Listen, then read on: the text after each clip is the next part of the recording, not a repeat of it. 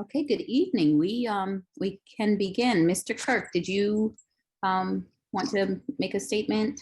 Well, on behalf of the board and all the members of community development, we want to extend our condolences to Mark Steinberg on the loss of his mother. Thank you. And we know it's not easy. She was a lovely age of 95 years old. God bless her, yeah. But it's never the right time. But she died peacefully in her sleep and gave us the gift of not having to make those horrible decisions that require, that may be required at times. And she's at rest now. But thank you for the condolences. Thank you for being with us, Mr. Steinberg. Thank you. Yes. Okay, we will call the special meeting June 23rd to order. And Amy, may we have a roll call? It's not going nowhere. Yeah, Mr. Fuller, Yes. Mr. DeLumo,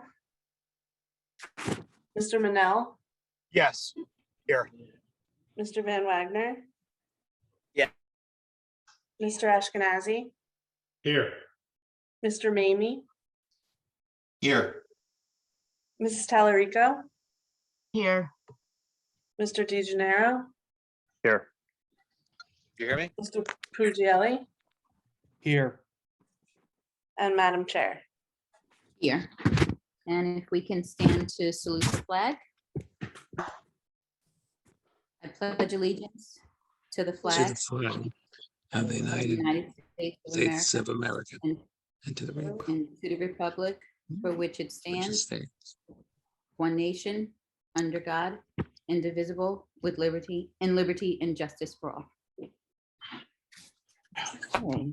The notice requirements of the open public meeting law for this meeting have been satisfied. A copy of the notice having been sent to the Asbury Park Press and the Coaster and filed in the office of the Township. All meetings will be video and audio taped and shown on the Township of Ocean Community Cable Channel, Channel 22 on Verizon Fios, and Channel 77 on Cablevision. The continued case is Larchwood Mignon. This is an application to expand the existing synagogue building and construct an additional accessory building for use as a mikvah and any other related site improvements. Many variances are required as well as some waivers. The variances are listed below on the agenda. And the attorney is Ms. Krimko, and I see her on my screen. Okay. Good evening, Madam Chair, members of the board. Jennifer Krimko from the law firm of Van Silgrim and Aaron here on behalf of the applicant. Okay, just to clean up a little business, we now are sitting with 9 members on the board. Of course, only 7 vote. Have all 9 members been certified that they've heard the first hearing in this matter? Yes. Okay, that's yes. Now, Mr. Van Wagner thinks there may be a potential to recuse himself or a conflict, and he's going to explain the situation, and we're going to hear from the attorneys. So we'll iron that out right away. Okay, thanks, Mark. So yeah, I've been on the 2 prior applications for this matter. I reviewed the minutes or the recording from last week in prep for this when I realized that Mr. Gazarovski was representing some objectors.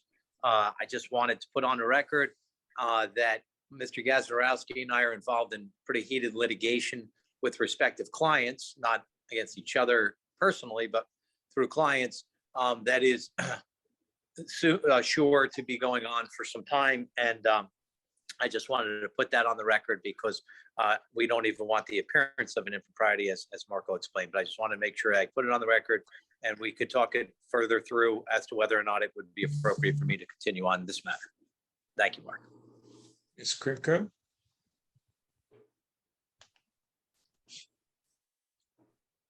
Ms. Krimko? You're I'm muted. sorry. I just Oh, and wanted to- I'm sorry, I didn't, Mark, for Ms. Krimko's benefit and everyone else's, should I go a little further into the status of the matter? Because I think that's what you asked. It currently, it's a land use application that involves the Township of Howell and a development application that's now been appealed through the Superior Court and is now headed to the Appellate Division with some emergent motions connected to it as well. And expect it will last through at least the end of the year with at least a briefing and potential argument on the appeal itself. And currently, we're looking at arguments being filed in respect to some stay applications. So that is all fresh and ongoing. And I just want to give you that procedural history so you understand posture. And And you were, may I just ask a question, Mr. Van Wagner? Are you you're the attorney, you're not the applicant, correct? That's right. Okay, and you have no pecuniary or financial interest in the outcome of that litigation other than as a professional working on it? That's right. I'm going to defer to Mr. Van Wagner whether or not he wants to step down in an abundance of caution, but I certainly don't have an objection of him sitting, and obviously I would await Mr. Gazarovski's thoughts on that. Mr. Gazarovski? Yes, I do recall seeing Mr. Van Wagner at one or two of the hearings over the course of a couple of years. I was not aware of the nature of his involvement, and perhaps he could just disclose to us now. Sure. He was present, I guess, as an attorney, as a member of a firm that was involved in this matter. So, Sure. So I know, Ron, you deal with Mike Butler, and we'll be dealing with others as well now going forward on the appellate portion of this with our firm. The L&L Paving and Greenway Industries, their parent corporation, are clients of mine, also personal friends, but have been clients of the firm, and I am the principal attorney involved in, for that. I'm the responsible attorney and originating attorney for all matters related to the client. So I oversee what is going on in all their matters. thank you. I was unaware of all of those details. Let me first say that I knew Mr. Van Wagner's father. I know him. I trust them both to be honorable men. Having said that, however, in nature of this litigation, I would object to his continuing to sit on the board to decide this matter. Great. I want grounds. Why? I don't have a problem with that, Mark. So I think that in an effort to expedite things, as long as Mr. Van Wagner doesn't have an objection, I think we could move on. Meaning that we're requesting Mr. Van Wagner to recuse himself. Correct. Under these circumstances, Mark, I feel I have to now. Okay, so that would still leave us with 8 board members, of which 7 can vote. only 7 can vote. So Right. Who is the alternate with the 8 remaining? Amy? The 4th alternate, Yeah, whoever would not be voting this evening. Mr. Puglielli. Okay, and just so I know, because I had a matter where they accidentally had the wrong alternate vote. So I just wanted to make sure that was on the record in advance. Okay, great. May we proceed, Madam Chair? Rich, thank you for your time. Yeah. Okay, thank you, guys. Appreciate it. Thank you, Richard. Yes. Thanks for take care. disclosing. Okay. Mr. Steinberg, as you were aware, litigation has been filed in this matter. Just proceeding forward, I want to renew the earlier motion I made at the previous meeting with regard to the issue of jurisdiction. Yeah. Now that you brought that up, for the board's edification, Mr. Gazarovski, on behalf of his client, has filed what we call an order to show cause for relief from the Superior Court. But there is no request for emergent relief, and it's scheduled for August 4th. Is that, I don't, one day? I don't recall. It is scheduled for August 4th, Mr. Steinberg, but I'm not sure that it's relevant to these proceedings. So Go ahead. I ask that we dispense of this, and if you want to discuss the litigation with the board, you could do so in private session, but I'd like our record to be clear of that since it's not relevant. Something has been filed by Mr. Gazarovski, which will be heard in August, which may or may not affect this application. No, it Let's leave won't. it at that. There's no emergent relief, and I would renew my prior opinion that the notice for the prior hearing, which is carried forth to this hearing, is adequate for the purposes set forth in the municipal land use law.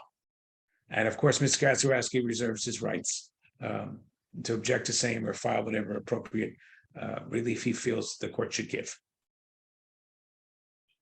And we can move on. Thank you. Madam Chair, may I proceed? Yes. Okay, thank you. So we left off with Exhibit A11 and we had concluded with Isaac Masry, but I do want to reintroduce him for the purpose of just explaining the exhibit that I'm going to move in as A12. Excuse me, I do have it up on the screen. I will share it. So that's the 2022 congregation exhibit revised through 6/21/22. So Amy, if I can share my screen. Well, first allow me to have Mr. Masry sitting next to me sworn in. Doesn't he remain under oath? He does, but oftentimes in between hearings, boards these days have been re-swearing. I'm happy to have him continue under oath. Mr. Masry, Do you, oh, he's with you. Okay. Do you affirm to tell the truth? I do. Thank you. okay. Mr. Masry, just to remind the board, you're a trustee on the Board of Trustees for the Larchwood Mignon, is that correct? That's correct. And what occurred since the last meeting that caused us to change the exhibit? Many congregants contacted me and said, look, we watched the last Zoom. We looked up some of the records, and it seems my home was not shaded in blue, and I'm a huge supporter of the synagogue. Can you please have my home shaded in blue? So we added from those, again, just participants who contacted me, a total, I think, of, we now have 277 residents, homes who are now shaded in blue within a 3/4 mile. Okay, so the 2013 exhibit was 75 homes and, excuse me, within a 3/4 radius of the synagogue, you now have 277 homes that are members or attend the synagogue. That's correct. Okay, and that was all I had. I just wanted to move this in and correct the record that our original presentation was 213, I believe, and that was based on our knowledge of ownership of homes in the area. And we've since learned from the outpouring of support from the members of the congregation that in fact it's 277. And I forgive me, now that that is done, I oversaw something. If I can take this down, I am pleased to advise the board. I'm pleased to advise the board that the synagogue has reached a very amicable settlement with the neighbor, Mr. Scaba, who, as you remember, appeared with counsel at the last meeting. He's the owner of 46 Larchwood. As I explained at that meeting, he was there as an interested party. He was never there as an objector, and he proved this to be the case by coming to an agreement with us. Part of that agreement requires me to stipulate certain things on the record and ask that should the board vote favorably, that these become conditions of the approval. So I'd like to open the hearing with those stipulations. And as a result of all of these stipulations, as you can see, there was only one Gazarovski on the line who entered any kind of appearance today. Mr. Scaba is not appearing with his counsel. So allow me to read those into the record. As was shown at the last meeting, the synagogue will, I just want to see what number it was.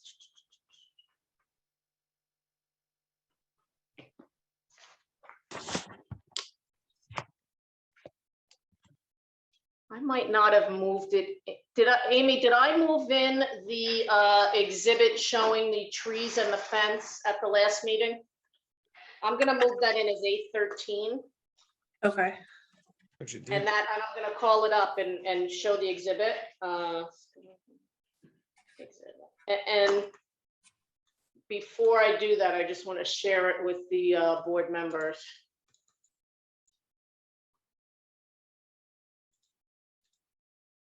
So as you can see, this is called a tree height exhibit.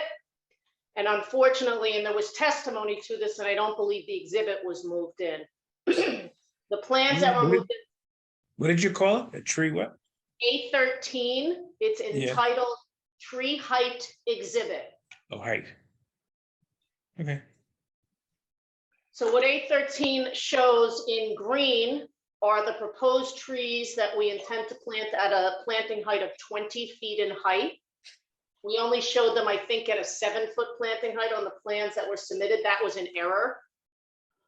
Additionally, what this shows, and again, this is on the plans originally, is the 10-foot wall that essentially mirrors behind the 20-foot trees. And obviously that goes towards our mitigation for that variance, and that no one will see it except when inside the synagogue property.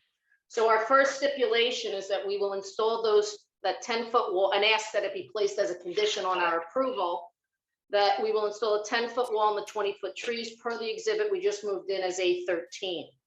Do you have the number of trees or the distance on center?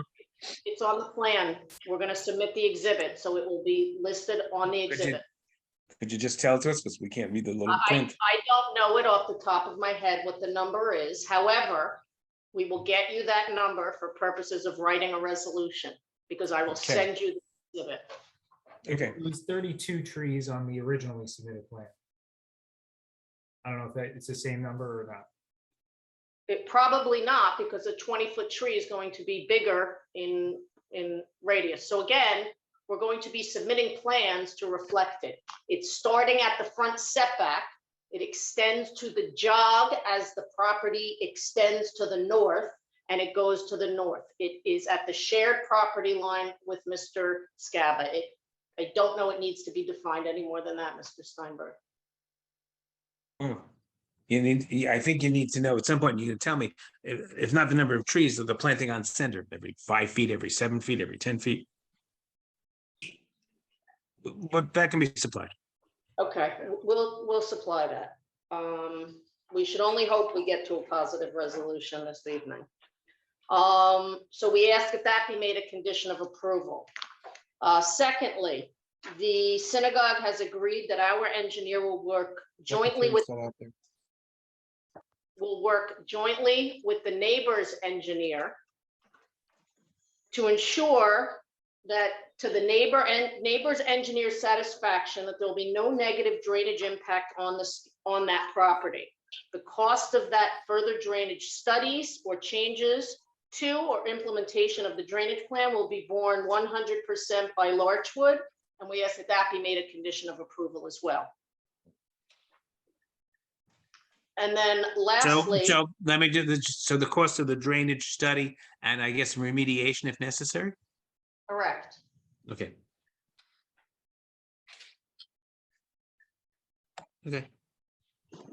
Jennifer, which property? 246, the property to the north. Okay. Lot 24. Okay. And then we would agree and ask voluntarily that should the board vote favorably, they impose the following condition on us. And Mark, I will email you the language so you don't have to take it down verbatim.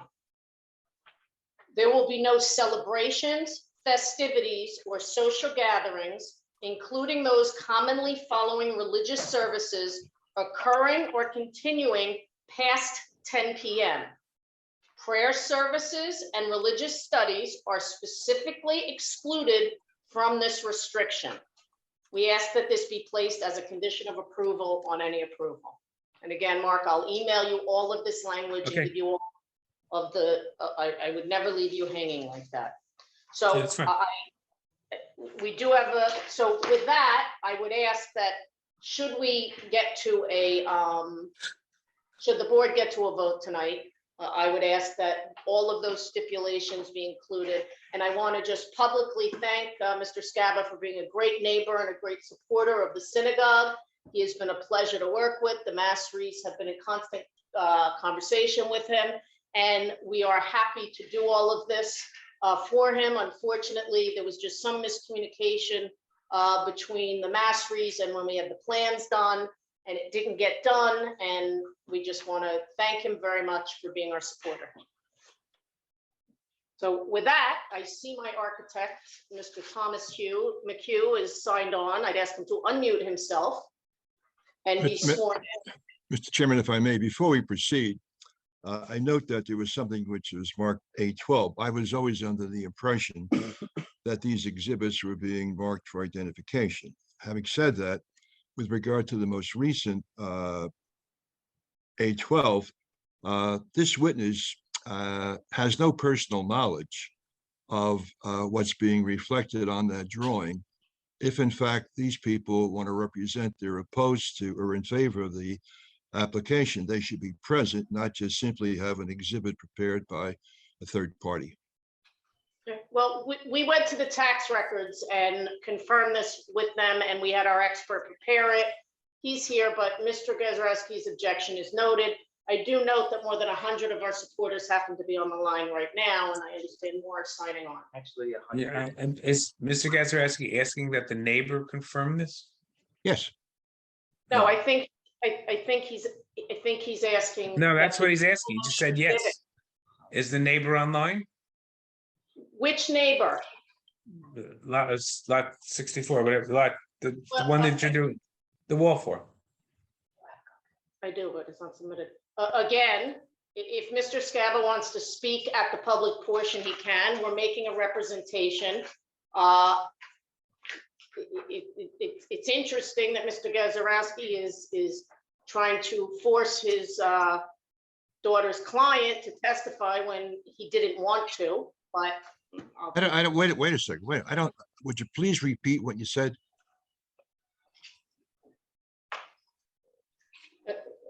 I'm not sure that I understand. So again, I think Mr. Gazarovski was objecting to the congregation exhibit, saying that all 277 of those people need to come here and testify and say they're in support. Well, they have to testify. They have to testify. To me, making that representation. Mr. Scava will confirm. Okay. Okay.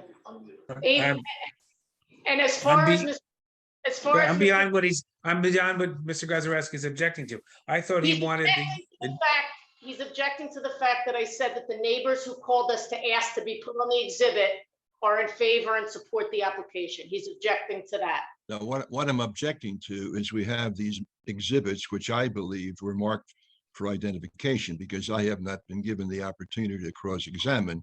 The representation is that with regard to that tax map, all of the parcels marked in blue, those lots are owned by people of a Jewish faith.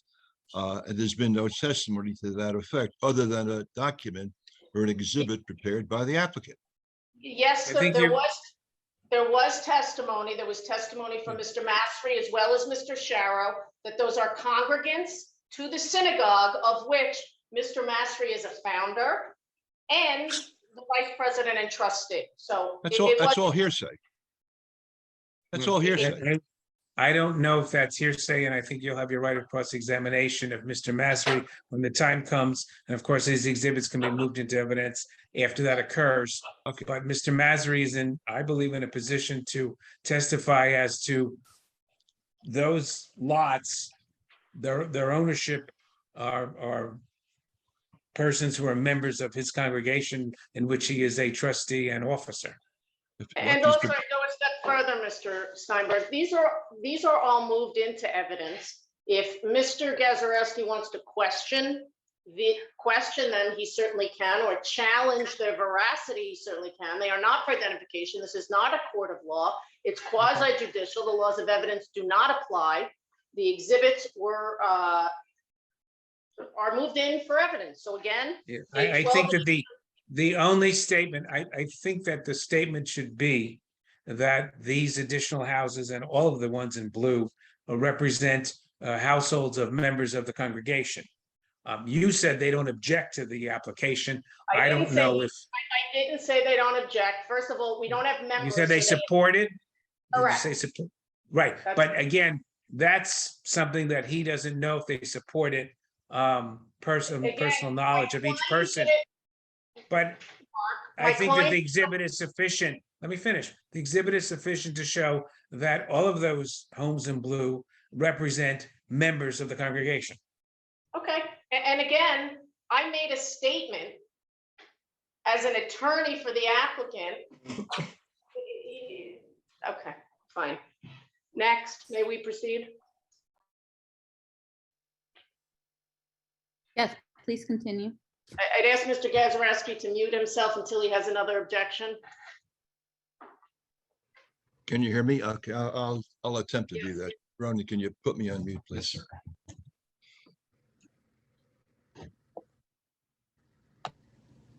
So again, I'd like to have Tom McHugh sworn and then I'll qualify him. Mr. McHugh, raise your hand, please. Right hand, do you affirm to tell the truth, the whole truth? I do. Okay. And have you testified before this board previously? I have on a few occasions. Just briefly, Madam Chair, you're a licensed architect, state of New Jersey, Tom? Yes, I'm licensed in the state of New Jersey as well as 4 other states. I've been. You've if been you need any accepted other- just let me quickly run through some questions. You've been accepted as an expert in front of this board as well as other boards, is that correct? I have, that's correct. And your license is in good standing? It is. Okay, and what's your principal at MMA, the architecture firm that prepared the plans that we moved into evidence previously? That's correct. Okay. Yes, I am. So we'd submit him as an expert, Madam Chair. Yes, we accept. Thank you. So I'm going to call up those plans. And I'm going to turn it over to your expert testimony. If you could walk the board through what is existing and what is proposed from an architecture standpoint, and then obviously go through the interior to explain what the various areas of the building are going to be used as. Sure, thank you. Thanks everyone for allowing me to testify tonight. Just as a civil site consultant testified last time, they focused in on the square footages. So I'll leave my testimony to strictly the proposed program. The program we're able to resolve with our client is incorporated into these plans based on their needs for their current and anticipated growth. The vertical and horizontal additions have been designed to include a total fixed seating capacity of 544, where the main sanctuary accommodates 228 fixed seats. The secondary sanctuary houses another 190 seats, while finally the mezzanine, situated directly above the main sanctuary, adds another 126 fixed seats. The exhibit that you're looking at in front of you right now, SK-01 under Exhibit A3, you'll see the building at the bottom of the page pretty much identifies the extent of the existing structure. The footprint to the rear there represents the foundation supporting walls for the new addition to the west. So that right there really we anticipate if we can move up to the first floor, it'll be a little bit more descriptive. So again, the building at the bottom of the plan, that would be representing the existing structure with some slight modifications. We're doing some renovations to that, to the interiors at the first floor to provide expansion for the main sanctuary. As you head towards the west, you'll notice there's a connector piece, which you'll see to your top left. The secondary sanctuary is to your left, and to the right is the breakfast room that Mr. Masri had spoke about in his testimony. And then we have some support spaces such as the rabbi's office, the code room, and the men's and women's toilet rooms or restrooms. There is a kitchen off of the breakfast room that is strictly to deal with food back and forth, but again, it's not a commercial kitchen. So it's essentially a warming kitchen with residential type fixtures. Yes, that's the way we've recommended it be provided at this point. Okay, and then the mezzanine is over what area? The mezzanine is located directly over the main sanctuary. It's open to below, and it's accessed from 3 stairs. The grand stair to the rear, or the top of the page, and then the 2 egress stairs on either side of the mezzanine level to accommodate required egress based on capacity. Okay, and moving on to the elevations. Yeah, so for the elevations, whereas the original building height to ridge from grade was 16'8". So if we're looking at the top of the page, the proposed vertical expansion along the east frontage or Larchwood Avenue will be about 33 feet 3 inches from ridge line to grade. The proposed height of the new addition, which is the bottom of the page, it's located to the west or Old Farm Road, will be 26'8" from the highest point of the ridge to the grade at the entry wall. Now, regarding the visual appearance of the new and the modified structures, we're supplying gray tones of stucco to mimic the current materiality of the existing structure. Horizontal banding is also provided, similar to the banding which presently exists. The roofs visible to the neighbors will include sloped asphalt shingles, and the windows in the storefront throughout will be aluminum framed. Okay, Tom, before you go on, I just have a couple questions for you. Sure. Importantly, being this is in a residential zone, the maximum height permitted for a home is 35 feet, and this is under that 35-foot limit? Yes, we were under that 35 foot at 33 foot 3 inches. And the materials that you just listed, they're all really in keeping with the existing materials of the current synagogue, and they are, again, it's not a brick building. They are more residential in nature. It's not a square. There's sloped roofs, was your testimony. So was the intention to make it appear consistent with the neighborhood around it? Yeah, and understanding that the materiality of the existing building is blending in with the neighborhood, or the neighbors are, very familiar with that building. It was important for us to continue that same look, and rather than making it something that would be out of the ordinary. Okay, thank you. Can I interrupt for just 1 second? Just so the Sure. record is clear, the building height is measured not from grade, it's measured from the elevation of the first floor. So, which would be even less than what the applicant's architect is describing, but I think for the record, we should have those figures. And we don't need them right now, but I think. So the height, and I apologize, I thought that 33 feet was actually from finished floor. I didn't realize it was from grade. It's we've been calculating them from grade, but the difference in finished floor to grade is a difference of 2 feet. So Okay. whereas we said 33 foot 3, it would be 31 foot 3. Okay, Okay, so the height is actually almost 4 feet less than what's permitted. What's permitted? That is correct. Okay, thanks for pointing that out, Jim. I didn't realize that they were offering those numbers from grade. Okay, are we done on this elevation, or would you like? Yes, if we could just skip to the side elevations, there's a couple of key things I wanted to bring to everyone's attention. The side elevations, yeah, that's fine. So just maybe zoom in, man. Yeah, thank you. So the side elevations are a continuation of the same materiality.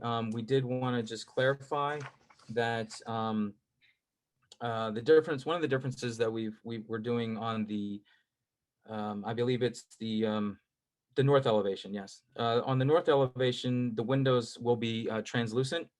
That's to address prior concerns of the adjoining neighbors. So we're reflecting some prior conversations about visibility.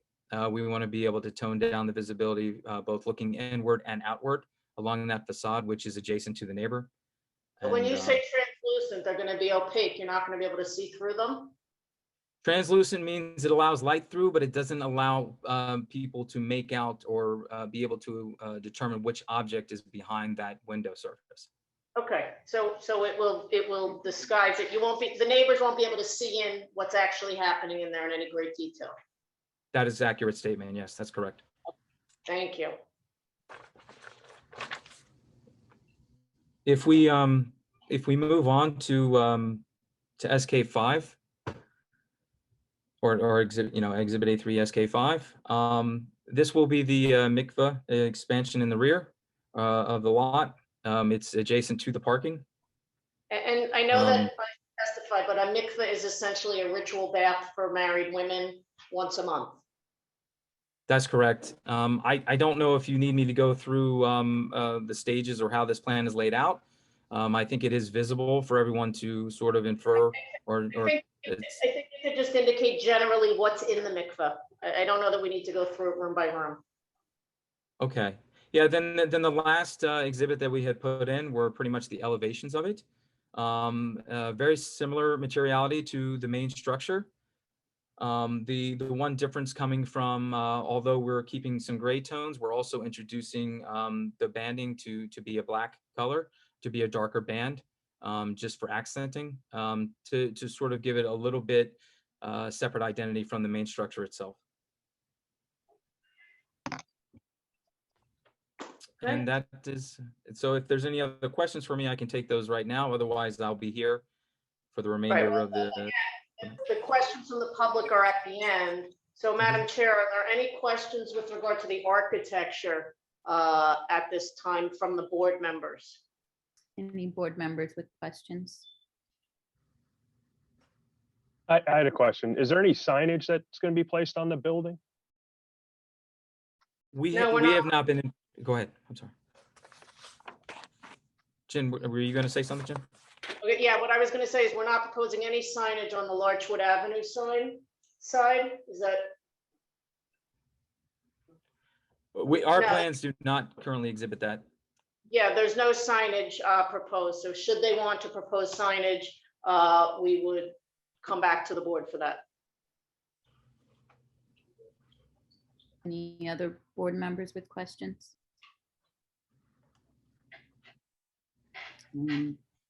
I do not see or hear anyone.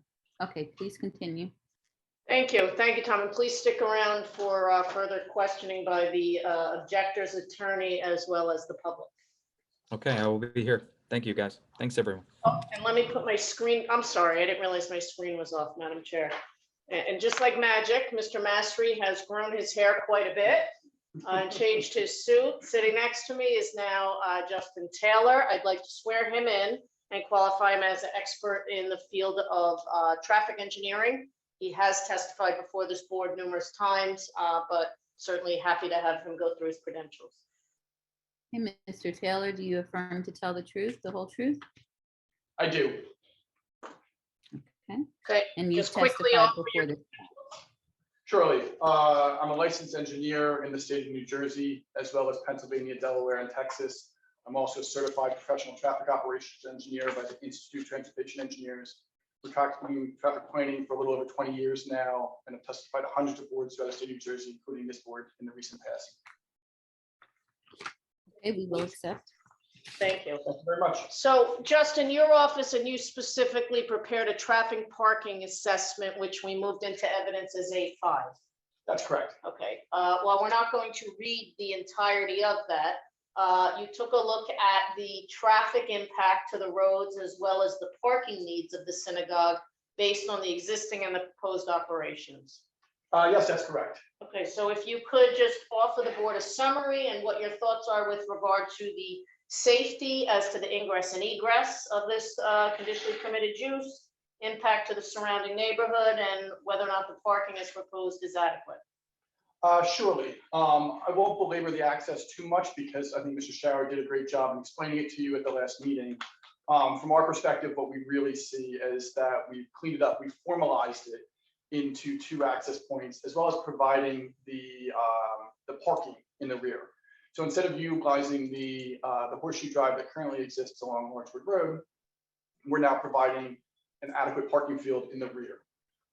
We do provide one-way access across the front of the building for drop-offs and pickup type maneuvers, but we do anticipate the vast majority of the vehicles that come on site are going to be parking in the rear parking field that we propose.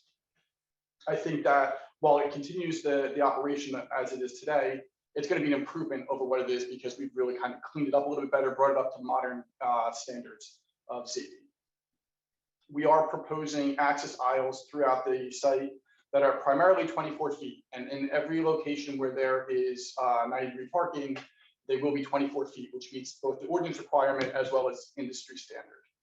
There are several locations throughout the site where we are proposing an 18-foot aisle. This is adjacent to the building and lot 24, and also some of the one-way aisles that are at the rear parking field. And while this does require variance, I think it's more than sufficient to accommodate the traffic that we propose here. One of the reasons you would look for 24-foot aisles is for the parking maneuvers. To be able to get in and out of a 90-degree parking space, you need that 24 feet for the vehicles to maneuver. And Let's give an example. So a two-way roadway under RISA standards, if this was residential, would 18 satisfy? yes, it would satisfy for an alley carrying upwards of 1,000 vehicles a day. Okay, and we are proposing less than 1,000 vehicles a day? We are proposing much less than 1,000 vehicles per day. So in your expert opinion, if it is sufficient to accommodate a roadway of 1,000 vehicles, it's sufficient to accommodate the proposed use here? That's correct. Okay. Moving on from that, we did look at the trip generation characteristics of the site. You've heard lengthy testimony about the operation of the synagogue, how it is today, how they envision it in the future. And so one of the things that is really critical in here is the fact that the traffic being generated by the site doesn't really change with the expansion of the synagogue. All the congregants that are coming are walking because they're required to walk on the Sabbath. So from a really trip generation perspective, unlike a convenience store or a fast food restaurant, something like that, the traffic associated with this is foot traffic of the expansion of the synagogue. Now, there has been some testimony that we will continue to have the daily prayer operations and that they really aren't going to change with this expansion. There are between 15 and 25 people that are coming in the morning and maybe in the afternoon for prayers, and some of them drive, some of them walk. But this operation is going on today, and it's not projected to change with this proposed project. And they currently, and you've observed, they currently are parking in the existing driveway, the drive aisle, in non-designated parking spaces. So by providing on-site spaces in a conforming parking lot, is it your opinion that it's a safer situation than it is today? Yes, I think it's a market improvement over what's out there today. Okay. And what about traffic impact to the streets around us? Again, because this really doesn't generate any new traffic, the traffic impact would be exactly as is today, which is minor and or negligible. We did within our study project a worst case scenario of what trips could be. And even that, at that stance, even if we were to reach that level, what we're talking about is much less than either the ITE or the NJDOT classify as significant. So the impact would be negligible. Okay, and also, and I know the planner is going to get into it in greater detail, but a couple blocks away on Monmouth Road is the Township's commercial district, and just to the north on Larchwood is a university, yep, albeit in a different town. Yep. So in the context of those surrounding uses in this neighborhood, will this proposal, considering the use that's proposed, have any negative impact from a traffic safety perspective? No, not at all. Okay. To move on, one of the variances we are requiring is parking variance.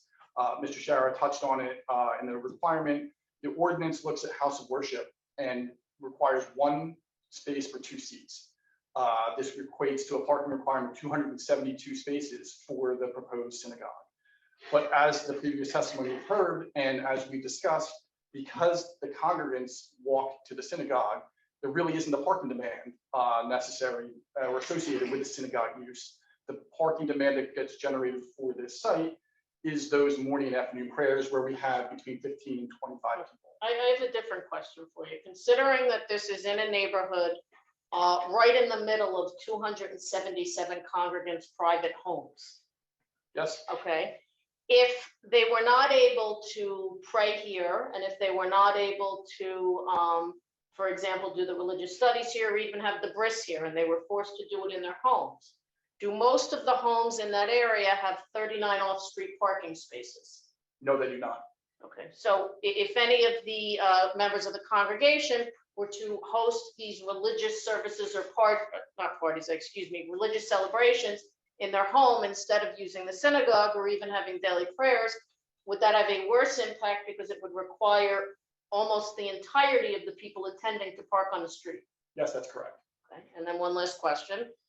In a residential neighborhood like this, particularly one in an affluent area where the homes are large to accommodate larger crowds, is it uncommon for a homeowner to have a party at their home?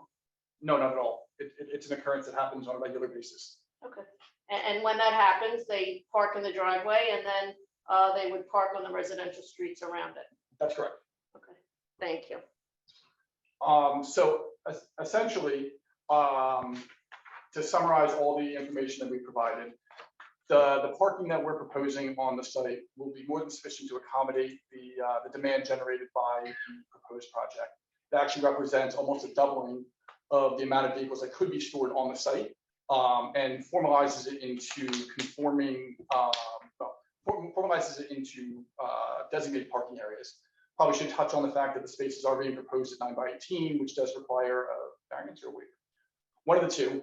But 9x18 is a very common parking dimension, especially for low turnover spaces such as the use that's proposed. So typically, not the 10x20 is really for in a shopping center where there's shopping carts. That's for correct. example. That's correct. And as the board recognized, this board and the planning board regularly grants this relief when we are not in a retail shopping center. Correct. And do you think that's appropriate? I think that's appropriate. 9x18 is appropriate in this location. And I think that the site improvements from a transportation perspective represent an improvement over the current operation out there. We formalized the driveways, we've provided dedicated parking areas, and we've really cleaned up the parking and circulation on the site to improve the safety and operation of the facility. Great. Okay, thank you. Do the board members have any questions of Mr. Taylor? Any board members with questions? Mr. Fuller. Yeah, just Mr. Taylor, did you read the traffic officer's report?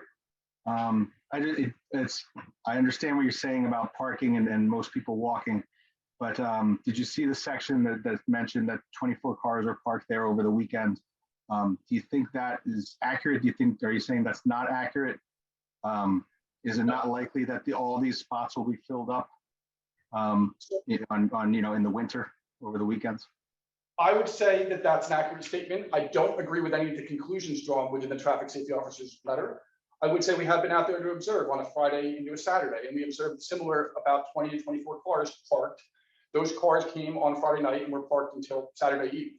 And just to interrupt, Mr. Fuller, if you recall, there was that testimony from Mr. Masry, who said that there is about 20 to 25 people who would drive on Friday night, particularly in inclement weather, then leave the car throughout the weekend and then drive home on Saturday. And his testimony was further that he doesn't expect that to increase. Again, the expansion is to accommodate the synagogue, the people attending the synagogue on the high holidays and the other holidays when more space is needed.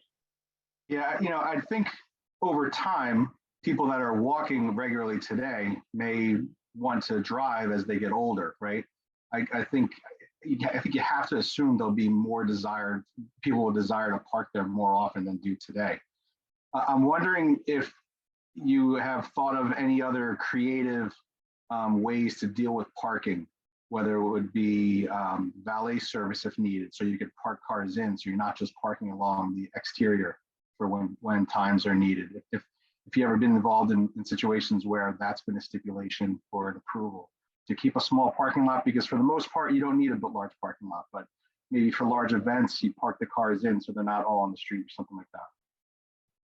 So I think what we need to take into account is the projections and the thought process of what is going to be used in this site. Basing on the experience that Mr. Master has of running the synagogue for 10 years, of who's coming and who's didn't log into the Zoom?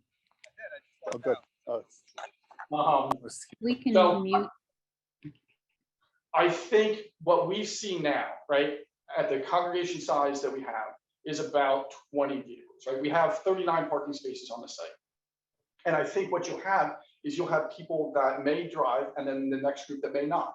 So while there might be minor increases in the demand, I don't see it exceeding the 39 spaces that we are proposing here. But more importantly, when there are big events, that's on a holiday where they're not permitted to drive. So we would not anticipate that there'd be any cars there. The cars that are parked there are just Friday night over the weekend or during the daily prayers and studies. Correct. No, there's events that don't fall on the Sabbath where people would drive, right? Weddings, we talked about, although they're for the most part, we think they'll be small, but what if they get larger, like the traffic officer mentioned? So, Mr. Fuller, I guess I'm asking is, can you come up with a contingency plan for when things do get large. Because we've signed off on parking issues in the past for other things, and when push comes to shove, we see now it's an issue. I understand on Sabbath people will be walking for the most part, but I'm asking, can you come up with something creative that might allow the traffic officer to say, okay, that's how they'll deal with instances where suddenly there are a lot of people that are deciding to drive to some event. Before we do that, I just want to say that the premise upon which she is basing her conclusions is flawed.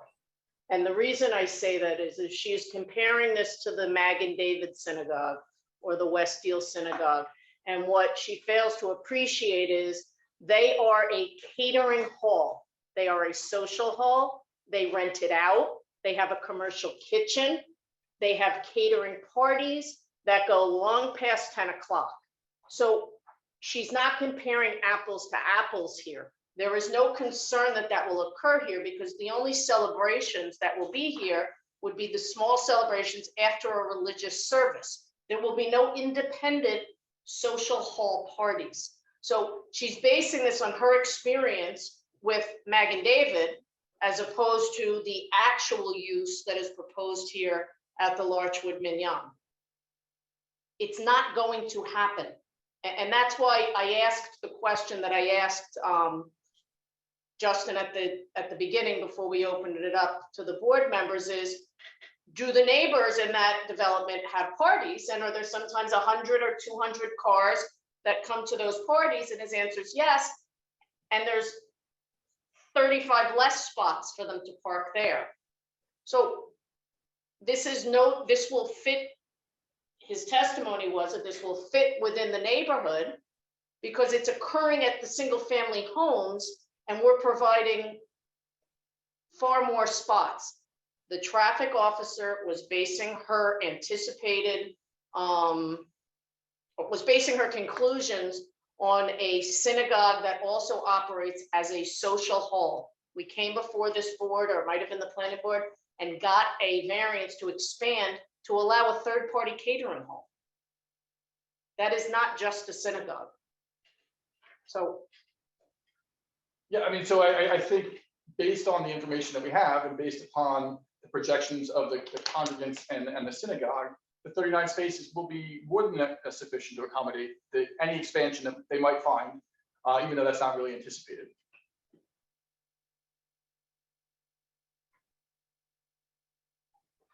Any other questions from board members? I have a question. Pugielli. Yes. Okay. Sorry, Hollywood Square is going. It's all good. It's all good.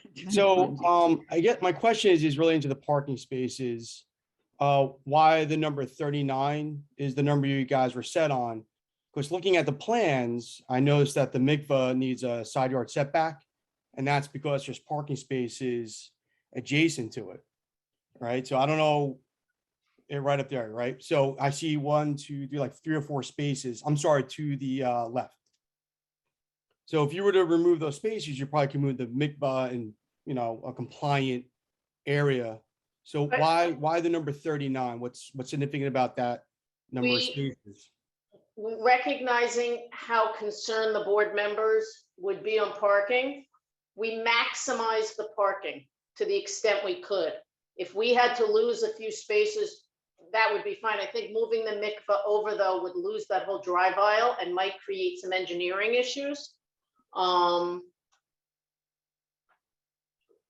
But I mean, if you want us to reduce parking, we certainly can, as was the testimony both from Mr. Mastery as well as Mr. Taylor. We have excess parking for our demand. Okay. But again, and if the mikvah were to move out, I don't know if the traffic expert can speak to that. Would it cause problems then with ingress egress as it is today, if it were to move? No, I mean, if the mikvah is going to move, you would probably lose 1, 2, 3, 4 to 5 parking spaces, but it's not going to change circulation pattern in the rear parking area. It would still be in the one-way counterclockwise circulation pattern. Okay. So if the board were to condition an approval on us complying with the setback for the mikvah and increasing the variance for the parking, that is certainly something we could accept. we were presenting as much parking as possible, more for the boards, to address the board's concerns than what our actual needs are. Thank you. Any other questions from the board? Okay, not seeing or hearing anyone. Okay, Ms. Grimko? Thank you. And then lastly, to wrap up, obviously reserving my right to put witnesses back on to rebut anything that Mr. Gazarovski's witnesses may say. I would introduce you to Paul Greigel, and I hope I'm saying that right, Paul. You're not next to me, so you can't kick me. Have him. You nailed it. have him- Thank you. Yes. Good. Have him sworn and go through his qualifications, and he will be offering the planning testimony. Okay, Mr. Greigel, do you affirm to tell the truth, the whole truth? I do. And have you testified before this board previously? I don't believe so. I am a licensed professional planner and I have testified before over 150 boards throughout New Jersey, including throughout Monmouth County in a number of towns. But again, in my 25 plus years of doing this, I don't believe I've actually been qualified previously in Ocean Township. So I can give my additional credentials if you like. Yes, Paul, I please. think he wasn't the planner, but okay. My So firm was we- involved in the prior application, but I believe I attended a hearing but didn't actually testify, if my notes are correct. It's going back a few years now. Okay, but your license is in good standing and you've been doing this for 25 plus years and other jurisdictions have accepted you as an expert. That's correct. We'd I have a submit master's degree in regional planning from the University of North Carolina, a Bachelor of Arts from Rutgers in Urban Studies, and I'm a principal Phillips, Price, Greigel, Laney, Hughes, planning and real estate consultants. And again, my practice takes me throughout New Jersey and sometimes to other states to provide services on behalf of applicants, municipalities, property owners, and others. We will accept, thank you. I can affirm that Mr. Greigel is a qualified professional planner. Great, thank you. Thank you, Appreciate Mr. the statement. Higgins. Okay, Paul, being the expert that you are, I'm going to turn it over to you entirely because you've had the benefit of hearing all of the testimony before you. And as the cleanup hitter, as planners usually are, you bring it all together and really go through the statutory proofs from a planning perspective for the case that we are presenting. If you need me to put up an exhibit, please just ask and I'm happy to do so. I will. Thank you. Good evening, members of the board, professionals, public, and others. My role is, on behalf of the applicant, is to address from a planning perspective the appropriateness of the variances being requested. Just briefly in terms of background, for the record, I've reviewed the application and plans, attended the prior hearing and this hearing. I've inspected the site and surrounding uses on multiple occasions, reviewed the township zoning ordinance and master plan, as well as consulted with the applicant and other professionals on this project. The application, as we're aware, is for the expanded synagogue use in the R1 low density single family zone. Just so it's clear for the record, the houses of worship are permitted as a conditional use. That is, we need to meet certain standards. However, since we do not meet all these standards, consistent with state law, we need D3 variances. We'd agree to. In terms of the property, again, just for some pertinent facts before I get into the proofs for the variances, we're dealing with a 1.6 acre lot with frontage on both Larchwood Avenue and Old Farm Road.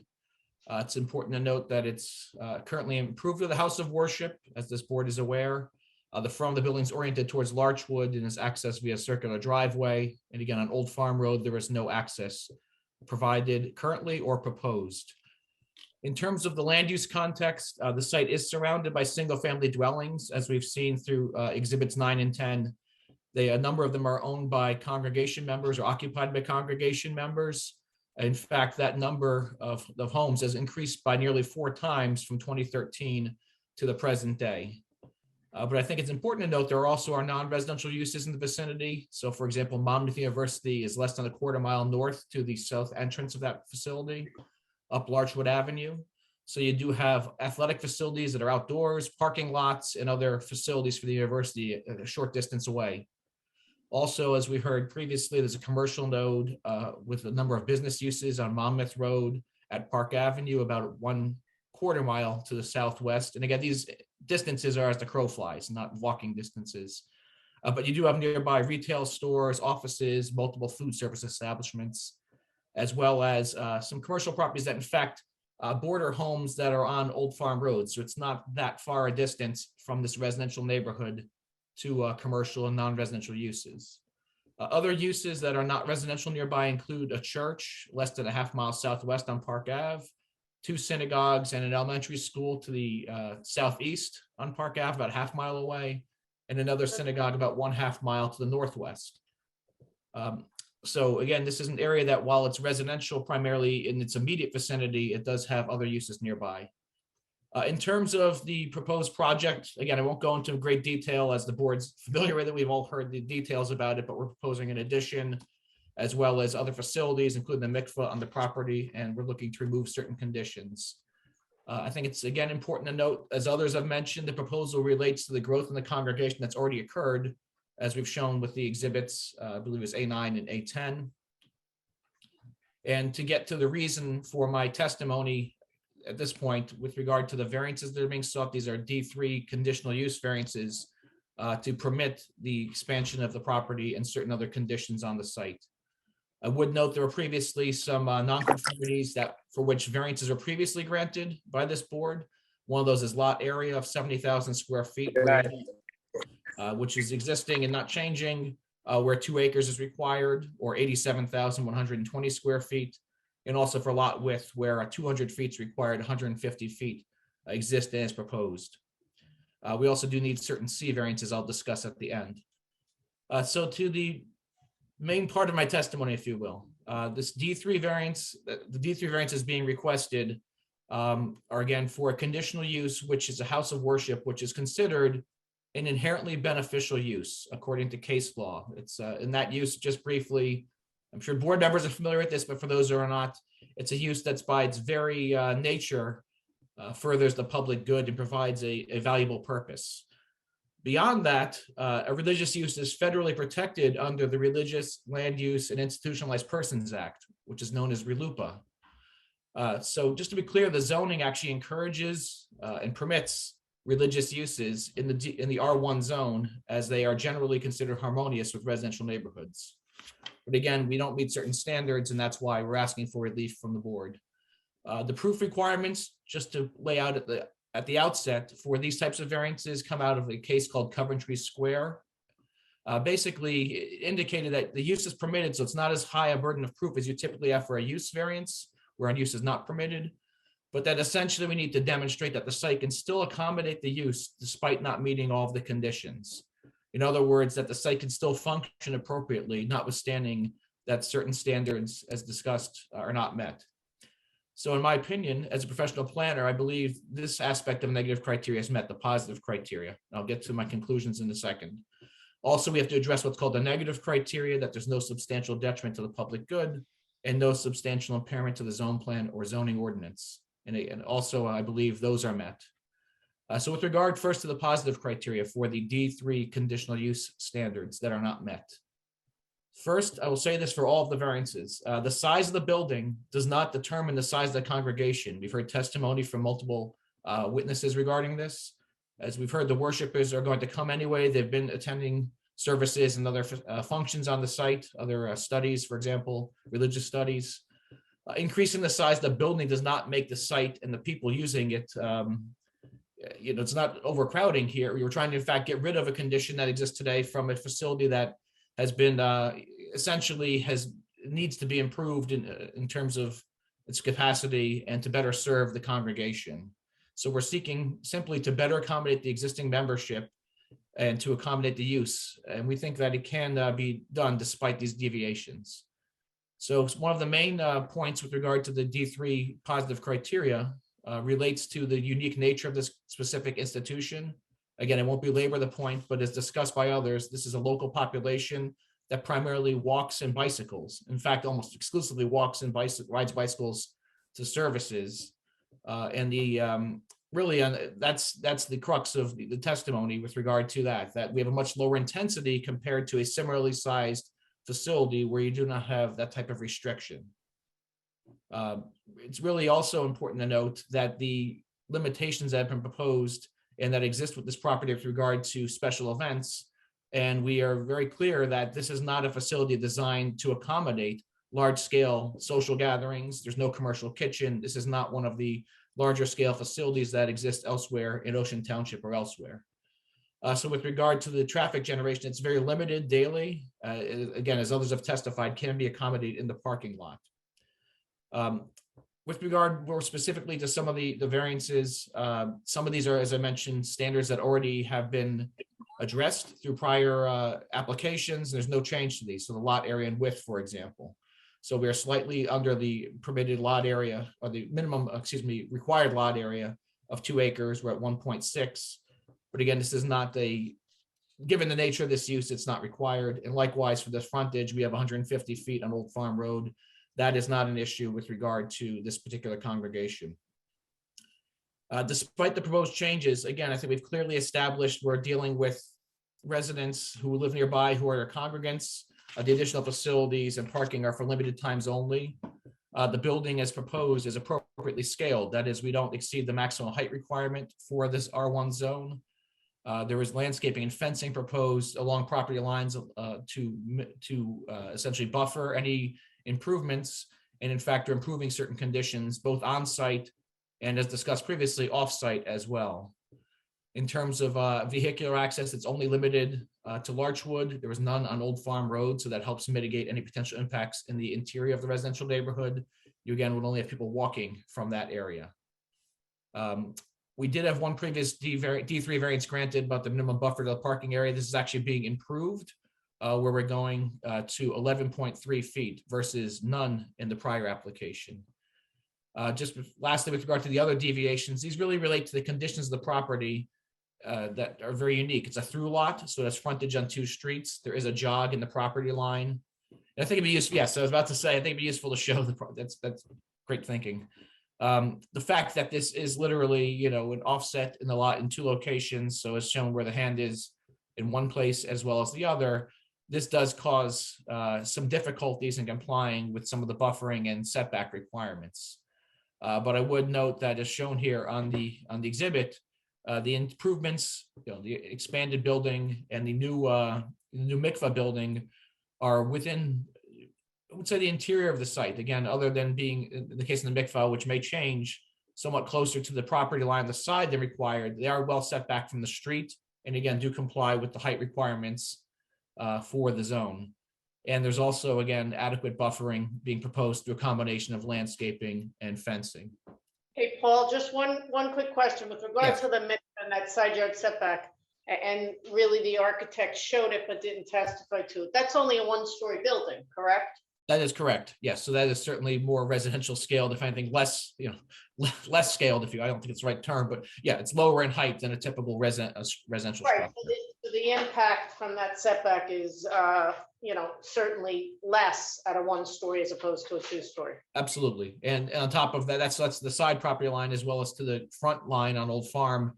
We have landscaping and fencing. Actually, variances are required for that, but I think it's certainly appropriate to provide. There's nice screening there today. It will continue to remain. There will be grass areas.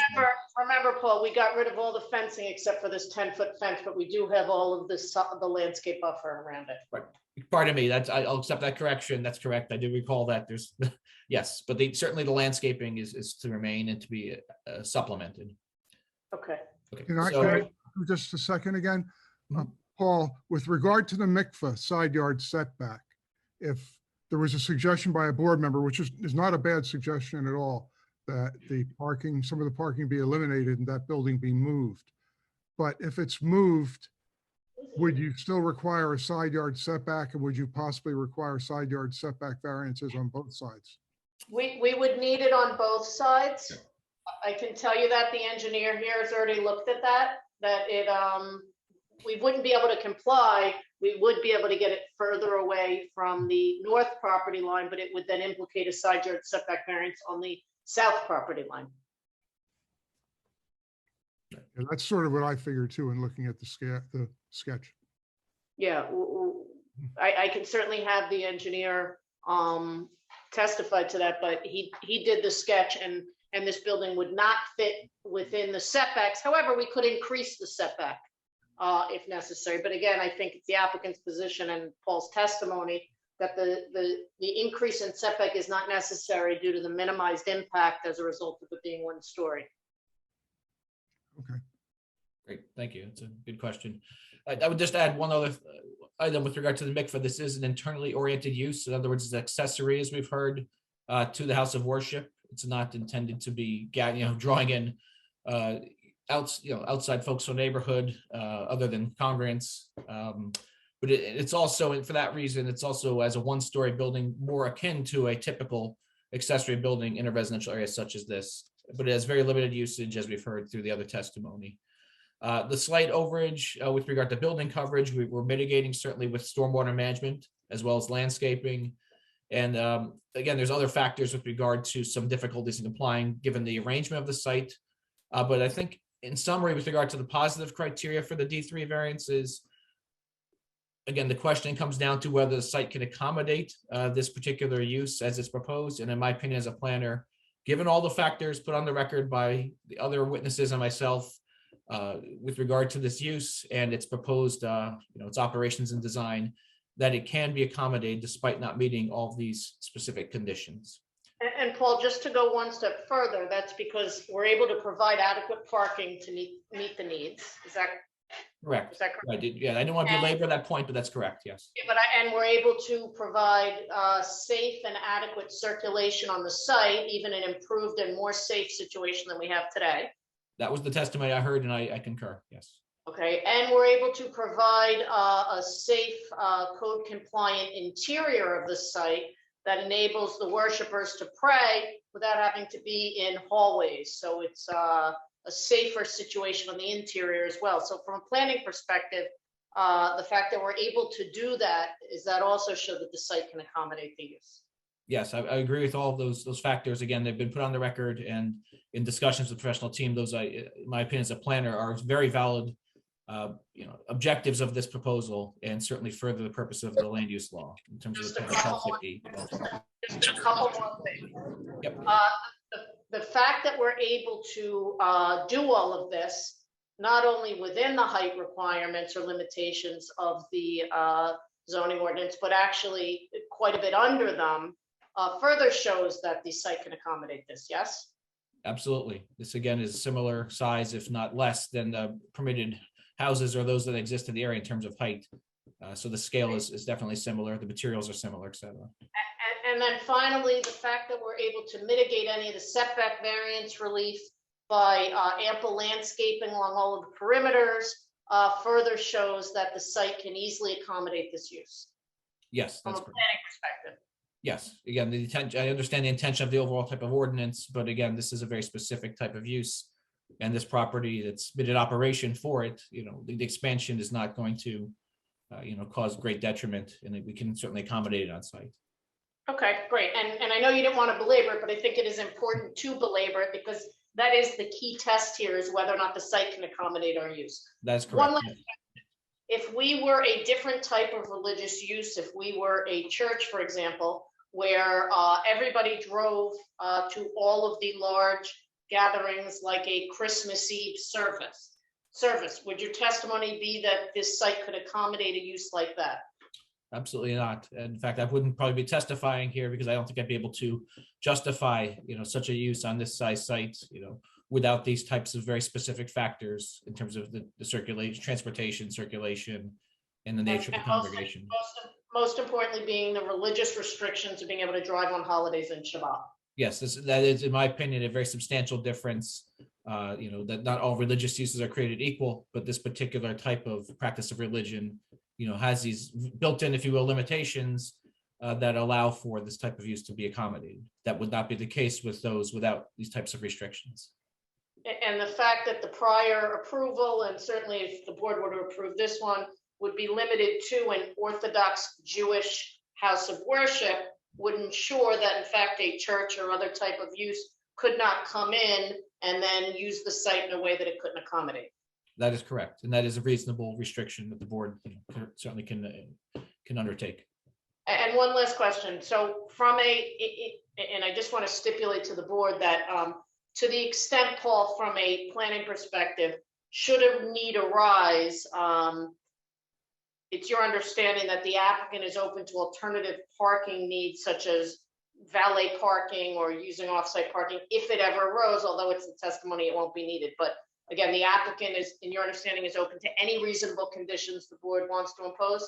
That is correct. And again, it's in the applicant's best interest as well, obviously, but that is my understanding that this applicant has shown, I think, its willingness to work with neighbors, to work with the board and the township to accommodate the use. And that's the same would go for the parking situation.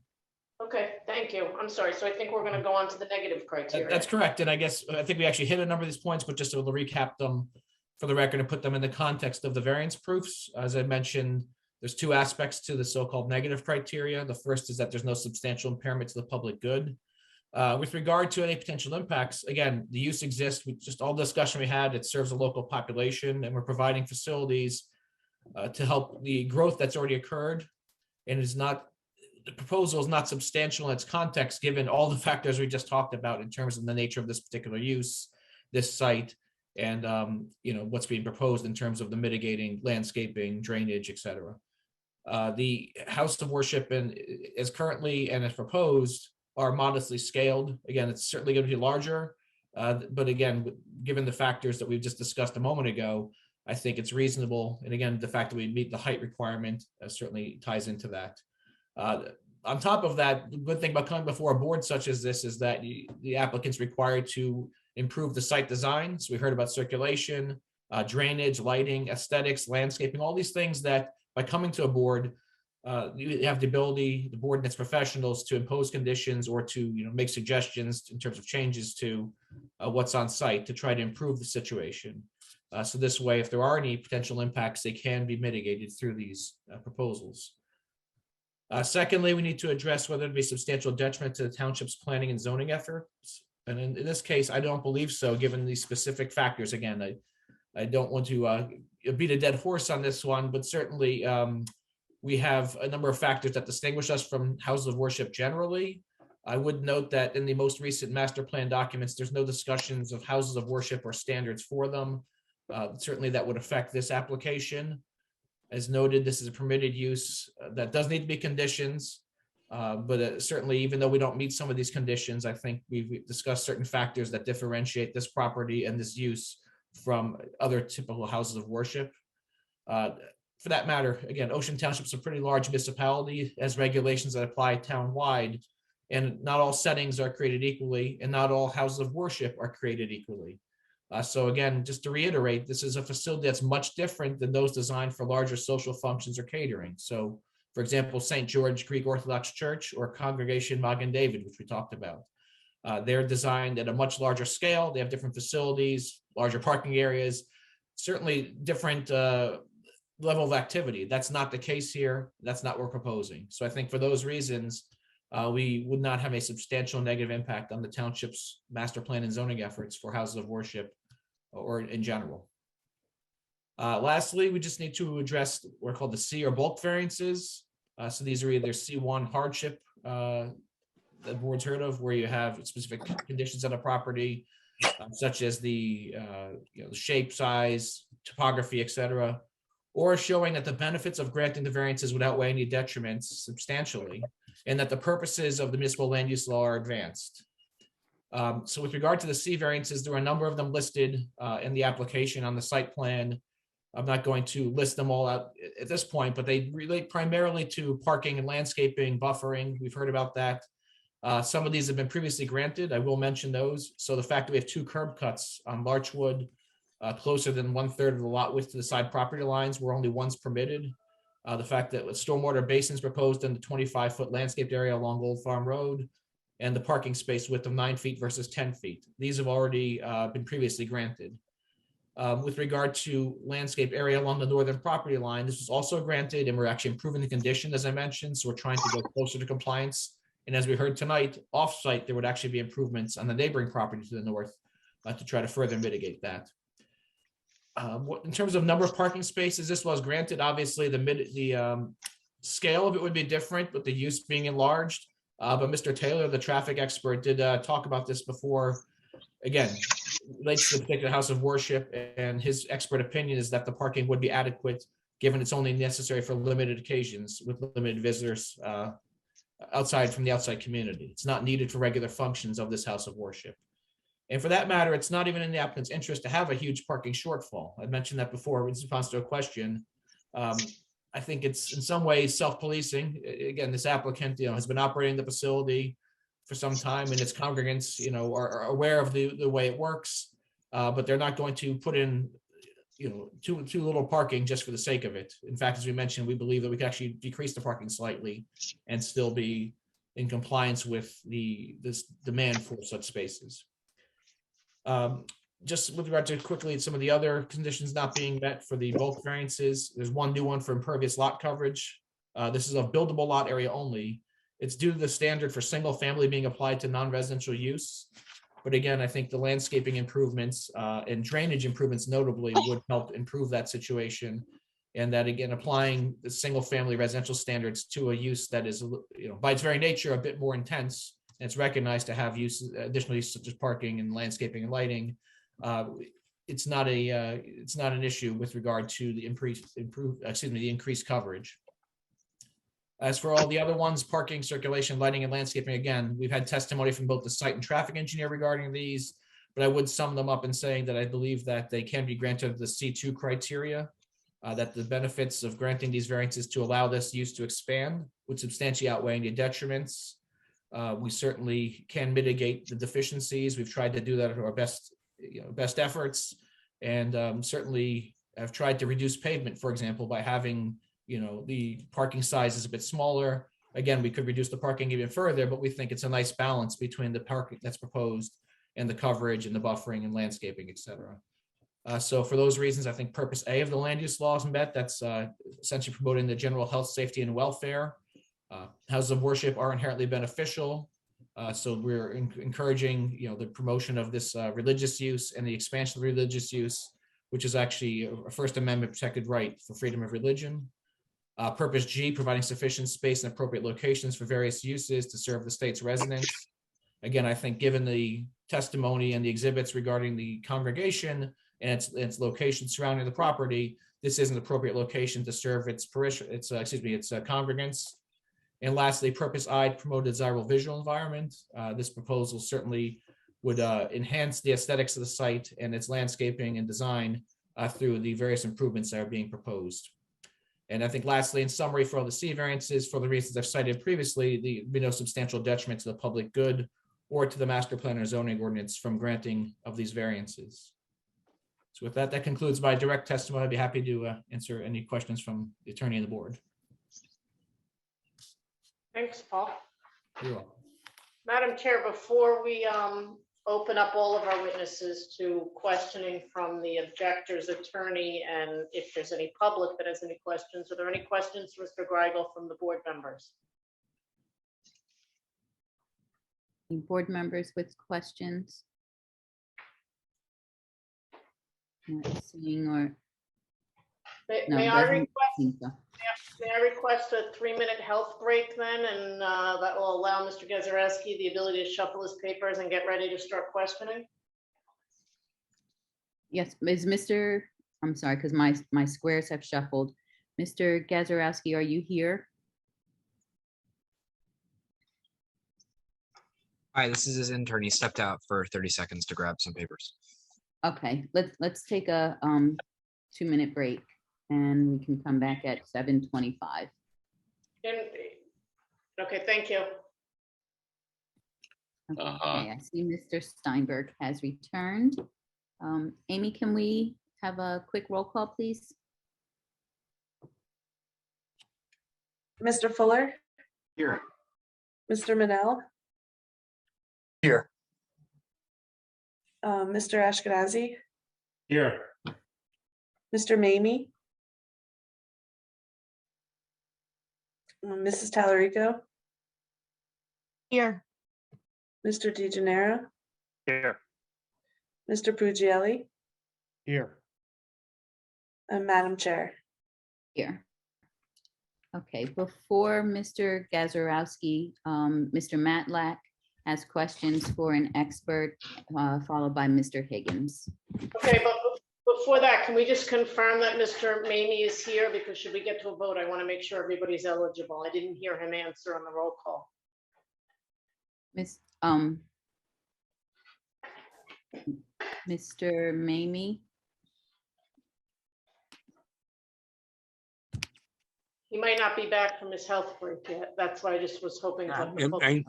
Yeah, Shawanda, let's wait for all the members. So Mr. Mamie, Okay. so that the record will be that all the members heard all of the testimony. Hmm?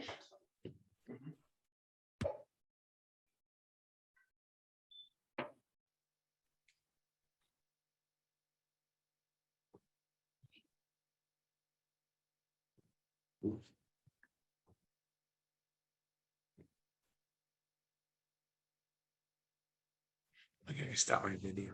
Oh, I'm still talking. Okay, Mr. Steinberg, you're not muted. thank you. Okay. Mr. Mamie, checking to see if you've returned.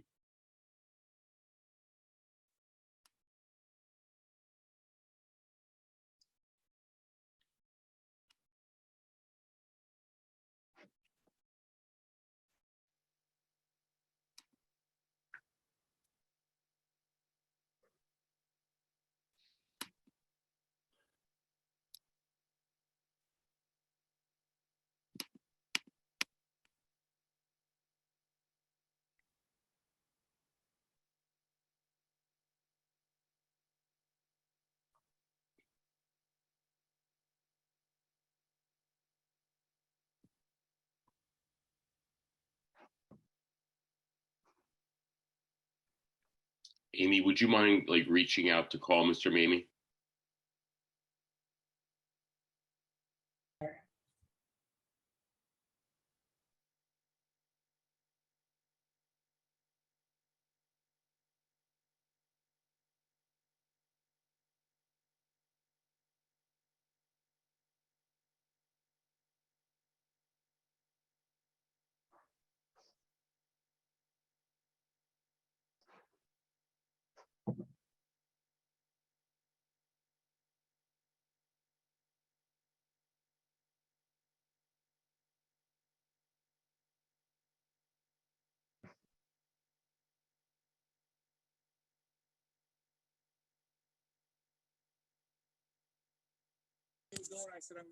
Hello, I'm back. I had a bad connection. I'm sorry.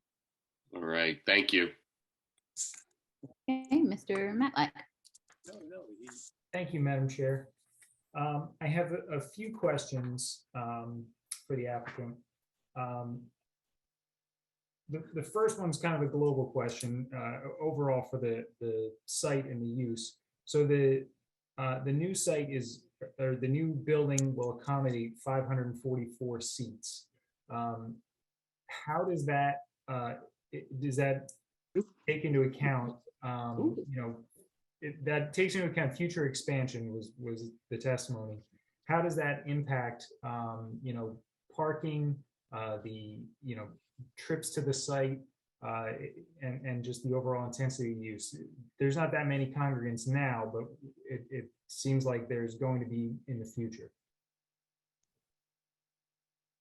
Yeah, so Mr. Mastery is sitting next to me. He's still sworn. Just so you're aware, before he answers, Mr. Matlack, the 277 is the number of homes, not the number of total people who attend on the high holidays or on. So if it's 277 homes and there's 3 to 4 people per home, we actually have far in excess of that number potentially. But certainly, Isaac, if you could just address that briefly. No, you said it exactly how it is. Men, women, and children do attend, and so the demand is there for that amount of seats. So how many congregants do you have currently? On any given Sabbath and the summer, there's a slight increase because some of the residents, whether it's their sons-in-law or daughters-in-laws, move into their homes for the summer. So the capacity of each home, I think, increases. Plus, you do have some summer seasonal residents come in. So in the summertime now, we actually have. I tested my opening remarks last week. Spoke about the fact that we start at 8 and finish at 10. in the summertime, we actually add an earlier prayer service that commences at 6:30 a.m. and ends at 8, so that we have an increase. In the summertime, I would say it's probably 400 people, men, women, and children on a Saturday. And I think in the winter time, it's around 300. Okay, and that's broken up into the 2 services. In the wintertime, we only have the 1 service for the men and women. Then, as I mentioned also in my opening remarks, we have, call it teenagers. So anywhere from, 11, 12 through 17 years old will pray in our current breakfast room. And then you have younger children who will pray in the hallways. So there are kids in lots of different places. And we're expecting, obviously, as this 16 or 17-year-old in a year or two, he now needs to move into the men and women prayer room, which is the room we're really trying to expand here. And then the younger children will move into the teenage, and it's just this organic growth. Do you think that the building expansion will encourage more congregants than what you currently have? No, I think, again, as I just mentioned, I think it's just the organic growth of a teenager now needing a seat or requiring a seat in the adult, call it the adult prayer room. Okay.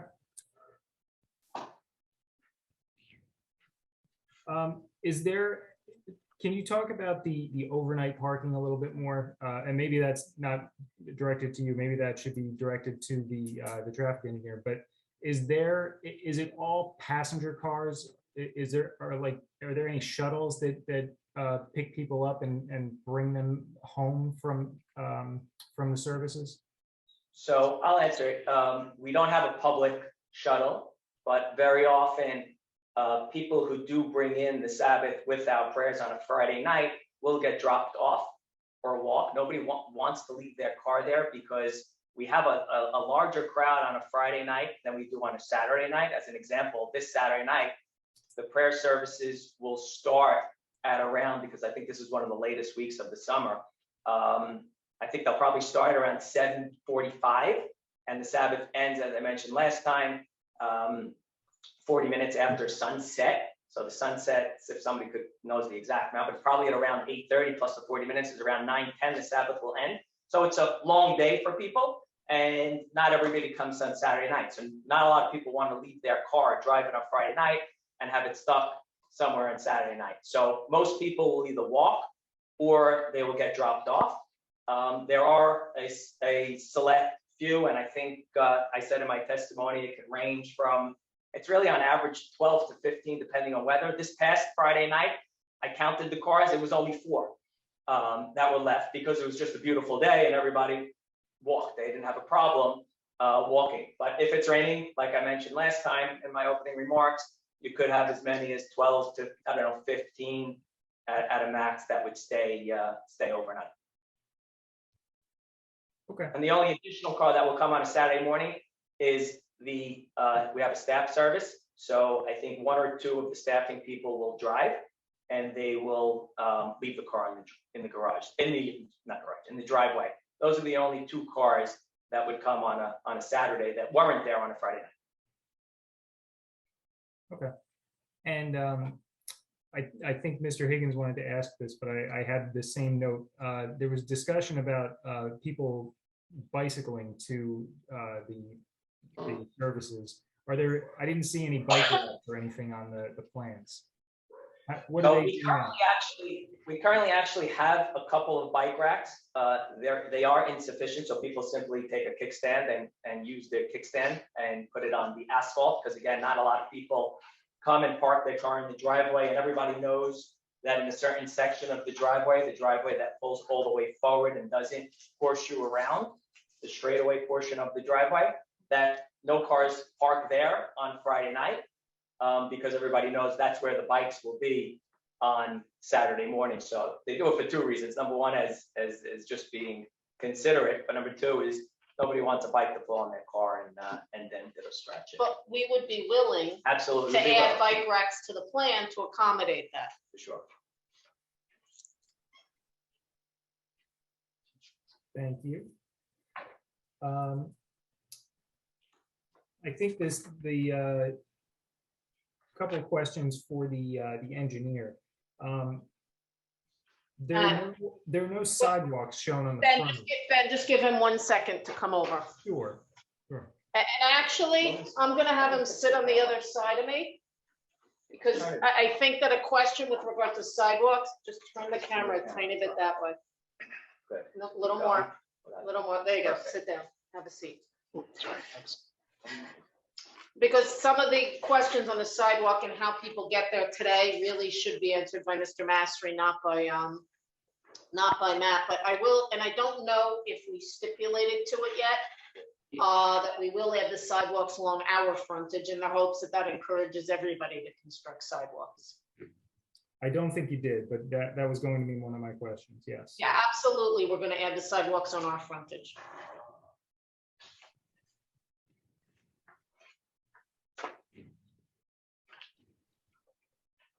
Okay.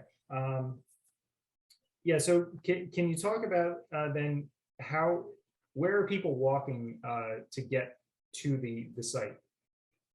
Okay, so as we mentioned, this is the only through site. So those that live along Old Farm Road would simply walk in the street on Old Farm Road. I'm not certain there are sidewalks there. I don't believe there are any. So they walk in the street and take the pedestrian path from Old Farm Road up into the synagogue. Those that live along Larchwood, like I do, there are no sidewalks from my house to the synagogue because I am north of the synagogue, but there are some sidewalks from the south. If you're familiar with the horse farm and my sister's home, which I don't know her address, but from her house south, I think it's 71 Larchwood south, there are sidewalks all the way through Saxony Drive. So those that walk from Saxony or from Park Avenue, there are some sidewalks as well. When you get to Larchwood after the horse farm, the sidewalks end, and then people would have to obviously walk into the street and cross the street. And that's currently how they're doing it today, and it'll be no different. Correct. Okay.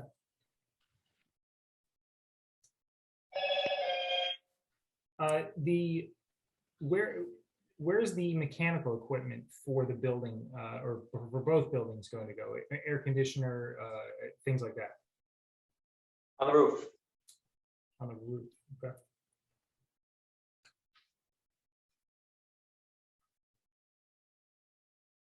And then the proposed building expansion for the front building crosses over the lot line. Is there going to be a lot consolidation submitted?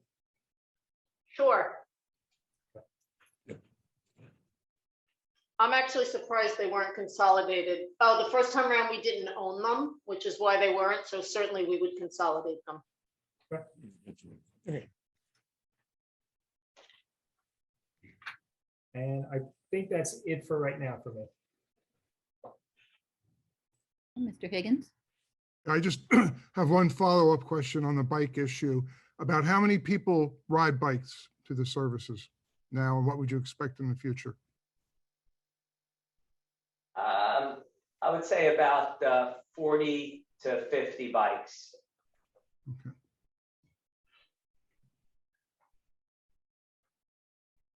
That's the only question I had. Okay. Mr. Gazarovski, you present? I am here, Madam Chair Lady. Thank you for recognizing me. At the very beginning of this hearing, there was a question with regard to items marked into evidence. This was addressed at the earlier hearing, which took place on June 16 of 2022. At that time, Ms. Krimko had a series of exhibits that were marked, I think it was A through 11 or A through 12. an issue arose with regard to whether or not they were being marked into evidence. On page 6 of the transcript, Ms. Krimko commented that the board allowed her to show a series of exhibits, and she further stated that all of those exhibits were on file with the board. Then on page 17, the following colloquy took place. At the very top, the numbers of the exhibits were marked, and Ms. Krimko stated, so with that, I know that, and I'll defer to the board. I know that oftentimes in some of the larger applications, while it is the general process that the board has their experts read the reports into the record, when it is a large application with multiple witnesses, oftentimes they defer that until the end. So I'll ask the board chair what her pleasure. At that time, Chairman Beal said, yes, please continue, and we'll defer. Now, there's no doubt but that there were a series of exhibits that were marked. They were numbered, they were considered by the board, but they were never moved into evidence. One reason for that being, I would state, is that obviously the applicant should have, rather the objector, should have the right to cross-examine those witnesses and see how some of the information in question was acquired and then placed upon the exhibit. So again, my position is these exhibits, while marked, have not been admitted into evidence or moved into evidence. Madam Chair, if I may speak to that, this is the board's general practice that when an applicant introduces an exhibit, it's introduced as an exhibit into evidence. There is never a vote. And Mr. Gazarovski is correct. He now has the opportunity to question each and every one of my witnesses, which is why I believe you turned the chair over to him. So I'm not sure if this is a stall tactic, but I'd like to ask if he has any questions for my witnesses. Yeah. First of all, I really object to the use of the word stall tactic. You presented your case, you marked your exhibits, they were not moved into evidence. Now, I don't know what the general practice is in the Township of Ocean with regard to this, but I will defer to Mr. Steinberg. These items were not moved into evidence, and they may very well be moved in at a later date, but they are not in evidence as of this time. And in order to accommodate and move this along, I think they're actually, you never said offer them into evidence, you just marked them as exhibits, Ms. Krimko. And that's usually our procedure, because the exhibits are what is on file at the township well before the hearing. Why don't we permit Mr. Gazarovski to voir dire the exhibits if he chooses to do so, and then you can offer them into evidence and the board will make a determination. Okay, I'd like to move on, and I would first like to cross-examine Mr. Masri, if I may. Well, if I may, Mr. Steinberg, in response to what you said, in the 22 years I've been appearing before this board almost on a monthly basis, I have never formally moved items into evidence. I've introduced them and labeled them. So I hereby request that the board accept my exhibits A through 13 as previously presented formally into evidence. And then I note my objection. Your objection to any of them, all of them? I will go through them as I cross-examine the witnesses who produced these exhibits. I mean, I don't, you know what? I don't want to get into he said, she said. I don't care how long anybody's been practicing law. This is a quasi-judicial proceeding. The issues or the exhibits in question were never moved into evidence, period. All right. Which is why I just requested it, Madam Chair. And what I'm saying is Mr. Gazarovski has the opportunity to voir dire the experts against the different exhibits before the board makes the decision to accept them into evidence. Thank you. So we'll I'll proceed. argue about it. Note your objections and cross-examine those witnesses, and then the board will determine to whether or not to accept them as exhibits. That's fine. The evidence. Let me call first, if I may, Mr. Masri. And Mr. Masri would basically be to the exhibits which are the blue houses. I'm not limiting Mr. Gazarovski's questions just to the exhibits. He's open to questions for Mr. Gazarovski. Okay, proceed, Mr. Gazarovski. I'm sorry I interrupted. That's fine. Good evening, Mr. Manager. My name is Ron Gazarovski. I'm an attorney with offices in Red Bank, New Jersey. You, of course, have testified in this matter at the initial hearing, which took place on June the 16th of 2022. Did you not? I did. Okay. Now, Mr. Manager, I'm assuming, and I think it's probably true, that your father is Isaac Masri. Is that not so? That is not so. Okay. Isaac Masri is a relative of yours or also a member of the congregation? I'm not sure where Mr. Gazarovski is going with this. I don't think there was anything introduced in direct testimony as to his father. Okay, but I'm asking him whether or not Isaac Masri was his father. He says no, and I accept that. Do you know who Isaac Masri is? I think in your testimony you referred to him as presently living in Florida. Is that not so? That is not so. Okay. Do you have any knowledge of who Isaac Masri is? Yes, my name is Isaac Masri. Okay. Do you mind showing me a video so we see who you are? I'm sorry? Would you mind turning on your video so I can see who I'm talking to? Because I'm not certain, I've never met you, or I met you only one time. So I just want to make sure. Want to make sure you recognize me? Okay, Hey. there I am. There I am. Wait. Okay. Okay, now, Mr. Masri, I've listened. I've read your testimony, and I believe that you've testified that you have in fact lived in the Township of Ocean, basically your entire life. Is that correct? That's correct. Now, with regard to the location of the synagogue in question, as you grew up, how far away would you say you lived from that existing now synagogue? Say that again. I missed what you said. With regard to the addresses you gave as to where you grew up, what is the proximity of that area to the location of the synagogue on Larchmont Avenue? On Larchwood Avenue, it's about 1.5 miles. I think I've never driven it with them. Fine. Now, as you were growing up, I take it at that time you were also a person who observed the tenets of the Jewish faith, as did your parents. Did you attend synagogue at that time? I did. And what synagogue did you attend? Not sure. Again, you said you're reading the testimony, but it was very clear. I attended the congregation of Magen David of Westfield on Monmouth Road. Okay. And what years did you attend that particular synagogue?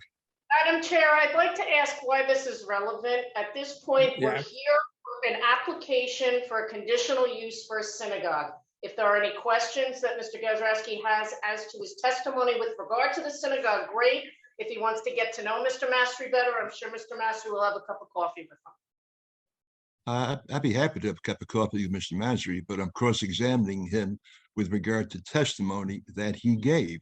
He gave testimony about his participation in the practice of the faith from basically the time he was a little boy. This was his testimony going into the record put on by you.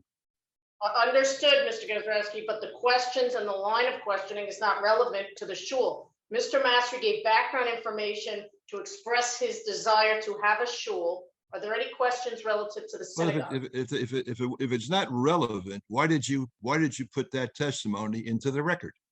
I just answered that question, Mr. Gazarovski. Perhaps you didn't hear me. Maybe I didn't. Tell me again. I put it in, he gave them background, so he explained the Jewish faith and the tenets of the Jewish faith. That was So done I in think, the board okay, wasn't. Jennifer, let's not argue back and forth. He gave testimony. Mr. Gazarovski can ask questions based on his testimony.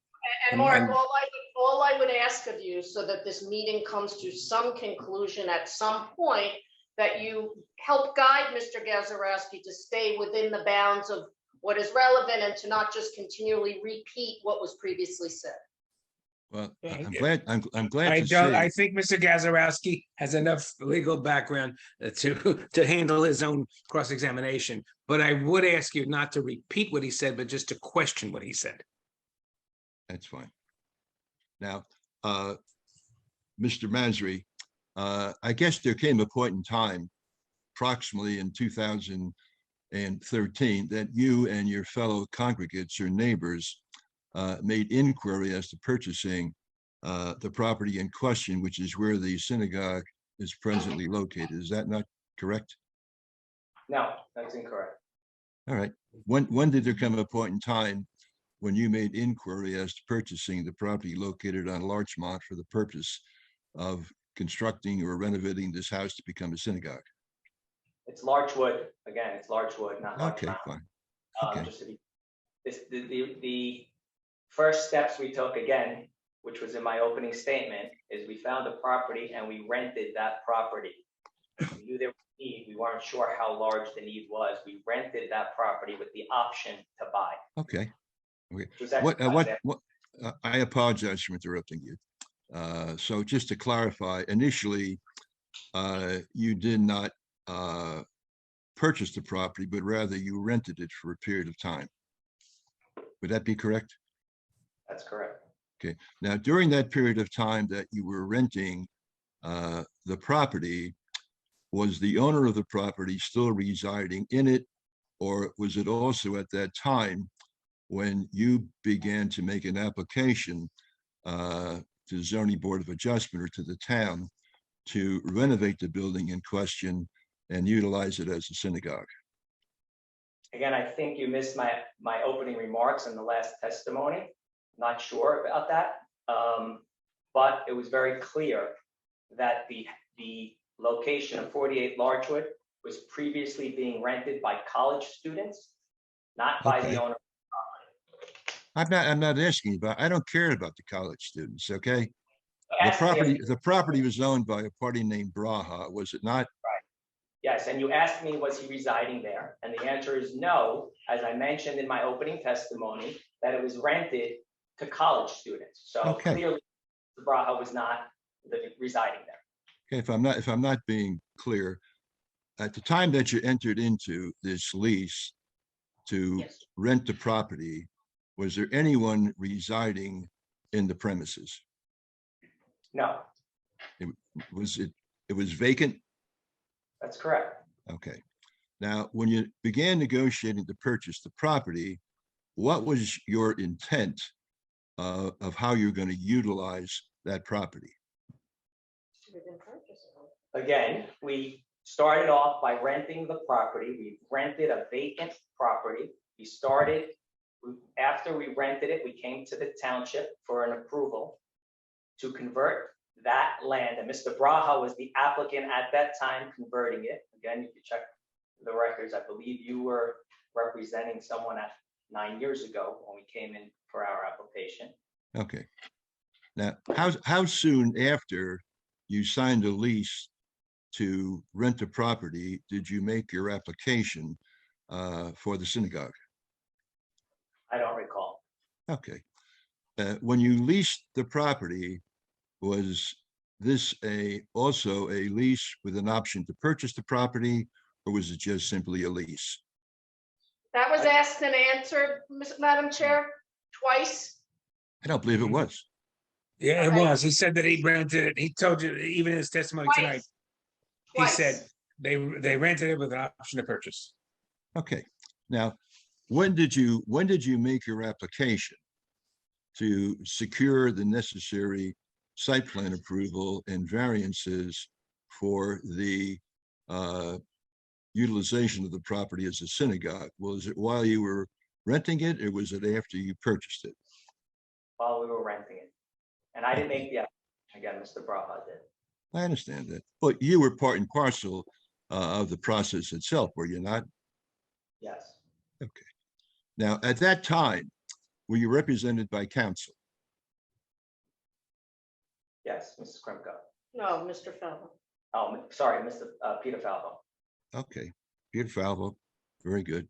Now, Was he representing you from the very first instance in which you signed the lease to rent the property, as well as when you made the application for the variance to utilize the property as a synagogue? He was not representing me personally. He was representing the synagogue. Okay. And you were a member and officer of that synagogue, were you not? I was the founder at the time, correct?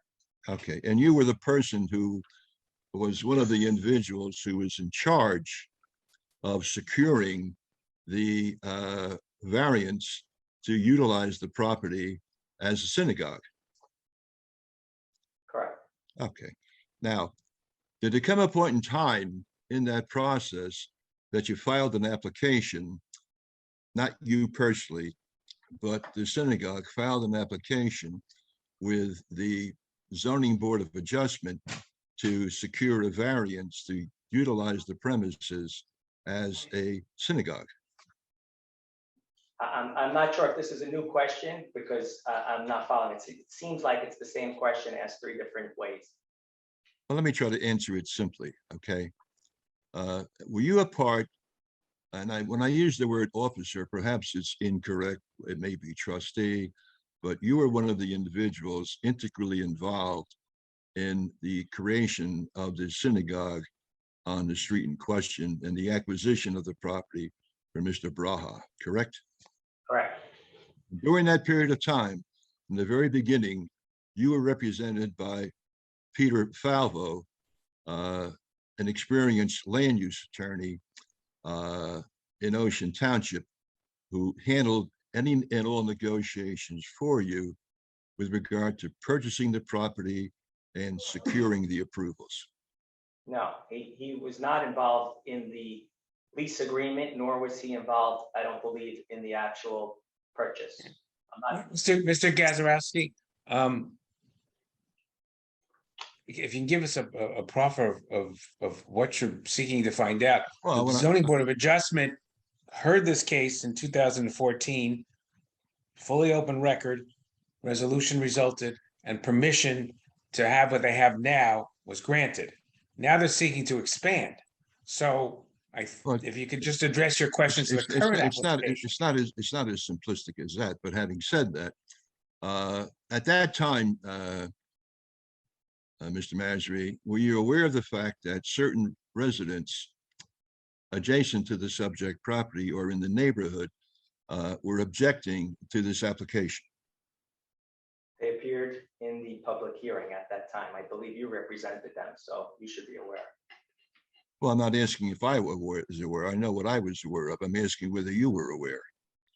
I was there, so yes, I'm aware. Okay. And did there come a point in time when your attorney, Peter Falvo, sat down with me, as well as some of the objectors, and I frankly don't recall whether you were present or not, and attempted to come up with a resolution that was acceptable to both sides, acceptable to the synagogue, acceptable to you, and acceptable to Stephen and Emily Hadaya? Yes. Pardon me? Yes. Yeah, and as a result of that, the Hadayas basically withdrew any application that you had to the creation of a synagogue on this property. Injunction. You said application.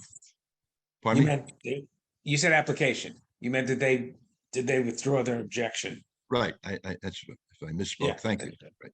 It's okay. Is that not so? Correct. Now, basically, the synagogue, the Brahas, and you and Hadayas reached an agreement as to how you would run this synagogue or what it would entail, and in return for that, they withdrew their objections. Correct? Yes, based on a parcel of land that they owned, correct. No, tell me where on a parcel of land, based upon a parcel of land that they own. Is that your testimony? That's correct. Okay. Now, all during that process, all during that negotiation process, you were represented by Peter Falvo, who was your attorney. Yes, I think we've covered that. I know, I'm being a little repetitious, but bear with me, I'm an old man. You were represented all during that time by Peter Falvo, were you not? I think we just said that again for the 5th time. Okay, Yes. now, did he make you aware of the conditions that the Hadayas were demanding be placed into any resolution if they were to withdraw their opposition to this project? Yes. Okay. And when the board ultimately approved this resolution, they also incorporated into it a series of conditions that you agreed to. Is that not so? That is so, correct. And as a matter of fact, that document was recorded in the Book of Deeds in the county seat in Freehold, correct? Monmouth County. I'll take your word for it that it was recorded. Okay. And that document was in fact prepared by Peter Falvo. Correct? I'm not, if you prepared it or Peter prepared it, so I can't comment on who was the Okay, initial. was it you who signed it? I did sign it, correct. Pardon me? Yes, And when you signed it, were you aware of all of those conditions that were incorporated into that approval? yes, I read it and I signed it. Right. And you represented to my client, Hidayah, that you would abide by those conditions, did you not? I did. And that was signed in what, 2013? I believe so. Now, 13. in 2013, there was a resolution that was passed that was recorded, I believe, in Monmouth County as well. Now, were you present when the Zoning Board of Adjustment voted on that approval? Can you repeat that? Yeah, were you present? Were you present in the meeting room when the Zoning Board of Adjustment voted on that resolution? Yes. Now, prior to the resolution being memorialized, did you go over it with your attorney and did you understand what it said? I think I have already said that I read it and I've signed it. Well, I want to ask you whether you understood what it said. I understood what I read. Okay. You're a businessman, are you not? Not relevant.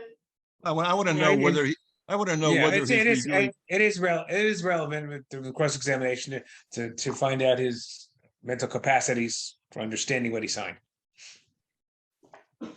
You Go ahead, you review contracts all the time as a part of your business, do you not? I read it, I signed it, and I understood it.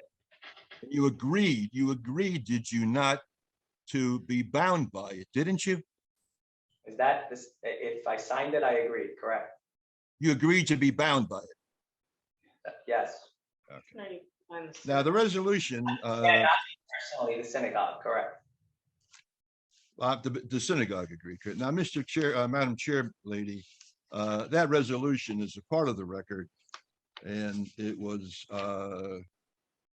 passed on July the 29th of 2013. And Mr. Basri, I want to read paragraph 9 of that resolution, which states as follows. Subject the agreement by and between the owners of the within site, David R. Braha and Renee Braha, and adjacent property owner Stephen Allen Hidayah and Emily Hidayah, dated July 31, 2013, resolving any objections to the within approval together with this resolution being recorded in the Monmouth County Clerk's Office and the conditions stated in the agreement being supplemental to any of the conditions required by the board and made a part hereof as if set forth at length. That was a resolution that was passed. Now, I want to draw your attention to there was a property use agreement that was signed also as well, was there not? It's possible. I don't recall. Possible, okay. Well, maybe I'll read it and it'll refresh your memory. At the very top of this document, it says it was prepared by Peter S. Falvo. It's called a property use agreement concerning block 8.02, lots 3 and 23, Ocean Township, New Jersey. Now, this was signed on July the 31st of 2013 between David R. Braha and Renee Braha, who were the owners of the property, correct? Correct. And Larchwood Minion, whose address is care of the Wharton Realty Group, 8 Industrial Way, East 2nd floor, Eatontown, New Jersey, hereinafter referred to as the applicant, which means as applicant, Larchwood Minion was the applicant for the approvals to the Zoning Board of Adjustment, correct? Correct. And also, Madam Chair, if I could just interrupt to place an objection on the record. What's your objection? My objection, Having a somebody else. I'm sorry, can we? My objection for the record is in 3 parts. In the first instance, we conceded that we signed this agreement, and it's a matter of record that it was part of the resolution. What we also submitted to the board with our application, had Mr. Gazarovski reviewed all of our papers, was a modification of that agreement, which was signed by the successor in interest to Ms. Sedea's property. It is the applicant's position, as it is now, that the agreement was made because she was the neighbor at, I believe it was 4 Old Farm Road. The questions that Mr. Gazarovski are asking are relevant to the lawsuit that's going to be heard on August 4th. It's not relevant to what's before this board, because all that's before this board is not whether or not Mr. Mastery made a promise, whether or not we're here. The board has no jurisdiction over the agreement. The board only has jurisdiction over the resolution and the conditions. So my objection is we are requesting a modification to the condition that required that agreement, and a modification to the condition that required the limitations that agreement imposed. That's why we're here. So the contents of the agreement, who he was represented by, whether or not he had a conversation with that attorney, what he had for breakfast the morning he signed the agreement is wholly irrelevant. That's for a court to decide. The only question before the board is, can we have a conditional use variance to expand, and can we amend the conditions previously imposed by this board? That's it. So again. I agree with Ms. Kremko. This board has no jurisdiction to enforce or to avoid that agreement, the agreement itself. This board does have jurisdiction, with proper notice that was made, to amend the previous conditions. And these things may be taken as separate. So if the board acts for whatever reason, maybe in a positive manner, and changes the conditions, it does not change that agreement. And whether or not that agreement relates to the Hedayas or to the property which the Hedayas owned is I think a question of law, not for this board. And I'm not done with my objection, Mr. Gazarovski, with regard to the second portion of my objection.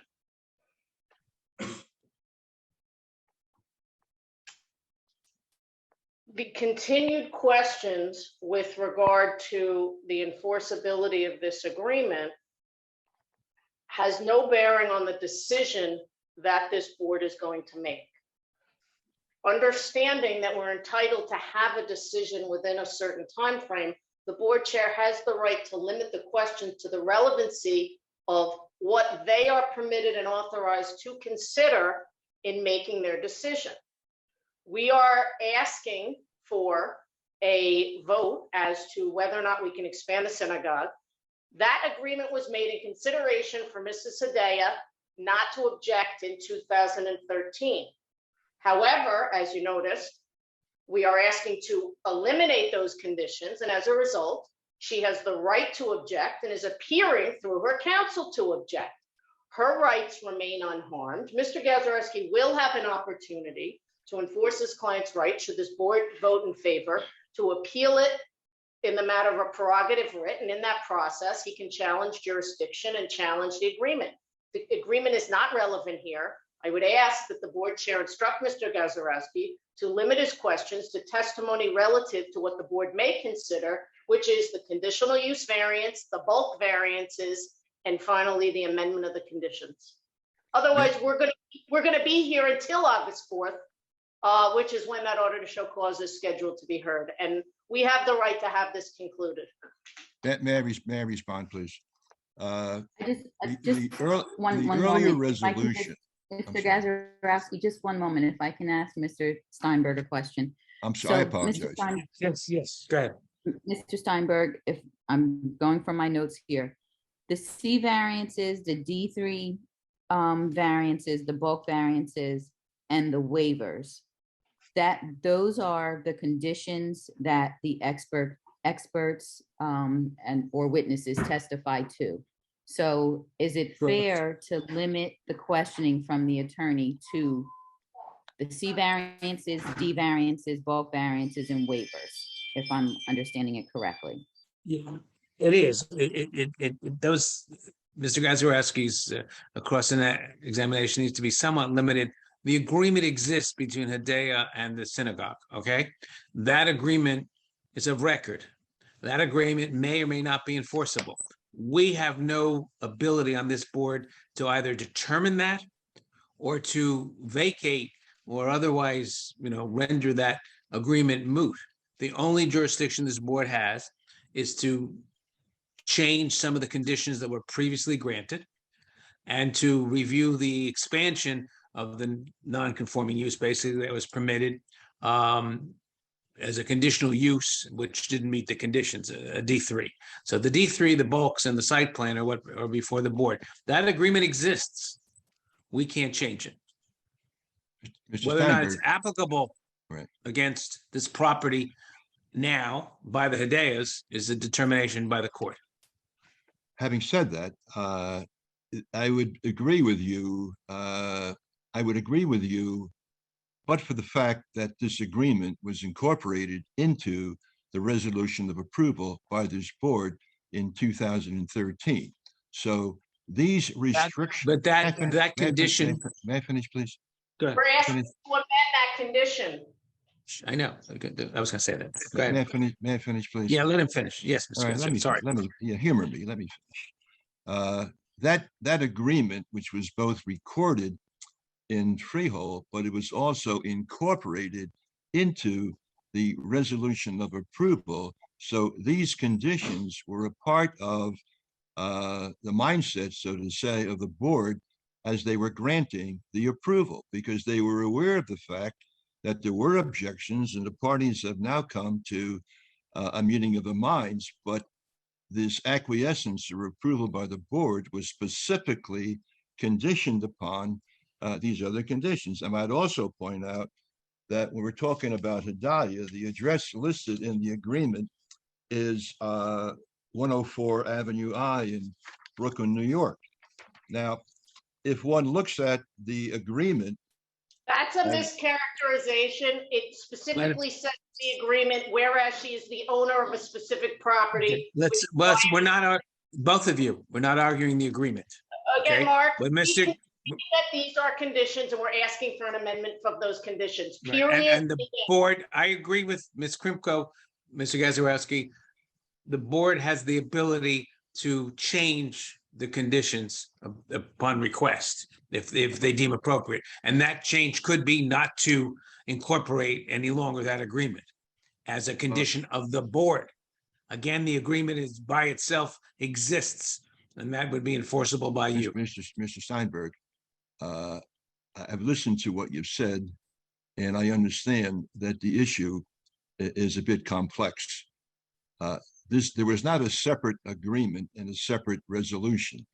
There was a contract that was incorporated into the resolution. And just for example, and this was recorded and signed by Mr. Mazur.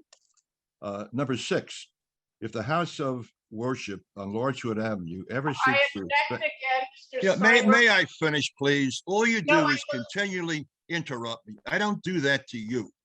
I'm And I'd making an appreciate objection. a simple courtesy. Okay, ladies and gentlemen, we need to get back to the business at hand, which is an application before the board. And I believe that Mr. Steinberg ruled on my objection and agreed with me that it was not relevant. So the board chair is now in the position to decide whether or not those questions can continue. Instead of waiting for the Madam Chair to make that decision, Mr. Gazarovski continued the locomotive forward. So I would just ask Madam Chair, are you following your attorney's advice and ruling in favor of my objection and limiting the questions with regard to the property agreement? Yes, if Mr. Gazarovski, if you can please address your questions to the C variance, D3 bulk variances, and the waivers from the applicant. I'd like to get a ruling from Mr. Steinberg as to the relevancy of the resolution that was approved in 2013 and the content of that resolution. The resolution speaks for itself, okay, and it does reference that agreement. That is a condition, okay? The applicant is requesting that that condition be amended.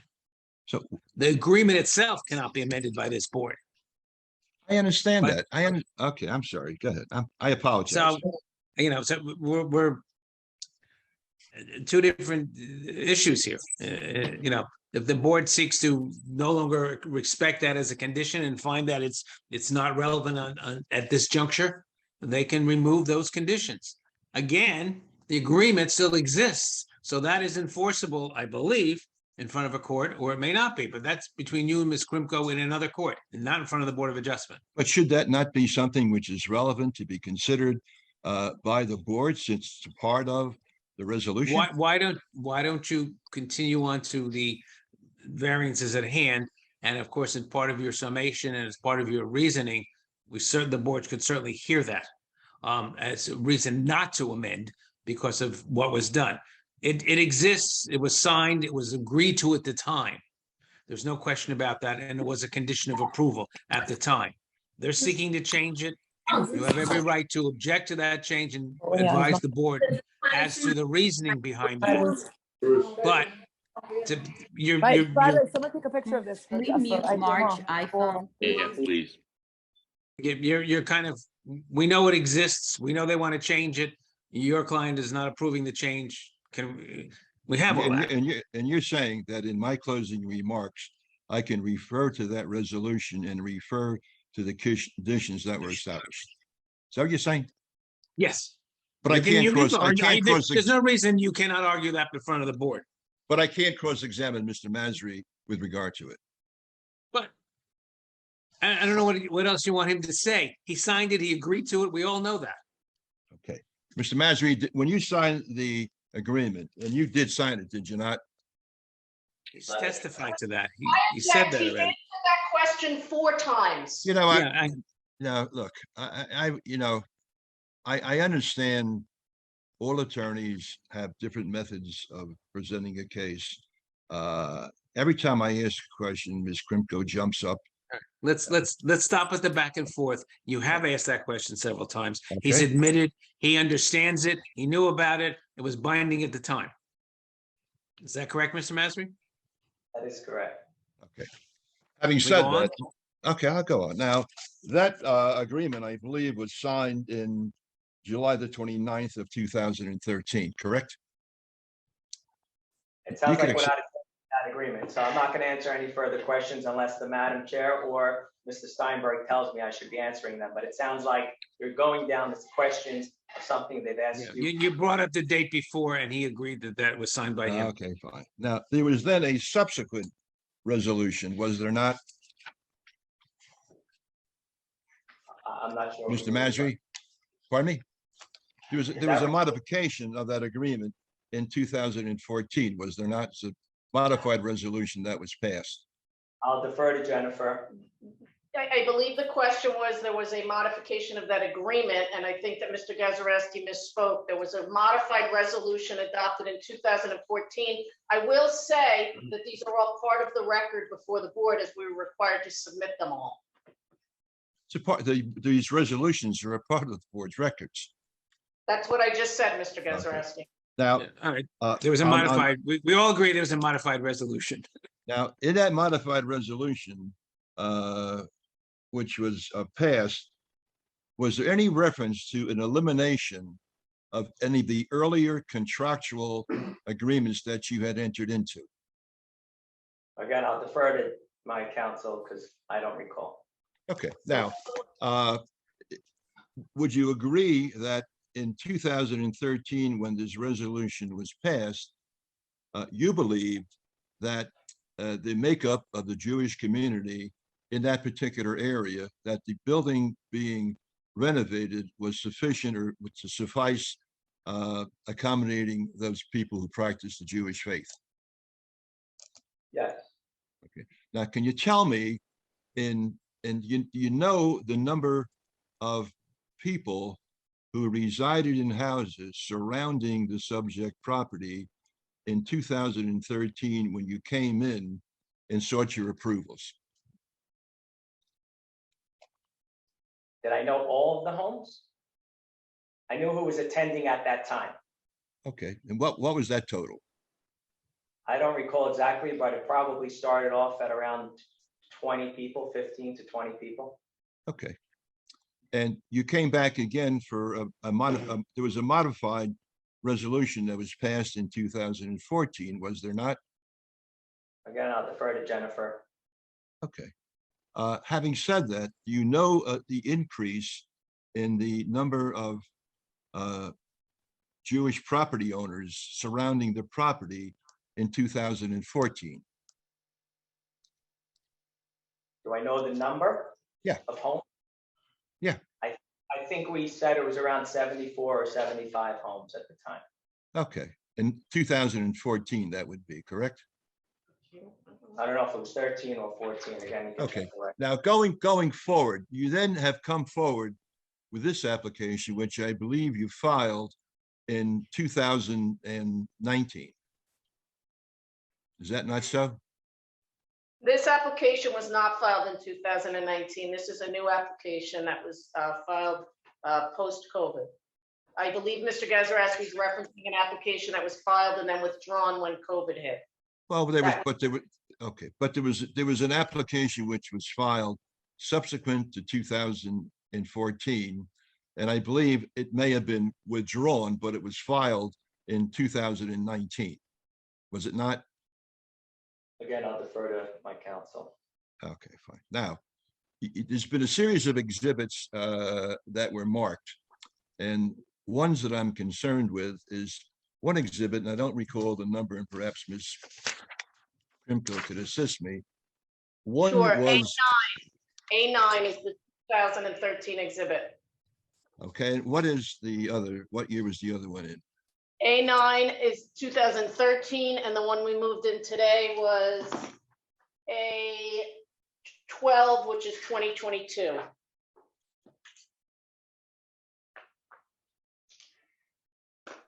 Okay.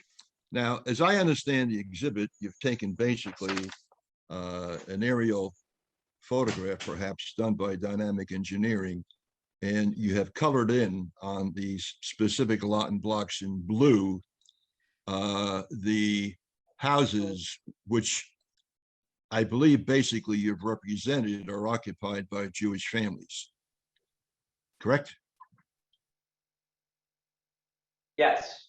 Now, did you make that determination? Question for you, Jennifer.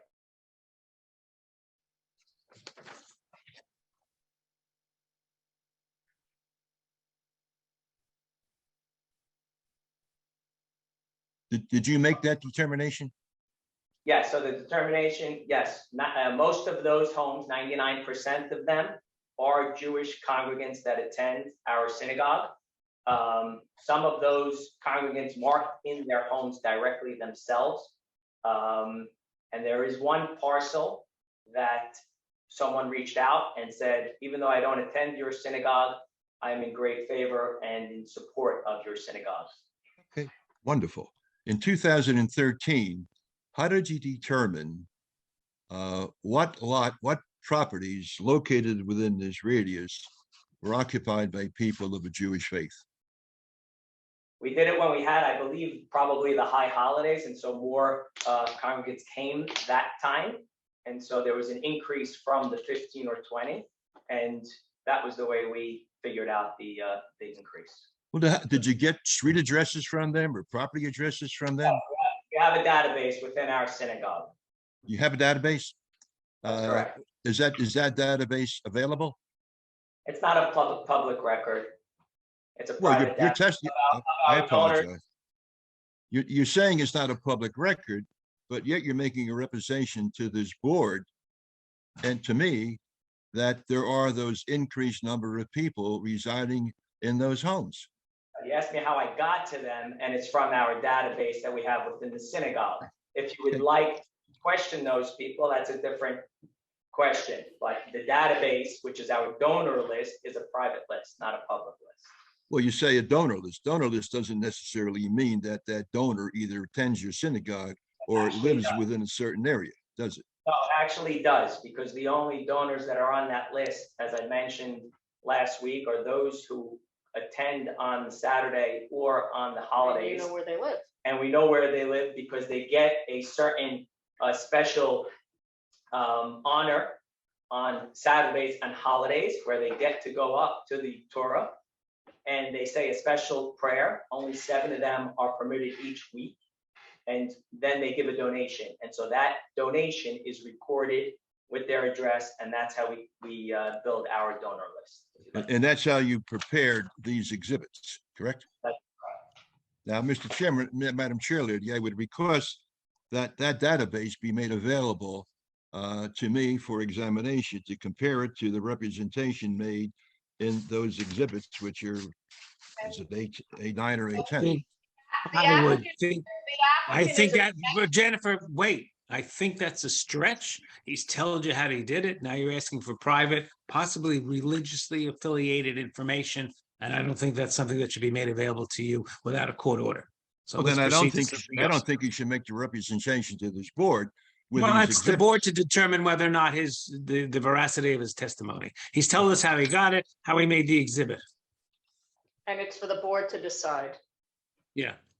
I mean, you know, you're going into the donor list and you're gonna find out which one's paid more than the others. You know, it's not relevant to this application. I don't care. I don't care how much they paid. I want to know where they live. It's evident by the blue things on the map. He testified that they personally took it off of the list, and that's how they made it. And I think that's sufficient. And if you and your objection is noted, Jennifer, and your objection is noted. Let's go on. Okay, Mr. Masri, hey, I lost my train of thought. Mr. Masri, you hold 1 second, please. While he's gathering his thoughts. I gathered my thoughts. Thank you for your condolence. I've gathered my thoughts. I don't need any assistance from you. Mr. Masri, why are you laughing? I'm smiling. Okay, good. You have a nice smile, by the way. Mr. Masri, when you put together this list and when you made this application to the board back in 2013, didn't you, through your attorneys, represent that one of the bases for giving these approvals that you were going to preserve the residential character of the house in question? Yes. Okay. Now, would you agree with me that with this new plan, which you have come in with, you have basically removed any appearance of this being a single-family residential home, but rather you have expanded it significantly? I disagree with you. Okay.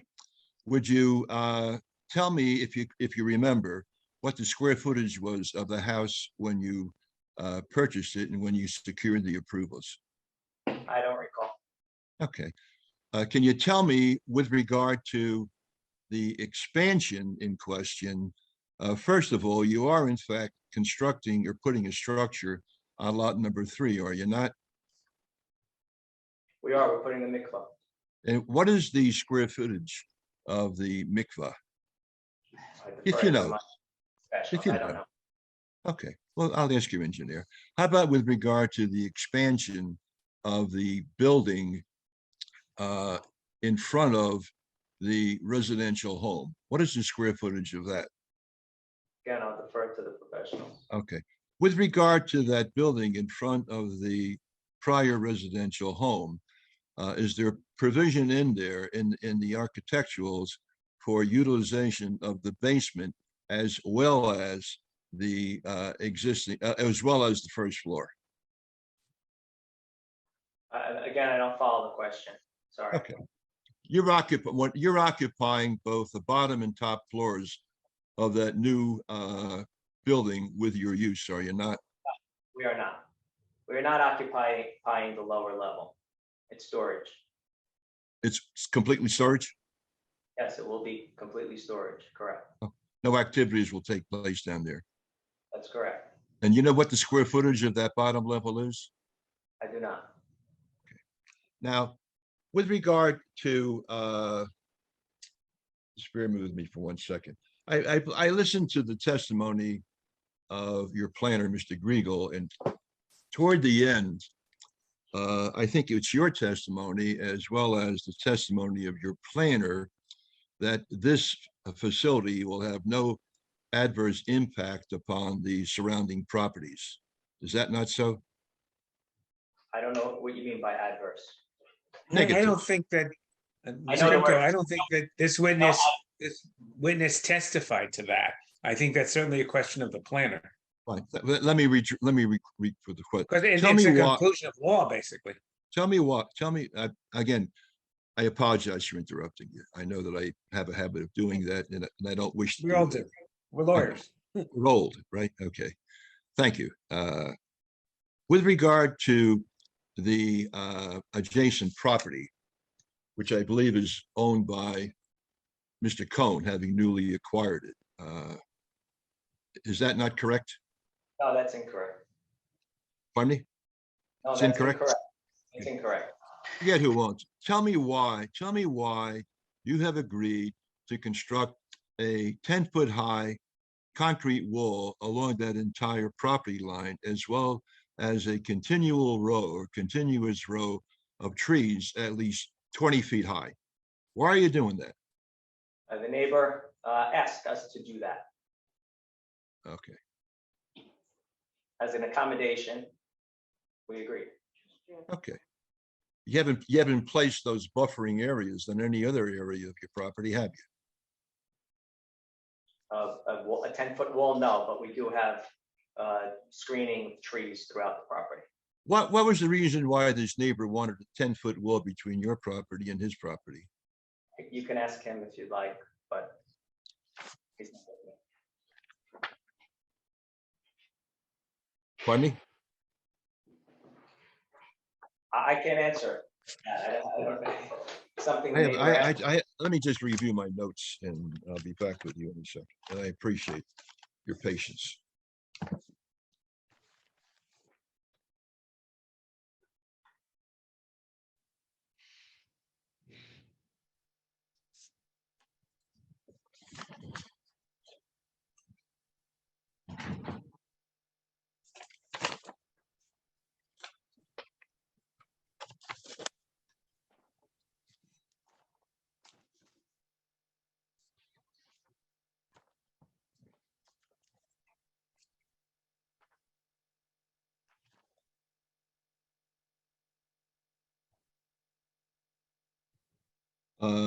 I know I may have asked this and not directly, but that agreement we've been talking of was signed by Larchwood Minion Inc. And there's an individual named Isaac Masri, trustee. You are that individual?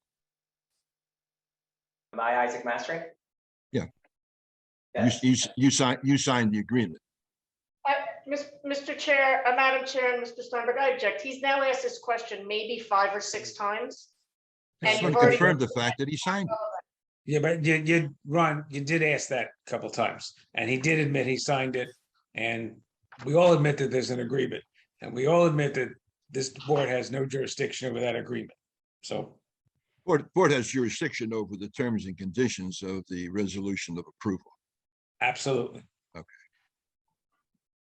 So, and I disagree with your saying that although I can argue it in my closing comments, I can't cross-examine him. And I'll live with that. And perhaps it'll be dealt with by someone other than us. Okay. I have no further questions of this witness, and I'm going to thank you, Mr. Masry, for your patience with me. Thank you very much. Does Mr. Gazarovski have questions of any other witnesses? Pardon me? Do you have questions of any of I my do. other- I have questions of the architect. Great. He is not with me, so he'll have to come back to the screen, and there he is, Mr. I'm here, McHugh. guys. How are you guys? I'm sorry. I forget your name. You're Mr. Thomas McHugh, Mr. McHugh. Thank you. I asked a question of Mr. Masry as to square footage of buildings, and let me just, if I can, run through it with you. Can you tell me what the square footage of the existing residential home is that's being utilized as a synagogue for religious purposes? I wouldn't want to say anything against what the civil testified to. I have to object to the form of the question, Mr. Steinberg. This is not a residential home. It is an approved synagogue. Okay. Thank you for pointing that out to me.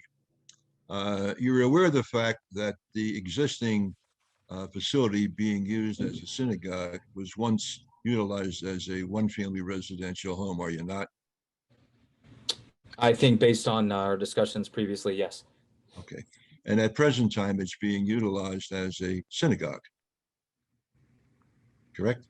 Correct, yes. Is this a one-story, a two-story building? It is currently a one-story structure. Okay. Do you know the square footage of that first floor? Based on what's listed on the site plan is, sorry, it's a little low, but 3,851 square feet. 3,851. Okay. And is there also a basement in this facility? Yes, there is. Okay. Do you know what, have you ever been in the facility itself and been down to the basement? I personally have not. Individuals from my team have been, yes. Okay, fine. Now, with regard to the applications and the buildings being sought, what is the square footage of the mikvah? Based on the plan, the site plan indicates 2,770. Okay. And that is wholly contained within lot number 3, is it not? Yes. Okay. Now, the plans also call for a construction of another building, which I believe will be located in front of the existing one-family structure utilized as a synagogue between the front of that building and Larchwood. Madam Chair, could you please Yeah, it's correct- no longer a one thing in front of the existing synagogue. Can we limit it to I that? didn't say. You did. You said residents. I said, I thought I was. You did. Okay, You okay. did. So See, we all I- understand it's the existing synagogue. Okay. Thank you. But, okay, I'll accept that. Yeah, What I meant to ask you is right now there is an existing synagogue on the property in question, located on Larchwood, correct? Correct. Okay.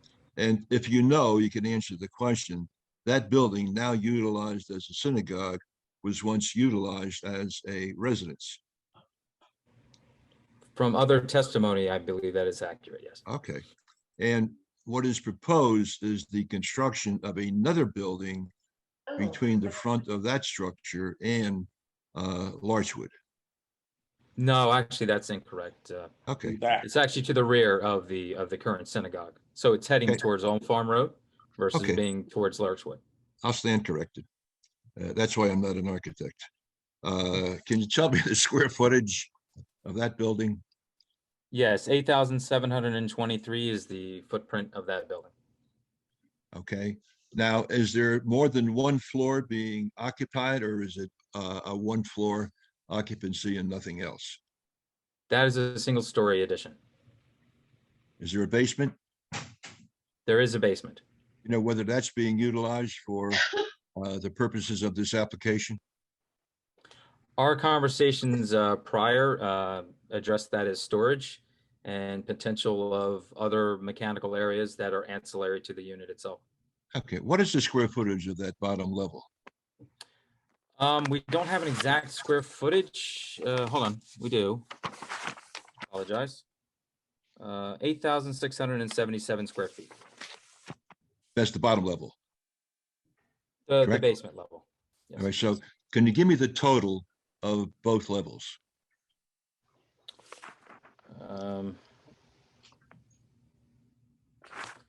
Give me a second. I don't want to mix up here. Here, I'll do some old calculation here. Let's see.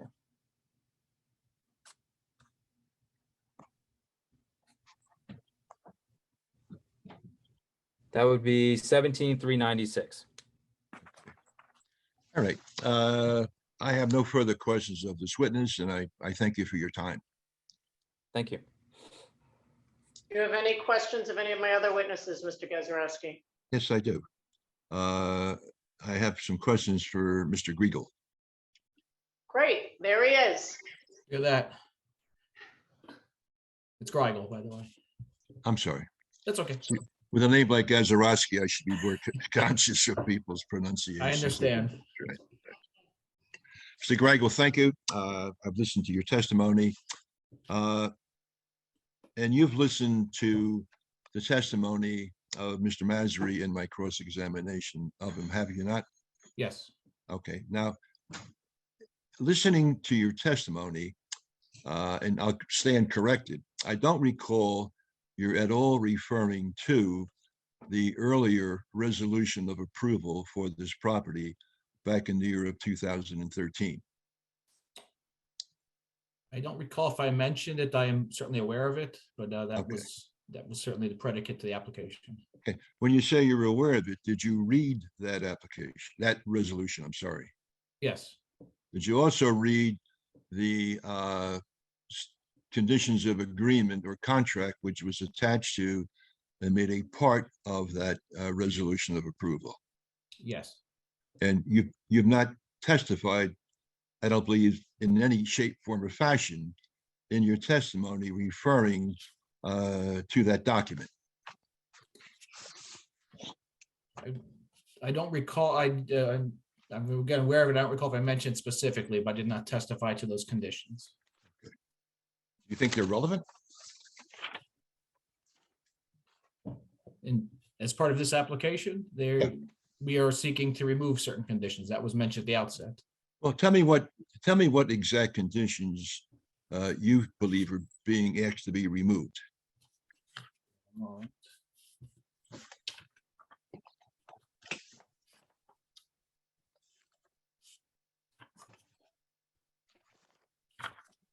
The ones being removed are summarized, and I'm not reading them directly from the prior resolution, but it's allowing the traditional daily and special prayer services on days other than Shabbat or Jewish holidays, and use of the facility for religious studies 7 days a week. Those are the ones you believe they're asking to have removed? Yes. Okay. We had another one that was determined not to be relevant, if I recall. Okay. Well, I'm looking at the property use agreement, and for example, number 6 of that agreement, it says if the house of worship on Larchwood Avenue ever seeks to expand, it can only be expanded on lot 23 and not onto lot 3. Any expansion of lot 23 must receive zoning board of adjustment approval. Now, the applicant is before the board for an expansion of lot 20 of the use on lot 23, but they're also seeking to construct a building on lot 3, and that is specifically provided as not being allowed in the conditions, and yet you haven't referred to it in your testimony. I have not. Why not? I was focused on the variance application, on the D3 variances and the C variances. Well, you testified that certain things are being removed. This is one of the things that is being removed, and yet you haven't testified to it with regard to your planning testimony. The application that's before the board is again for these two lots. I'm assuming that is what we're doing. Let me refer to item number 2 on that agreement. It says block 802, lot 3 would remain a single family lot. And if lot 3 is ever developed going forward, it will only be developed as a single family home. Well, the applicant seeking to develop lot 3 is something other than a single family home, is he not? It's not a he, the applicant, it's a synagogue. I stand corrected. Okay.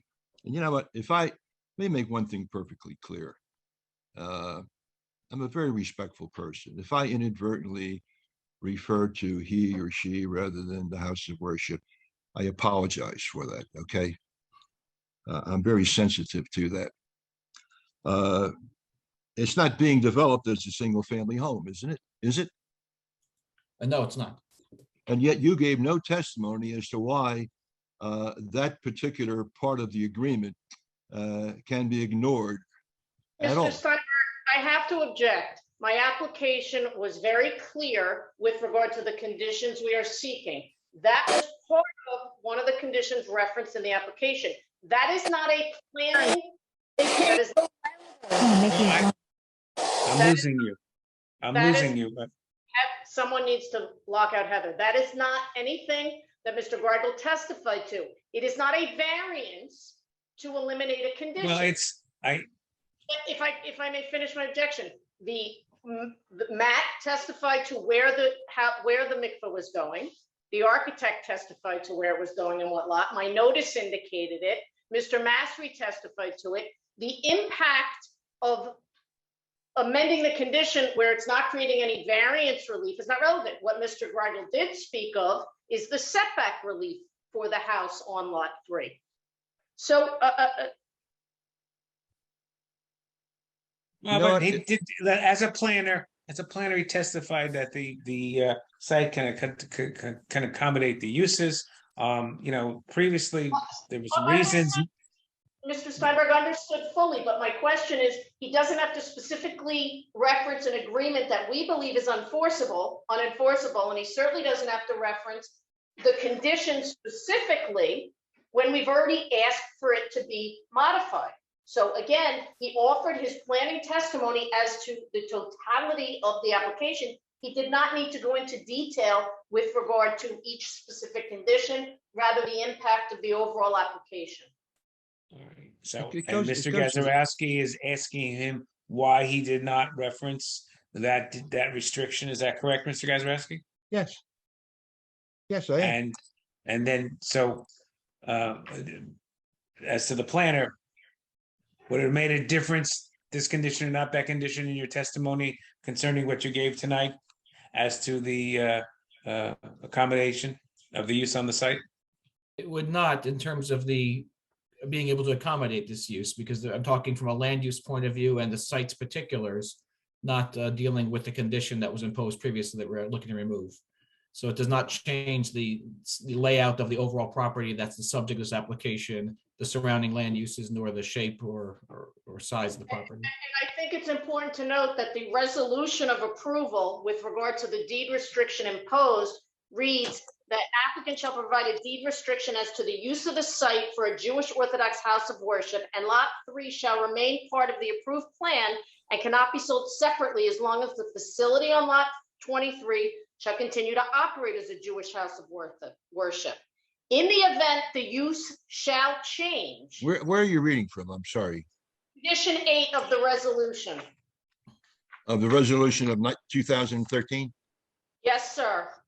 The one that was recorded by Peter Falva with the declaration of the restrictions. And the restrictions did not limit the use of lot 3. It says they have to contain together and they can't be sold separately. The only place that the lot 3 condition is within the property use agreement, which is not within the jurisdiction of this board. It was incorporated into the resolution of approval. Correct, and we asked for a modification of that condition. Well, I understand that, but certainly the planner has to give testimony as to why it is good planning to remove that restriction, and he hasn't done that. We believe he has, so if you have a question about his planning testimony, but to ask him why he didn't mention something you believe is relevant and he didn't, again, if you have a question about the impact of the change, by all means. Okay.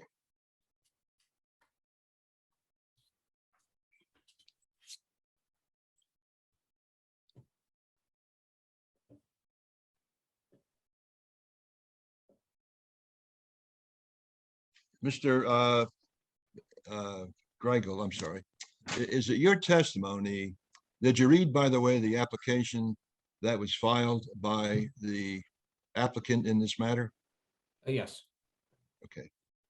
Is it your testimony that each and every condition that was incorporated into the application, as well as the notice, was specifically referenced as being relief was being sought from those specific conditions? Without looking at, I can't say that sitting right here. I'd have to refer back to it. It's been, You don't take 5 minutes and look at it? It's okay with me. if you think that's helpful, I can do that. Okay. I'll wait. Okay. Shall we take a 5-minute break, Madam Chair? I could use a Mr. break. Thank Greigel, you. Mr. Greigel, how long do you need? Do you need No, a full it's like 5 a minutes? minute or two. Yeah, if people want to take a break, I'll do it then. It's a matter of just pulling it up. I have the files handy. It just takes a minute to, so make sure I'm getting the application form. Is that? Well, look at the application form. Is there a question in the application form as to whether or not there was ever a prior appeal? And what was the answer given? Again, I don't have, if you give me a minute to pull up the application, I'll be happy to Mr. do that. Steinberg, you ruled on this last week. I I object don't to know, that. I don't know where we're going with this. I'm missing, that's a new question. It's And a I new don't know question. that this witness has any knowledge. He said he read the application. Well, is it on there? Is it not on there? That's all. The application stands on its own. If Mr. Gazarovski wants to make a legal argument based on the face of the application, free to do that. I am not going to allow him to burden the applicant to continue this hearing hours asking the planner to reread the application that's part of the record. So I would ask that you ask some questions about his planning testimony. He chose, Mr. Gazarovski, he chose for whatever reason not to find significance in specific significance in changing some of the conditions. Okay. He gave general planning testimony. If you have a planner that would do differently, then that's your witness that will come on. Just direct questions to his planning testimony, not to the negative part of it. If that's his Negative testimony, meaning what he didn't say. that's his testimony, fine. There's a folder called application and a folder called resolution. Grab that from me. As a planner, let me pose this question to you. Maybe it's a yes or no answer. In reading the first resolution in 2013 and the conditions, and in reading the application which is presently before you, are you of the opinion that the applicant does not have to come back and reprove his case with regard to the granting of the use as a house of worship as a conditional use? You understand the question? Not sure I do. It's if the I know. applicant, The applicant in 2013 received a conditional use, was a conditional use application which was approved along with a series of conditions to allow him to receive that approval, correct? the applicant, yes, received that conditional use variances and other variances with, that were approved with conditions at that time, yes. Do you have an opinion as to whether or not the number of conditions that the applicant is seeking to remove are so significant as to require the applicant to come back with a new application starting all over again? And I don't think that's a planning question. I think that's a legal conclusion. Okay. Maybe we can rephrase it into a planning question, okay? I'll try. We are here seeking an amended approval and we put all the proofs on the record again. Well, we're going to I find out think- one day whether you did or you didn't. But I think Mr. Gazarovski is trying to ask whether or not this change is so significant that the prior conditional use variance needs to be started again, but That's exactly right. I know, but I think that's a legal opinion, and I don't think that's an opinion, my personal opinion, I it's think, something legal. I think it's within the purview of a planner, but if you're ruling that it's not, then that'll be it. Yeah, I don't think that's within the purview of this plan. I think it's a legal question to be determined, and I don't think, as a legal opinion, it is necessary to restart this application. They're asking to expand the previously granted D3 and eliminate some of the conditions. Which in turn is a new conditional use variance and an amended site plan, which is what we did. And we started from the beginning with the engineer, the architect, the client, the traffic engineer, and the planner. So If you think you started from the beginning, fine. Now, Mr. Greigel, in preparing for your testimony, did you make any attempt to locate the location of any other synagogues within proximity to the existing proposed expanded synagogue? Yes, it's existing synagogues in the vicinity. Yes, I've located some of them. Did you prepare a chart showing where they are or where they're located? I did not. Okay. With regard to, but there are some other synagogues within the existing area, are there not? Yes, I actually testified to that fact. Okay. Now, with regard to the proposal put forth by the applicant, that there is a significant increase in the ownership of homes within the vicinity by people of a Jewish faith, did you make any attempt to verify any of those numbers? No, I did not. Prior to coming here this evening, I've cross-examined you with regard to this property agreement. Did you have occasion to read that agreement prior to giving testimony this evening? I'm sorry, at the beginning you asked me prior to coming here to cross-examine. I'm sorry, did I read the agreement that was part of the 2013 application? Yeah. Yes. How many, in great detail, or did you just gloss through it? I'm not sure how to answer Okay, that. I'll withdraw the question. Yeah. Is there any reason why in your direct testimony, you made absolutely no reference to either the resolution of 2013 or the property agreement that was incorporated into that resolution of approval?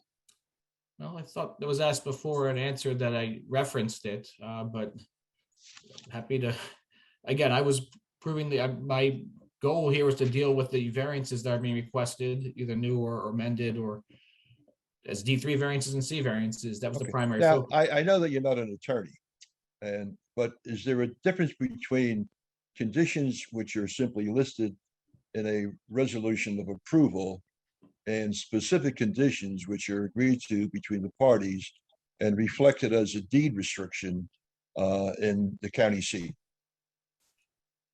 As a factual answer. that's asking for a legal conclusion, Mark. Yeah, I agree with that one. I don't think it's a legal conclusion. I think a planner can comment on that. Acknowledge it's different. It's a different venue. I mean, I can say that much. I represent boards and applicants. Paul, if I state an objection and the board attorney agrees with me, please. Yeah, Listen, you got it. I am agreeing. I think that's a legal conclusion. Fair enough. Thank you. Okay.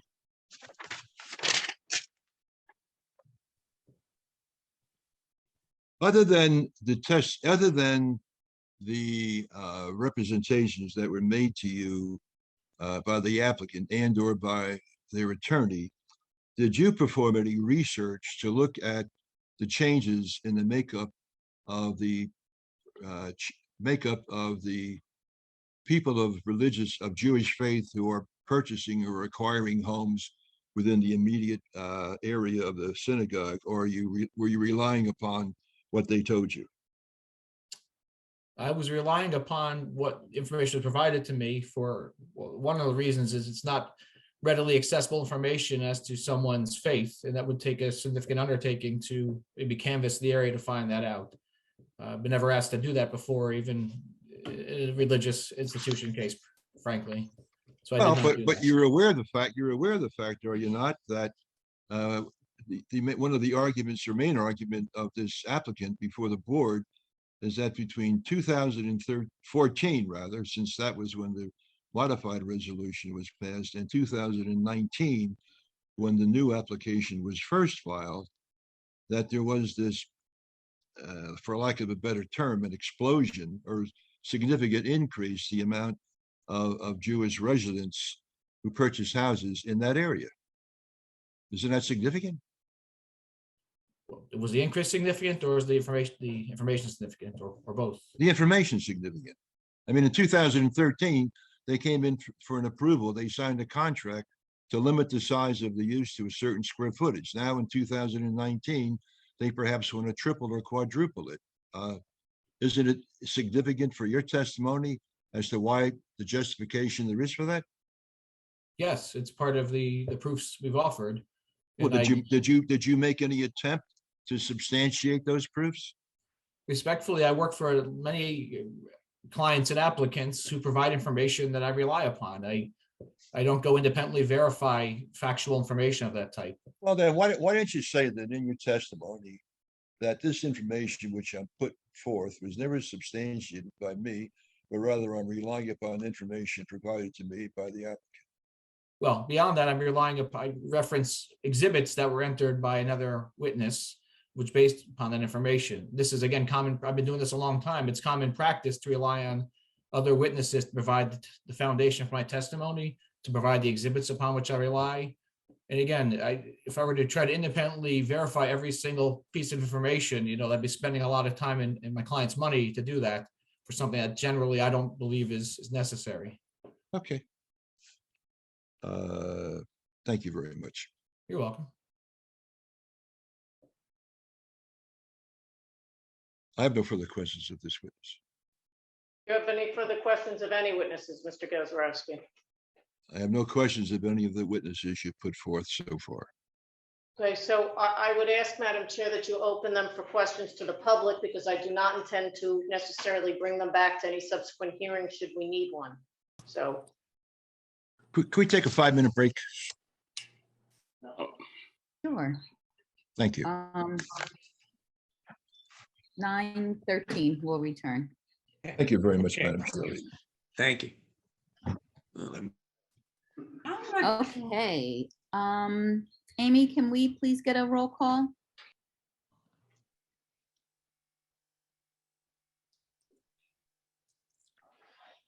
Amy? Yes. Mr. Fuller? Mr. Fuller? Mr. Manel? Yes. Mr. Ashkenazi? Yes. Mr. Mamie? Yes. Mrs. Talarico? Yes. Mr. DeGenaro? Yes. Mr. Puglielli? Yes. And Madam Chair. Here. Is that my cell phone there? Yeah. Sorry, I'm back.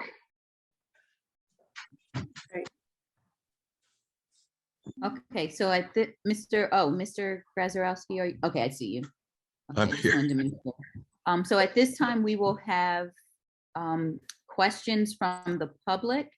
And I will ask the public if you can please remember, this is not the time for comments. This is the time for questions only. And if you can raise your hand, either using the reaction or virtually. I have 3 screens that I have to scroll through, so just please be patient. Is there a member of the public who has a question? Yes, I do. My name Okay, is, if you can please. I don't know how to please do state that. No, I was going to say, just please state your name and your address for the record. Sure. Well, good evening. I first want to thank the board for taking the time to hear my concerns. My name is Linda Shapiro. I live diagonally across the street from the Larchwood Minion. I've lived here for over 30 years where I've raised my children who are now married with children of their own. Wait, guys, isn't this the question period? Questions only. Yeah, and your address? I know it's cross street, but the street 40 address, please. 41 Larchwood Avenue in Oakhurst. Thank you. Well, this will really only take a minute, less than a minute, maybe 30 seconds. I'm reading it so that I don't become wordy. I just have a Okay, wait. I'm sorry, but is it a question or for comment period? Do you have any questions of any of the professionals? One question that I have is that I don't think that anyone has made mention of the sale of many acres. That's not a question. Do you have a question of any of the witnesses on their testimony? Sorry, no, I apologize. No, I do not. Okay, so there is a general time in which you can make comments. Thank you. I'm sorry, I misunderstood. No problem. Not a problem. Is there a member of the public with a question?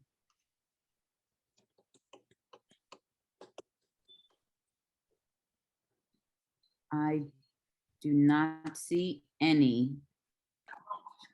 Hi, I have a question, a statement. Yes. Not a statement, just a Elliot. question of the witnesses. Is that Elliot Simon? Do you have a question? No, just a statement. I apologize. Okay, that will be later on. No problem. Okay. Anyone else from the public with a question? I do not see any questions at this time.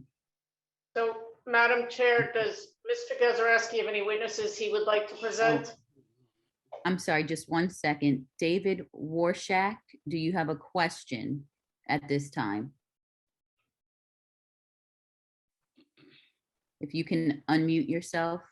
David Warshak, do you have a question at this time? No, that accident. Sorry. Thank you. Okay. Okay, I'm not seeing any questions. Anyone on any of my three screens. So, okay, Mr. Gazarovski, do you have witnesses at this time? Can I ask a question real quick? I'm sorry, this is Mr. DeGennaro. Do we have to accept these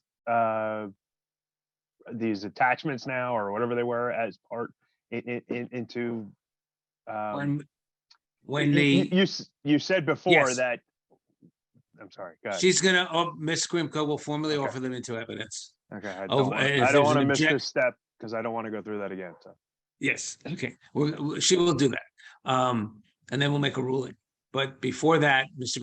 Gazarovski, as an objector's attorney, has the floor. And I guess it's his next move to call witnesses.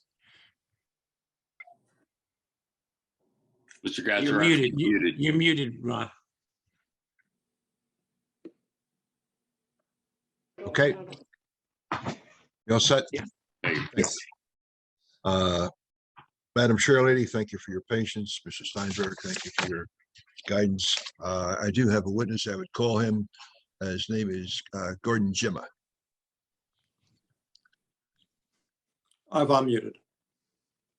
Okay, Mr.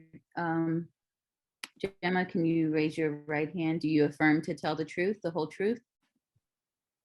I do. Okay. Please Mr. proceed, Jimma, Mr. have you ever appeared before the zoning board of the Township of Ocean previously and testified as an expert witness? I have, but it's been many years, Ron. Okay. You know the routine with regard to my qualifying you as an expert. Can you just give us the benefit of your educational background? Sure. I have a professional planning degree. I'm a licensed professional planner. In that context, I've testified in front of hundreds of boards and before the state of New Jersey, as well as been accepted as a professional planner by the courts of the state of New Jersey. In addition to being a planner, I'm also a licensed attorney, licensed to practice law in the states of New Jersey, Pennsylvania, and Florida. Okay. And where do you presently reside, Mr. Jimma? 68 Seneca Place, Oceanport, New Jersey. Okay. And would you give us just a brief synopsis of your employment history over the last 10 years? I've worked as a independent licensed professional planner for over the last 10 years. I'm also a developer and builder, and I'm currently developing properties in Jersey City. Okay. Have you been qualified as an expert witness in other municipalities in Monmouth County? Yes, Have you had occasion to testify as an expert witness as a planner in the Superior Court of the state of New Jersey? yes, Okay. Madam Chair, I would respectfully ask that Mr. Gemma's qualifications be accepted as an expert witness in field of Yes, planning. we will accept. We will Thank you very accept, much. yes. Thank you very much. Now, Mr. Gemma, you were retained by me to review the site in question, were you not? correct. Do you have occasion to meet with me on several occasions? Yes, Did you also have occasion to meet with my clients on several occasions concerning this project? I did. Okay. Did you visit the site? Yes. On how many occasions? I'm familiar with the area generally, but I actually drove by this Sunday. Okay. Now, with regard to my clients, they reside in relative proximity to the subject property, do they not? That is correct. Did they express their concerns to you? They did. Now, with regard to the variance application, I think I asked you this earlier, but are you familiar with the site? Yes. Did you have occasion to review the plans and other correspondence in connection with this application? Yes. Did you also review the prior resolutions as well as? Sorry, may we mute Harry Franco? I did. Did I do something wrong here or what? No. The last It question. wasn't with Mr. Gazarovski. I apologize. Someone was unmuted. Please continue. You know what? I should have realized that if it were me, Ms. Krimko would have voiced her concerns already. So. All right, okay. Thank you. It's getting late, please. I see. Old man's not entitled to have a little humor. Mr. Gemma, I asked you, I believe, if you reviewed the plans and other correspondence relative to this application. I did. Did you also have occasion to review the prior resolution of approval, which was back in 2013? I did. Did you also review the agreement or contract that was executed between Braha, Masri, and Hadeus relative to the use and conditions being imposed upon this property? Yes.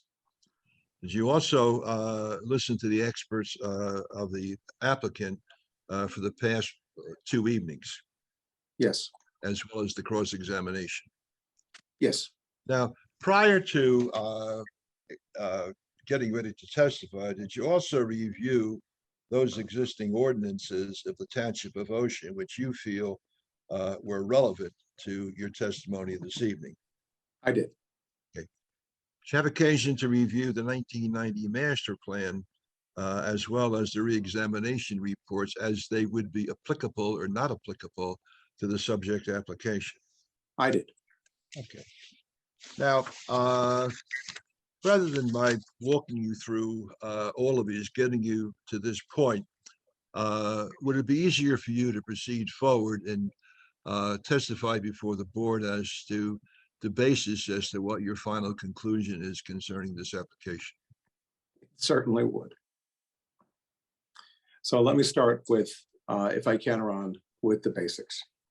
And that is what the applicant is here for. I think it's important we focus on that. And there are 3 different tranches. The first tranche. I'm always about action. No. Okay, there we go. The first tranche is really the D3 variance, as the applicant does not meet the conditions for a conditionally permitted use. And I agree with Mr. Higgins. In his report dated April 21st, 2020, he brings up the fact that, in fact, some conditions were previously given. But he then says that with those variances, and those variances from the D3 as to minimum lot width and lot area, that the intensity of the use is being, quote, increased significantly, end quote. That's on page 4 of his report, such that this board should reconsider those variances given back in 2013. That's what Mr. Higgins says. And as a planner, he puts in his report, that's an important consideration. In addition to the previously approved conditions, there are 5 new conditions that have not been met. And in addition to failure to meet the conditions for a conditional use, there are also 12 bulk or C variances that were discussed for things like parking, curbs, curb cuts, landscaping, soil removal. And there's also 4 waivers. It's important for this board to distinguish between the different conditions of approval for conditionally permitted use and the bulk variances and the waivers, because they have different tests that this board has to apply. And on top of that, one of the other things the applicant is asking for is to change the conditions that were put on the application when it was first considered back in 2013. So in that regard, the first test is, well, what changed? What significant thing changed as to the neighborhood such that the concerns that this board had in 2013 as to the impact of this use on this property should no longer be applicable because there have been changes. And so in the context of that, I'm trying to understand what changed. You have to look at what the intent, Mr. Higgins says, look at the intent of why those conditions were there. And one of the things Mr. Higgins points out is that, in fact, Ocean Township made a decision prior to 2013 to change the size of a lot for a house of worship, all houses of worship, regardless of what type they are, from 1 to 2 lots, because the township found that the intensity of the use and the potential impact in any area could be adverse to the neighborhood. And so the township made that decision to change it. And so when you look at the changes of the conditions in the context of the conditional use, Mr. Higgins points out, and I agree with them, they really focus not on the positives because the use is permitted, but really the negatives. And the negatives are, is there an adverse impact by not meeting those conditions upon the public good or the intent and purpose of the zone plan or the zone ordinance? For the non-D3 conditional use are the bulk variances. There, the applicant has 2 choices. The applicant's planner didn't look at the C1 undue hardship. The applicant's planner used the C2 flexible C test that the benefits of the relief outweigh the burdens. The benefits have to be planning benefits, not just benefits to the applicant. So you've got to look at what planning benefits are promoted versus the burdens. And the burdens are, again, the 2 prongs, the adverse impacts upon the neighborhood and the adverse impacts upon the intent and purpose of your ordinance. The Township of Ocean made an ordinance that said, these are the things we want, these are the things we don't want, and how does this not impact that ordinance? And finally, when it comes to the waivers are a standard of reasonableness. Doesn't make sense to waive these type of things. Before we get to all of that, Ron asked me a question about the master plan. And as the board knows, the master plan and the reexamination reports set forth the goals and objectives of the township. They give you the basics for why you're doing what you're doing. Mr. Higgins put it his way. What is the intent of what we're trying to do by putting on these restrictions?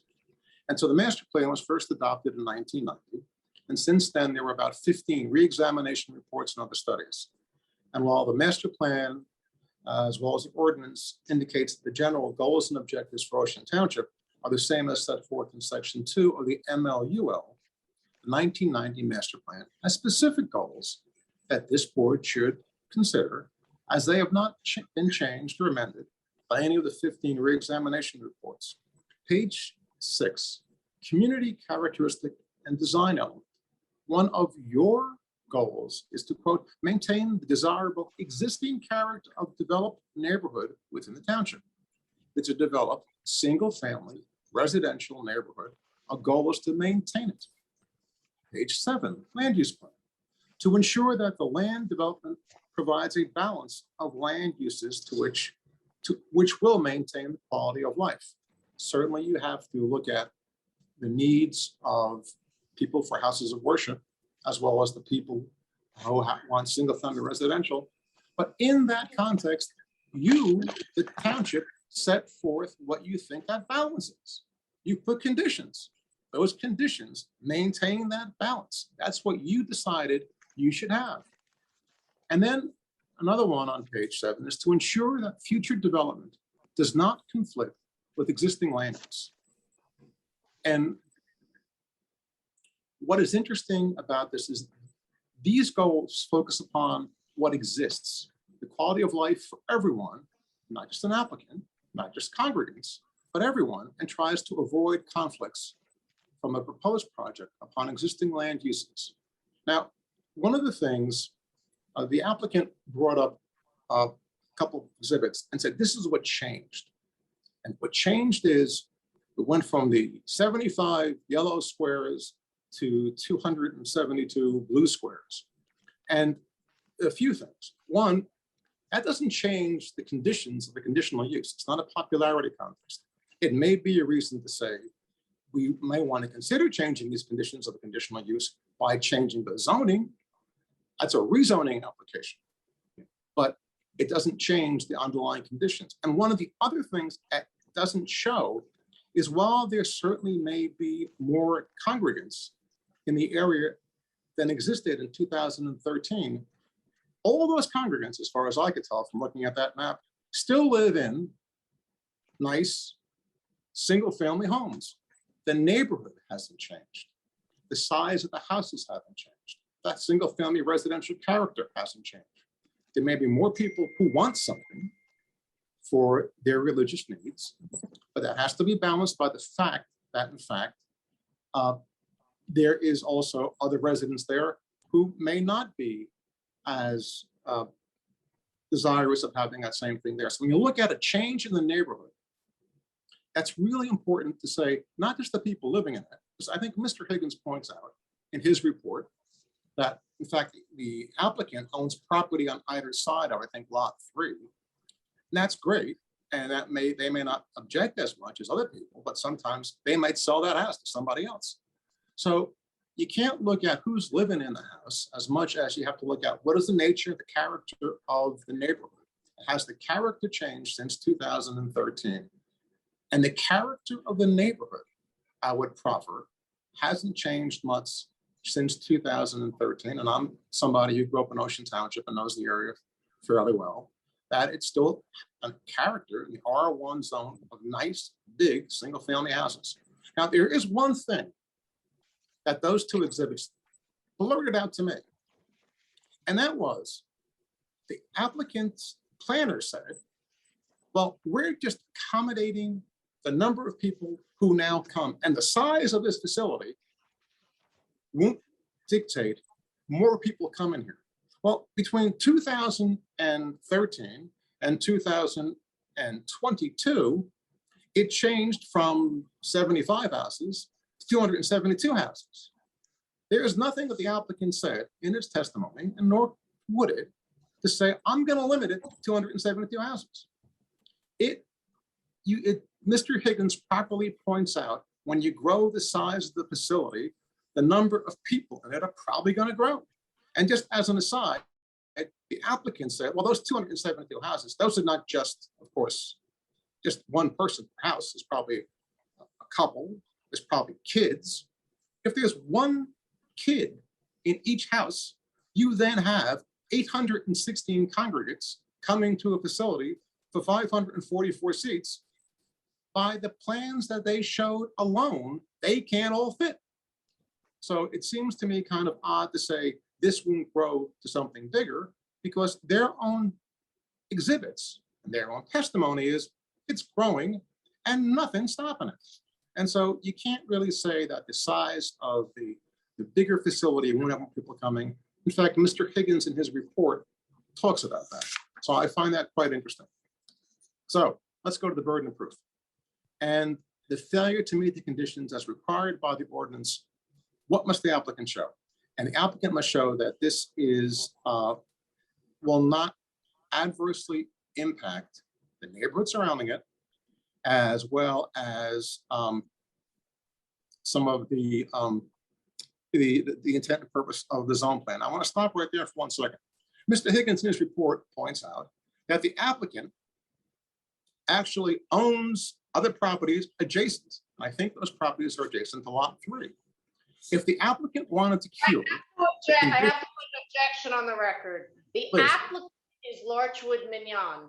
The applicant does not own any parcels in the neighborhood except for the subject parcel. And I would ask the board chairwoman if this expert is going to offer any of his own expert testimony, if he's going to continue to just quote Mr. Higgins's report, who did not have an opportunity to, 1, explain it yet, or 2, whether or not he's been convinced or has changed his opinion as a result of all of the testimony that came before him. So I would ask. And that will, and Ms. Krimko, that will come later.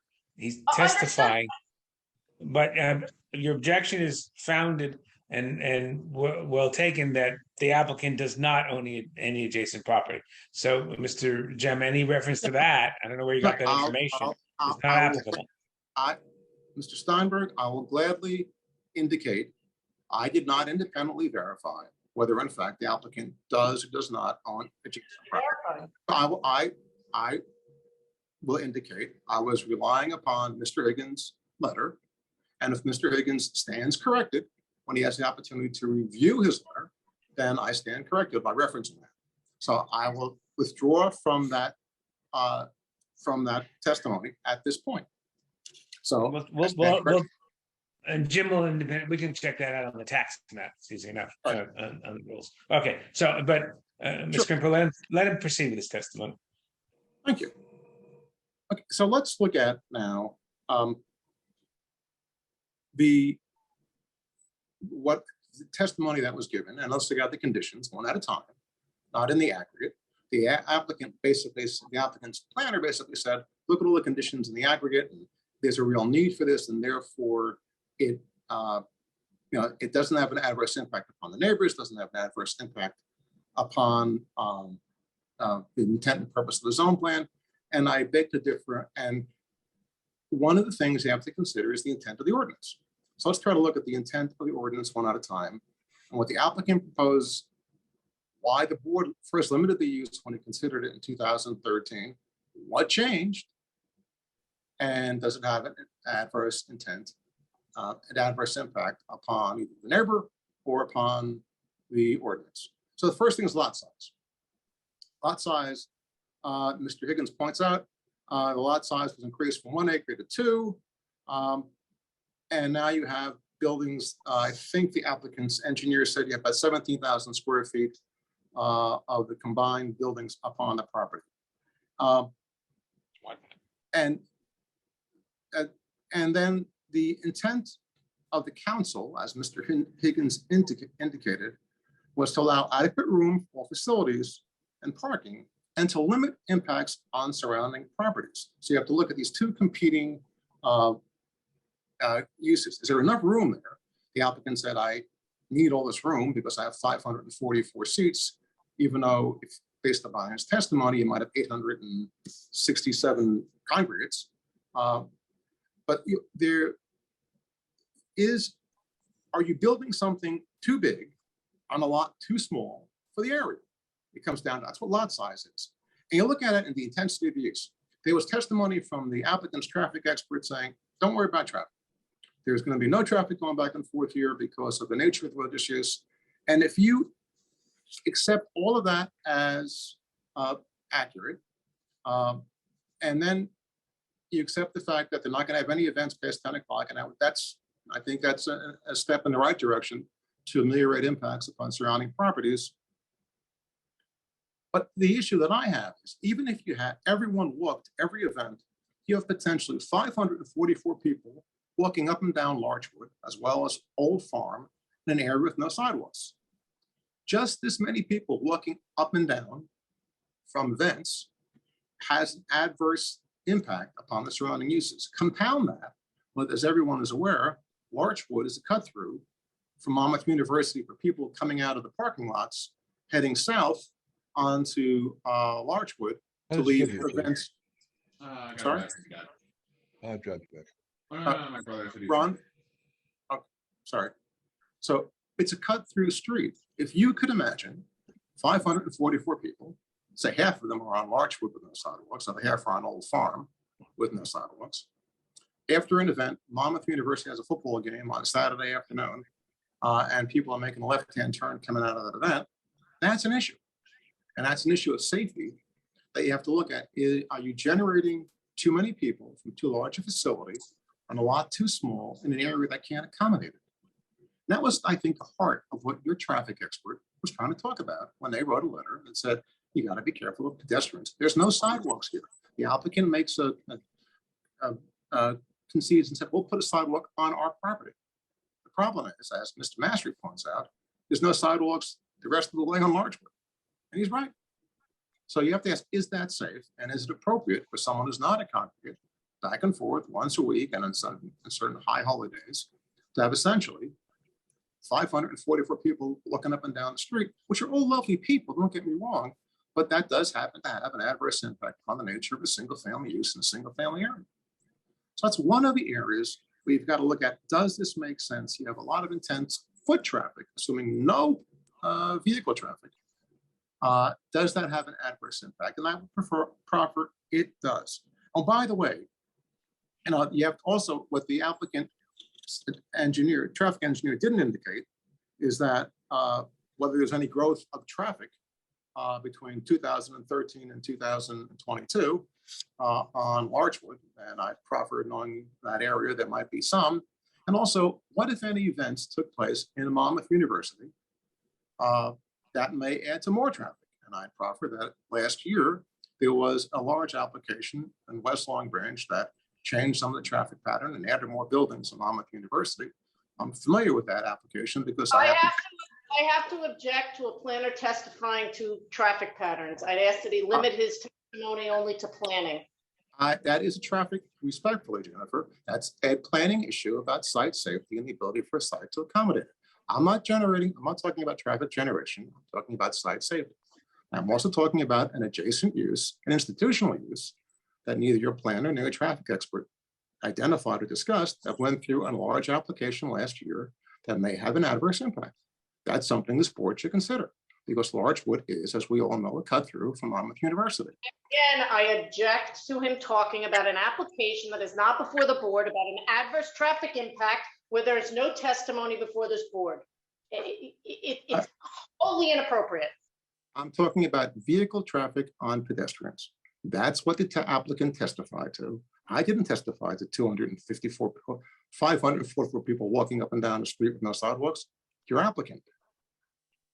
So I can then opine as a planner whether that is safe or not safe with no sidewalks. I'm opining it's not safe. And again, I'll object to the fact that bringing up another application and traffic conclusions from another application. If he wants to say as a planner it's not safe, by all means. As a planner, I can say it's not safe. I think that's what he said. About 3 or 4 times, Mark. Thank you. And I was objecting to his reference to another large application with traffic impact and changes. That's all. Just to be clear, I referenced there was another large application that I was aware of that neither your traffic expert nor your planner referenced that will continue to generate more traffic in that direction. That's all. So let's move on. Can we move on? Yes, we can. That was the first impact about building too much on a lot too small. Yeah, but are you considering all 544 people walking at the same time on Larchwood? I'm saying that the applicant testified there's 544 seats. There's 272 congregants, 272 congregant houses. Each one.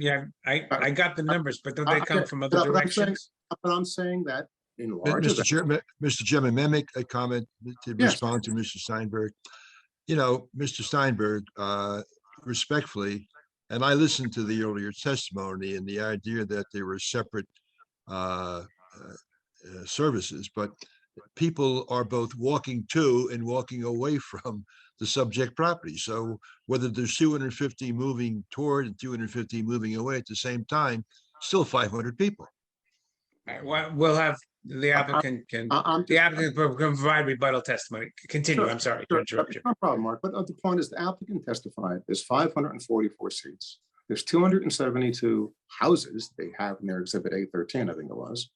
The applicant testified each house has to have at least more than a husband and wife or a couple. They might have kids. I just gave one kid. If you have 2 kids or 3 kids, well, multiply it. That's a lot of people going back and forth to one location on an area on both sides, both the Larchwood side and the Old Farm Road side that has no sidewalks. And that's what your traffic expert was somewhat concerned about. So that's not me as much. That's just what the planner says, that is the property overused, was what it generates. And that's what it can generate. Now the applicant may say, hey, look, that's what it generates today. I don't think there's any testimony how many people walk back and forth, but that's what it can generate based upon the plans that they've submitted in front of this board's consideration about the intensity of the use. That's only one aspect of, is it over intense? Right now, your property, the lot, is about 20% smaller than what a house of worship is permitted on. That's what it says under the guidance of the ordinances you created. And so when a planner looks at that stuff, we look at things like scope and scale and character of the neighborhood. And when you put a house of worship on a lot that's 20% smaller than what you said is the standard for a house of worship, all types of houses of worship, it has an adverse impact upon the scope and scale of the neighborhood. And that is when you look at, when you go around Larchwood, there are beautiful houses on big lots there. Will something that's overbuilt on a lot too small for it have an adverse impact upon the character of the neighborhood? And you have to say, that's the standard you, Ocean Township, created. And that's also the standard what we discussed in your master plan. Does it have an adverse impact upon the character of the neighborhood? And so you have to look at that in, is it too big? Is it overbuilt? Is it too much on a small lot that doesn't fit it? And you have to come to the conclusion that it doesn't make a lot of sense. And how much you try to hide it, how much you landscape it. I mean, how many 10-foot walls with 20-foot trees on one side. When you're forced to put in 10-foot walls and 20-foot trees, it says something. So when you look at the conditions the board imposed in 2003 on the smaller lot, just to control the impact of the surrounding neighbors on the smaller use, you can't ignore the impacts of a larger structure that now will be used more intensely for more events on a lot too small for the proposed use as defined by the ordinances in Ocean Township. And so that's something as to the size of the lot. And I ask you to remember that the Township of Ocean created these standards as something, a reasonable balance to allow both for houses of worship in residential areas, which I will agree are good things. But the biggest house of worship in a residential area at some point becomes not such a good thing. And that's really the balance you're asked to look at in that first test of the meeting, not meeting the conditions of the use. Is the lot too small? And the Ocean Township said, yep, for house of worship, the lot's too small. That's the first one. The second one, lot width, 200 feet, 150 is provided. When you imposed the condition back in 2013, you said, don't put house of worship on lot 3. Lot 3 has 150 foot wide frontage. Frontage, like lot area, is something that we try to impose so as not to have an adverse impact upon the surrounding houses on either side. Now you're being asked to put, I'll concede a 1-story, 277 square foot minion, constructed within 47 feet of the street, by the way, on a lot that you, Ocean Township, said is too small in terms of lot frontage, in which you in 2013 said, don't put anything there because it's too small. And yet today you're being asked to put a 277 foot minion on that. Now, there was a question and the applicant conceded, well, I can kick from one side over, but I'll lose parking, but I might kick from the other side, I'll have variance on both sides. That's true if you want a 277-foot minion, but a slightly smaller, I'm sorry, mikvah, I apologize. A slightly smaller mikvah, then you might not need both side yard setbacks. That's a function of how big of a structure you're building on that property that's too narrow, according to the standards that you in fact set in Ocean Township. You have the minimum front yard setback on Old Farm Road for the mikvah. And like lot width, front yard setbacks for buildings and parking spaces help define the neighborhood as residential. When you put a structure so far in the front of where it should be in terms of the front yard setback, you're adversely impacting all the other single family houses that maintain the front yard setback. Because you're impacting, and you can again put a forest around the damn thing, but you're still taking away the residential nature of what that area is supposed to be. And so when you look at, can the site accommodate that? The answer is no. You're not trying to maintain the character of the neighborhood that your master plan indicates is one of its specific goals and objectives. Then you have to go to minimum side and rear yard setbacks. Respectfully, there's not even an attempt to try to comply with that. There's an attempt to try to build as much as I can upon the property. The easier way to comply with that is build something less than try to comply. Here the applicant doesn't. And so again, the issue becomes, is there an adverse impact from doing this? And the answer is an adverse impact upon the neighborhood, even if you build a 10-foot wall, 20-foot trees, which by the way, I proffer, there are not many residential houses between one another that have 10-foot walls and 20-foot trees. You would say no to that if someone came up in front of you. Because that shows you how inappropriate the two uses are adjacent to one another. And that's an indice that this board should look at and say, just comply with the ordinance. You can't meet the conditions. The conditions have adverse impacts upon the residential character of the neighborhood, the neighbors, and the intent and purpose of your own zone plan that said, don't do that. That is something you should comply with in order to have a house of worship. Maximum lot coverage. The applicant's engineer sought to make a distinction between total lot coverage and buildable lot coverage, and we'll understand what that means. Ocean Township made in their ordinance just for that purpose of avoiding what is proposed now. The applicant said, I'll comply with every stormwater runoff obligation that you want from me. I'll put in basins and everything else, so it will not be an adverse impact. The applicant agreed with the adjacent owner next door that I'll design whatever you want to design and I'll pay for it all, which is good. They're trying to mitigate impacts. The one impact they can't mitigate, and what impervious coverage tries to do, in addition to stormwater runoff, is talk about scope and scale, size of what's being built there. It tries to control what's being built. And the answer is, the way to do that is reduce what's being built there and try to comply because it's out of character and context of the neighborhood. Finally, there's issue of parking within a buffer. Parking is prohibited in buffer areas to avoid adverse impacts on neighboring properties in terms of noise, fumes, headlights.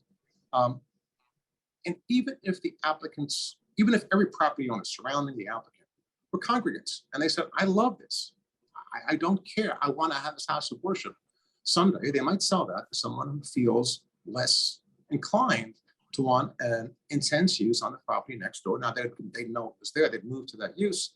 But nevertheless, it's your job as members of the board to say, I've got to protect the integrity of the neighborhood, not the neighbors who live there. It's important to say what's in there. Again, if the neighbors wanted to change everything, the remedy is through a rezone. It's not through give me all the variances I want, so I'll like it. If someone else came in front of you for other variances and said, we like everything this applicant's doing, but it violated every variance known to man, at some points you would say, no, I can't do this. I understand they all like it and they all love it. And it's for a very good use. A house of worship should be encouraged. It is an inherently beneficial use. Not going to argue any of that, but you have to maintain the context and character of the neighborhood. And that's really the balance you're asked to maintain. So as a recap for the D3 variances, can the site accommodate the variances that the applicant is seeking? I'd proffer no, because in fact, there is objectives and goals you have in your master plan. And they talk about the content and character of the residential neighborhood. And in fact, you're overbuilding it. The use is too intense. As the applicant themselves testified, they can have a whole lot of people going back and forth, walking up and down the street, even if none of them drives, in an area that's not particularly safe to do that. So in the context of those variances, one, I don't think that the conditions have changed other than the people living in the houses. The fact that the houses and the residential neighborhood hasn't changed. It's a nice area. Two, the site can't accommodate the variances the applicant is seeking, which is the basis of the D3 variance, by virtue of the adverse impact upon the neighborhood and the adverse impact upon the intent and purpose of what your master plan says you should be looking at in order to, in fact, not have, in order to maintain the area. So that's the D3s. Here's the bulk variances. I'm not going to go through all of them, but the applicant basically says there is the weighing. And the weighing, again, is important because the weighing, there is I concede quickly that it's inherently beneficial use. That's a good thing. However, you have to look at what are the detriments of some of the stuff and can it be mitigated? There's the change in grade along the detention basin, along the north side retaining wall. That's because the mikvah is within 13 feet of the property line to the north. If you moved it away from the property line to the north, that in fact, then you could mitigate that grade differential. There is no planning purpose to put a 2,770 square foot structure within 13 feet of the property line to the north. It may help the applicant. The applicant said, I don't have enough, I don't need the parking I have, so move it over. So that might alleviate that that variance. And candidly, the applicant said the mikvah will be used, sparingly. I'm not an expert on the size of mikvahs, but I have not heard any testimony that this size mikvah with, I think it's lobby, 6 changing rooms, 2 pools, is needed to serve the needs of the congregation. Maybe something smaller would do the same thing and meet the intent and purpose of your zone plan. So in that case, I think that you really haven't proven that you need that size mikvah based upon this, but you have shown that you have an adverse impact upon people to the north of lot 3. Impervious lot coverage. Mr. Higgins indicated there might be a need for variance for that. I'm not going to go any further because there hasn't been testified whether it is or is not needed.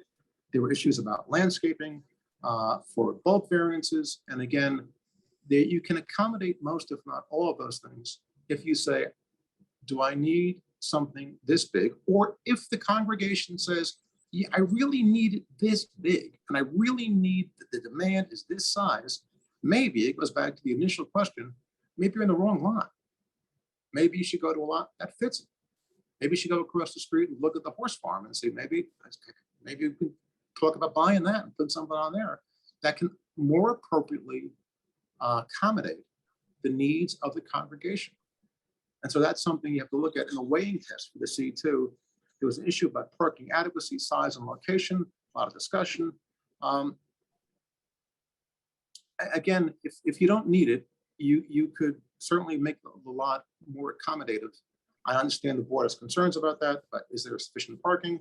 But you've got to look at the pros and the cons. And again, if the applicant, the board feels the applicant really needs that much parking or more, and the board feels, the applicant says, I need these facilities, not smaller, then the applicant has successfully argued that maybe I should find a different location for it on a size that could accommodate.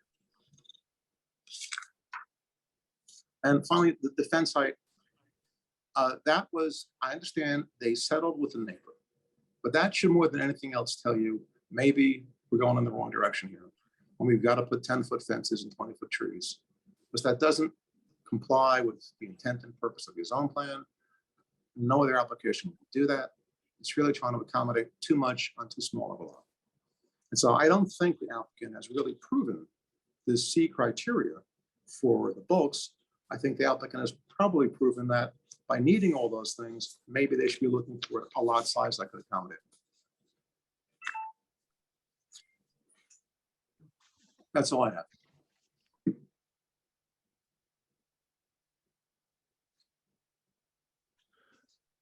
Ron?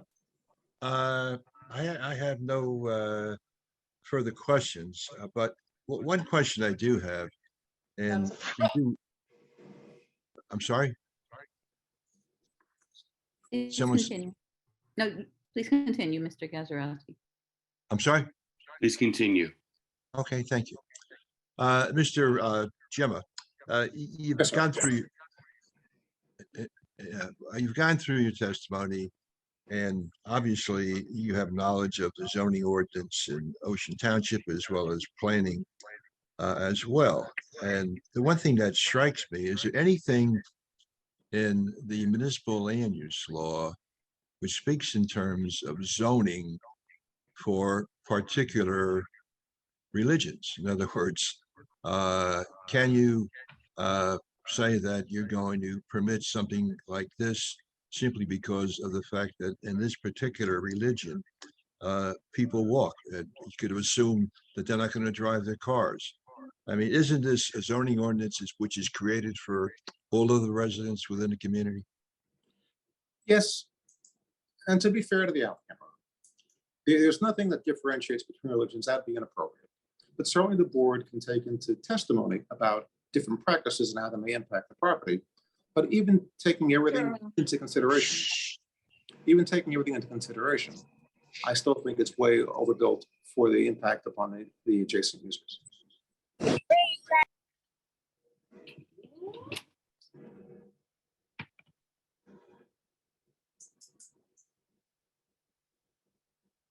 Mr. Gazarovski, do you have another question? If not, I'll ask the board if they have any questions. Yeah, I have no further questions.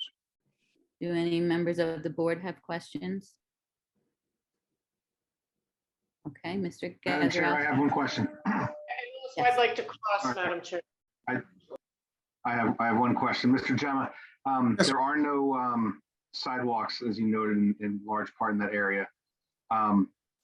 To me, that's the town's fault for not taking action to require sidewalks when the developments were built or as improvements were made, so on and so forth. So what's your position on how we should treat the applicant? Like, I guess what I'm saying is, should applicants pay the price when it's through no fault of their own? There are no sidewalks? Sure, and a really good question. And I'm not trying to like. Mr. Gemma, just 1 second. I think maybe Mr. Steinberg, you need to mute. That might be you, Mr. Steinberg. Okay. I thought I was. I do apologize. I'm sorry. You got to lower the TV, Mark. It's easier. Mr. Gemma, please continue. Sure. And Mr. Fuller, no, I'm not seeking to penalize an applicant or not penalize an applicant. And maybe you're right. Maybe the town over time, and towns over time look at things and say, maybe over time we should do things. But as a planner, you've got to look at what exists. And right now, what exists is an area without sidewalks, with an applicant that's seeking to have a big use there that could be potentially dangerous for the congregants and for those driving there, simply by the virtue of the fact that you have that many seats with that many people in different events, where they'll be walking back and forth. And I proffer, right now, Mr. Fuller, I develop properties in urban locations where the normal sidewalk in a suburban location is about 4 foot wide. In urban locations, you have more people going up and down the sidewalk. You probably have 6 foot to 8 foot. In fact, I'm doing one job now, 10-foot sidewalk. Given the size of the facility, given the amount of people walking back and forth, probably couldn't all fit in a 4-foot sidewalk. So even if the township was diligent in making sure every single family home put a sidewalk in front of their house, given the size of what there is being proposed now, based upon the applicant's testimony of 544 seats and 862, if not more, congregants, you have a lot of people walking up and down the road at the same time.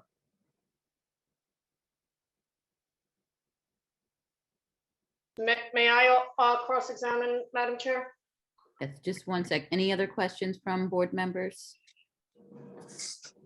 Okay. Yes, please continue. Thank you. So, Mr. Gemma, you've continually said that if we construct this synagogue, we're going to add 544 people walking on the streets, and that would be a dangerous condition. So did you hear the testimony where we currently have the congregation of 277 people within the 3/4 mile radius? I believe your testimony, just so we're clear, was you had 277 houses. Right. So I'm sorry. And hear me out. You had 277 houses. And I believe Mr. Massery, when asked about that, further said, out of the 277 houses, there's at least two people, if not 3 or 4. So currently you have, and assuming it's only 3 per household, that's 866. So right now,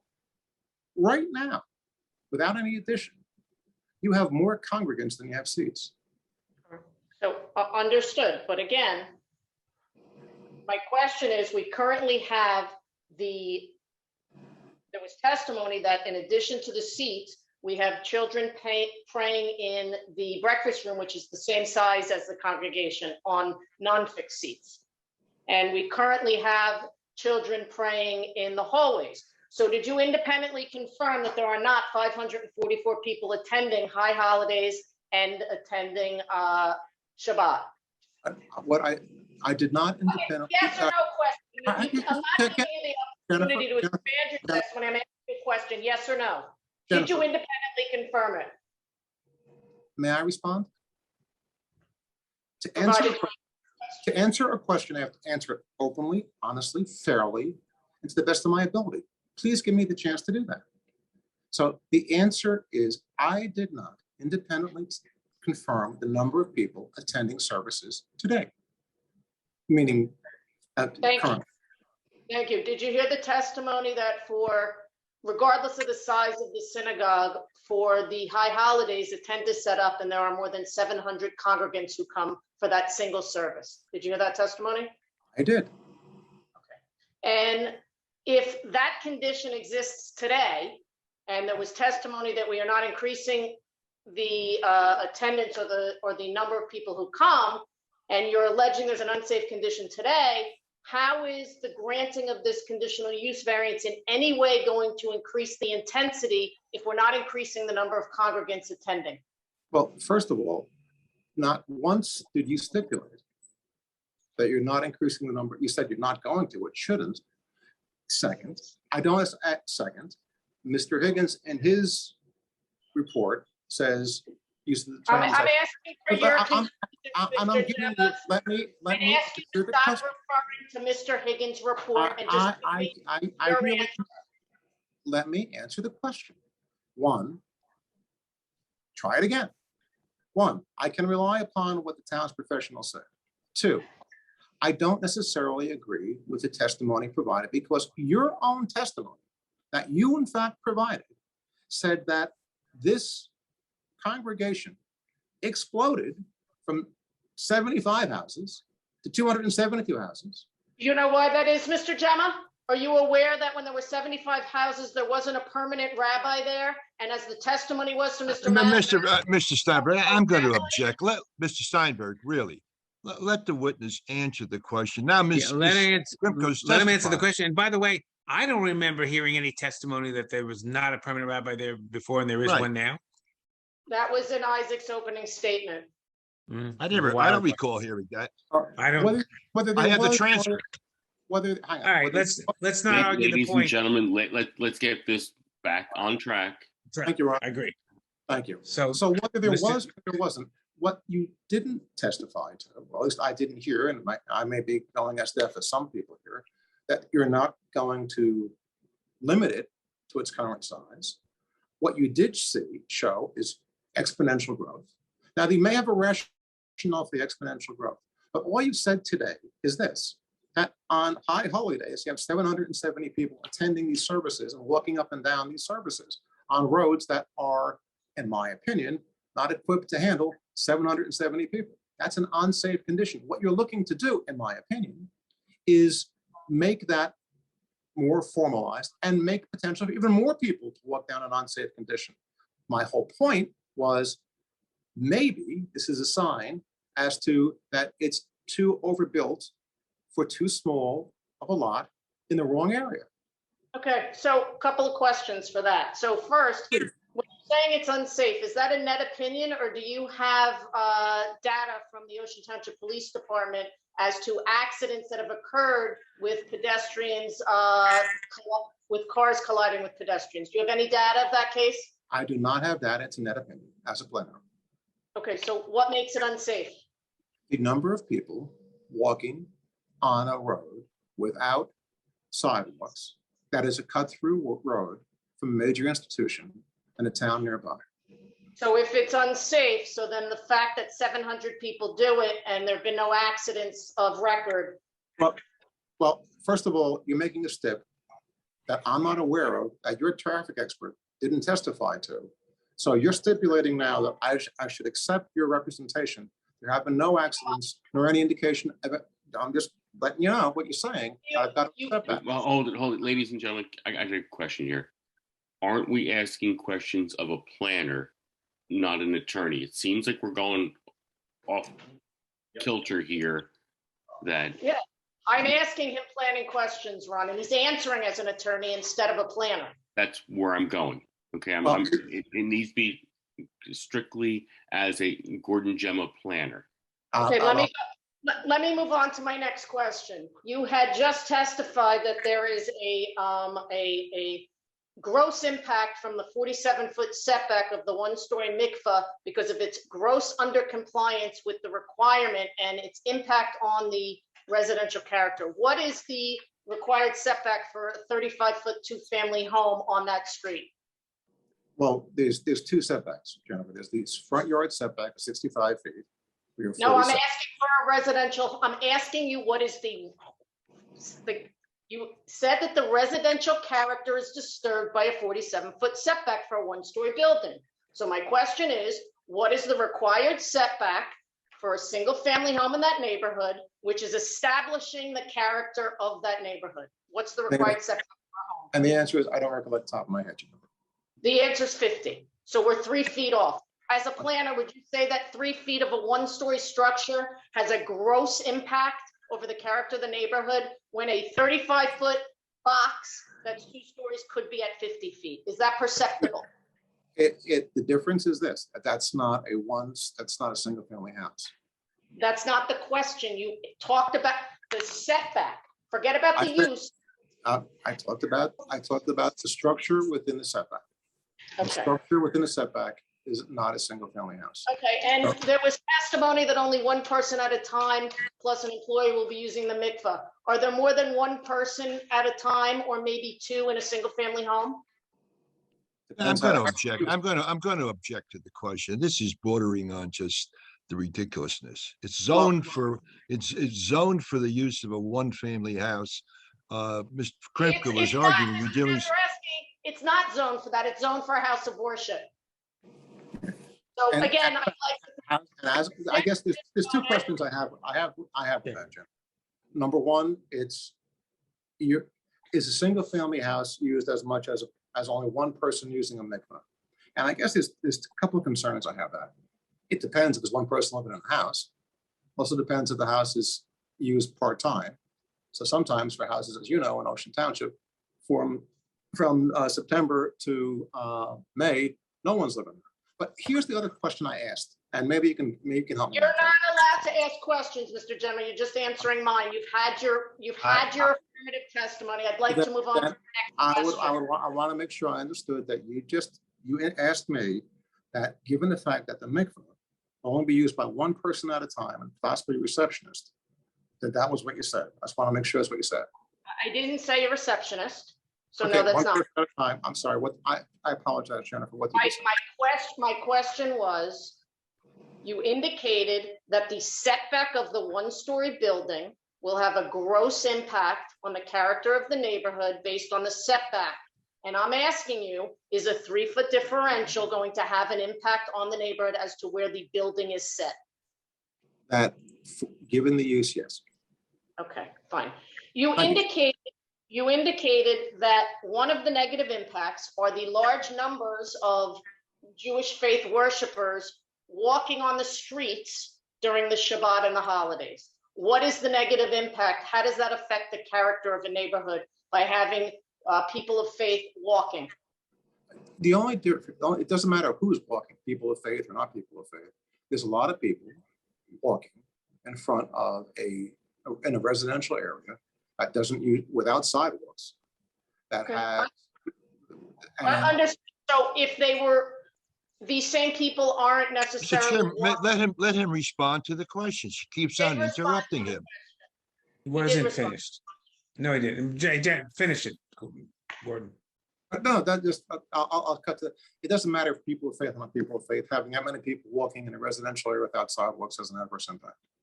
Okay, and these people are walking there today and they're going to continue whether this is there or not, because as we indicated, there are 277 homes in the immediate area of a 3/4 mile radius, and the Orthodox Jewish faith does not permit driving. So should these people need to go anywhere in their neighborhood, whether it be to their sister or their daughters, or for a walk around the block or a friend, they will have to walk. So are you saying that observant Jews walking in a neighborhood have a negative impact on that residential character?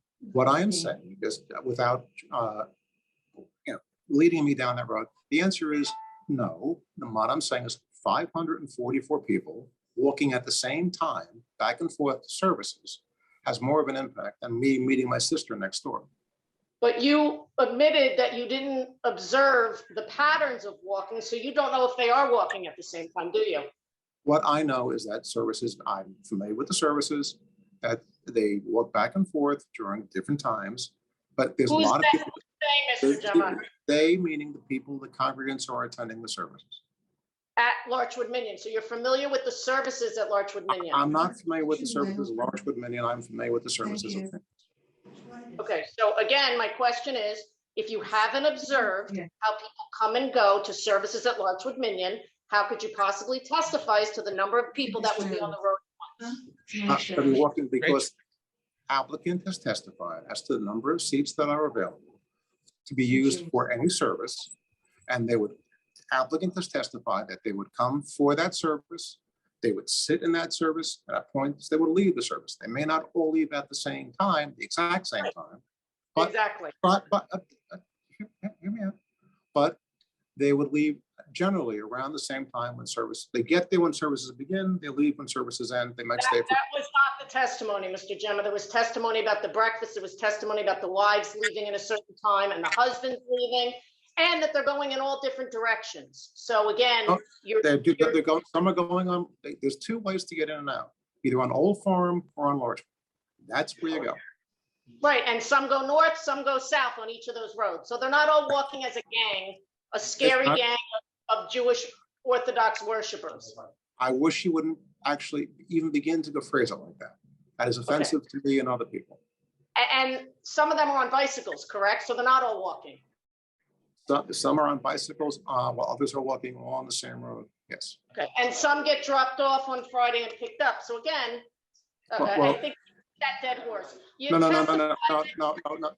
Just to be fair, some drop their car off on Friday, but they walk. No, that wasn't the testimony. The testimony was some people drive their car and leave it for the weekend, and others have their wives drop them off. Okay. But they walk home. That was And they walk home. Moving on. You indicated you have a concern with the Monmouth University football events conflicting with when these masses of people are going to be walking. What time are the Monmouth University football events? They're on Shabbat, most of the games. What time? They say that some are in the morning, some are in the afternoon, gentlemen. I don't know what their schedule is. Have you looked at the schedule to see that the games start at 1 p.m. when our congregants are already home? Some of them are earlier, some of them are later, gentlemen. They don't all start at 1 p.m. The earliest is at 12. So did you confirm when those games started before you offered the net opinion as to? Jennifer, they put, let me answer the question. They put lights in the stadium. They have games later in the evening. Not just all at once. Right, at 7 o'clock. So again, the throngs of people you're concerned about, I'm asking you, did you confirm that they coincides with the times of Monmouth University? Now, I did not check this year's football schedule, However, Right. what I did say, to be fair, is that nor did your traffic expert. Because there's no safety issue according to my traffic expert. Uh, Again, we're not questioning my traffic expert. I'm questioning your opinions, your alleged expert opinions that are not based on fact is what I'm questioning. So I'm telling you that Monmouth University has football games. Those football games start some in the afternoon, some later in the evening, and that there's potential for conflict. That's my testimony. you have independent confirmation that there is a conflict between when there are large crowds at the synagogue and when a Monmouth football game is? Yes or no, Mr. I do not. Okay, great. You testified in great length about the size of the lot and how important it is that the founders, that the governing body determined that 1 acre is not large enough for a house of worship. They had to change it to 2 acres, which we admit. Your own attorney actually opened my line of questioning, so I wasn't sure if he was helping us or if he knew he was helping us. The ordinance speaks to houses of worship. Does it indicate what type of house of worship? It does not. Okay, does it differentiate between a mosque, between a church, between a Reformed synagogue where people drive, or an Orthodox synagogue where they don't drive? It does not. So the zoning ordinance essentially, and this is a planning question, the zoning ordinance essentially gives a broad stroke look to essentially try and control either the worst case or more importantly, the most common scenario and the impacts that would be associated with it. And then they provide an opportunity to come before a zoning board to seek variance relief. Is that an accurate description of planning? Based on unusual circumstances? Based upon usual circumstances, that is correct. However, in this instance, I don't know what they were trying to control when they changed it. Okay, but again, I didn't ask you that. So let me stick to my questions and just ask you to answer those. I didn't ask you what they were trying to control. So again, when they changed it to 2 acres, it was a broad brush for all houses of worship. Okay, right? Yes?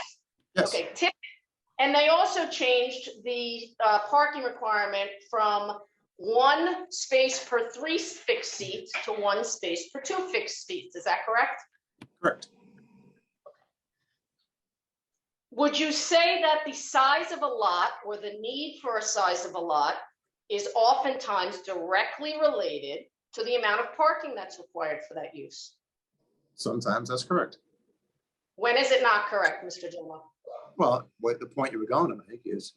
I'm not asking. Mr. Chairman, let him answer the question. That's all she does is interrupt him over and over again. Says the attorney interrupting me. Let me answer the question. Sure, Gordon. You answer the question, if I may reiterate, Jennifer. The question is the size of a lot a derivative of the parking? That was the question you asked. And the answer was, I answered sometimes yes, sometimes not. As in a case like this, where the size of the lot, in this case, the testimony is in a lot of conservative Jewish synagogues, they don't need that much parking. That doesn't mean, and that's where I'm getting at, doesn't mean that you can still overbuild the lot because you don't need that much parking. There are other constraints on the lot.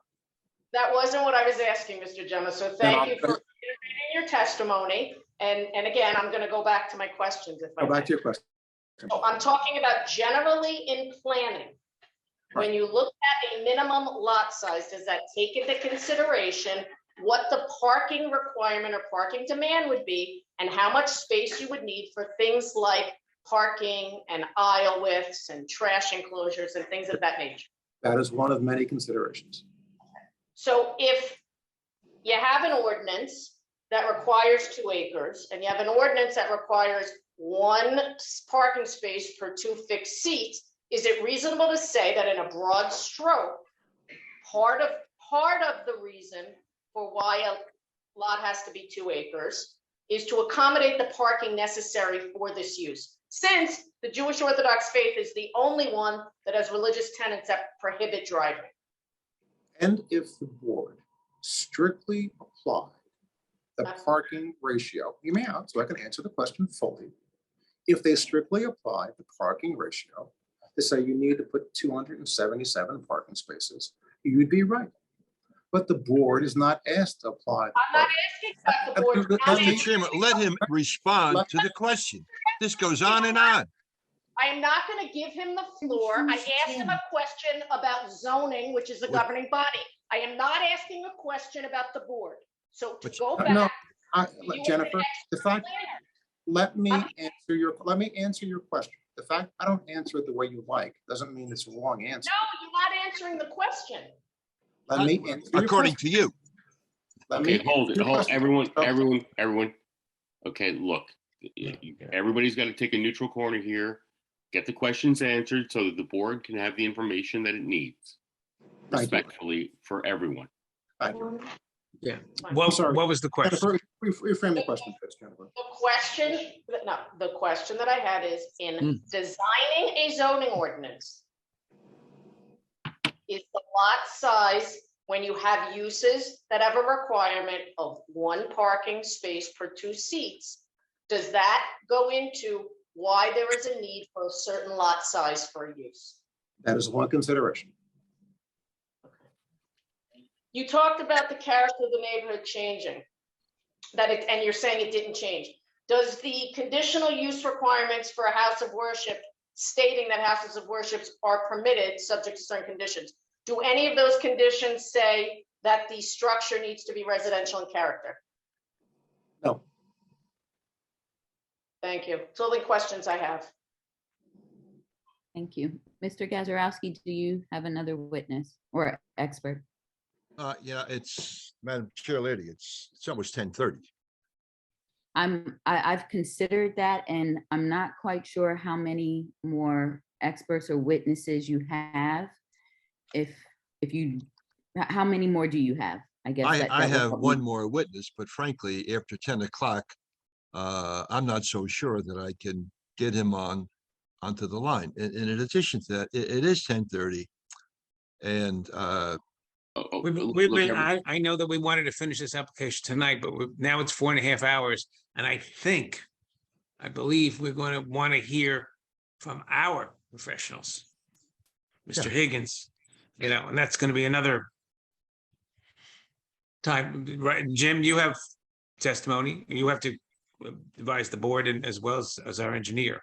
So, Correct. I mean, you're looking at a report, and there have been changes to the application.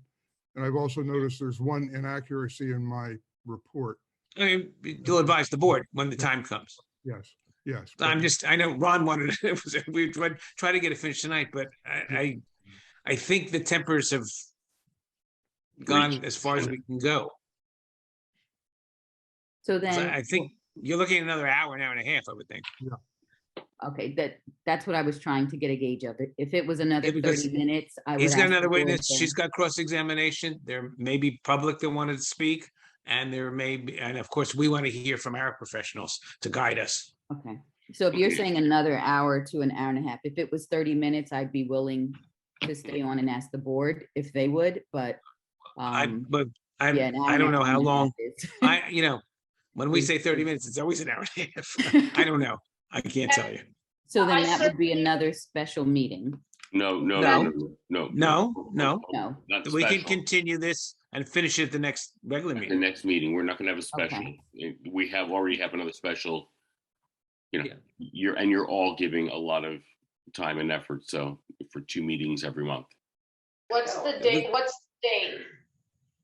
I don't know my last name right now. I believe it's June 23rd is the next meeting. Does anybody have a Oh, calendar? It that's should be today.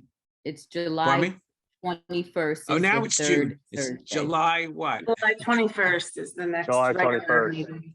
July 21st. Okay, And that well, would be, Sure.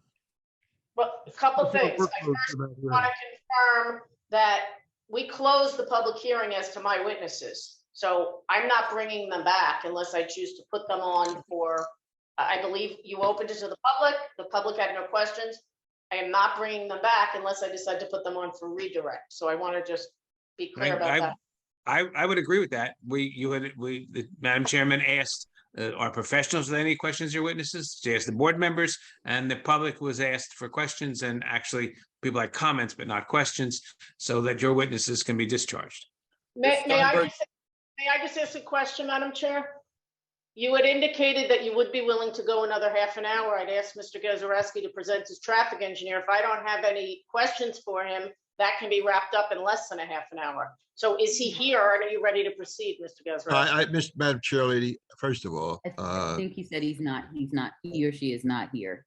That was the issue, I guess. The person is not present, and to try to get them here would pose an issue. So are we going to be If limited I'm then? not mistaken, Mr. Gazarovski, you said the person is not here right now, correct? I did say that, Madam Chair Lady. Thank you. So then, Madam Chair, obviously we're losing time because Mr. Gazarovski wasn't prepared to proceed tonight. So are we going to have limited time at the next meeting, or are we going to have as much time as we need to get this completed? We will have a discussion, Mark Steinberg and the chair and myself, and then we'll get an answer to you. I agree with that, and I think that we can hopefully work out a situation that it can be concluded at the next hearing. And I'd like Mr. Gazarovski to confirm that if his witness is not available at the next meeting, he will hire another witness, so we are not further adjourning this so he can find a witness.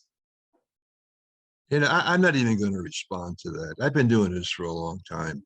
I'll be here on the 21st. If I don't have my witness, he won't be here, but I will have a witness here, period. Okay, so he's conceding that he's not going to ask for an adjournment for not having his witness. Why are we beating this to Jennifer, death? well, why are we wasting time with this? Right now, it's going to be carried to the next meeting. What else do we need to discuss?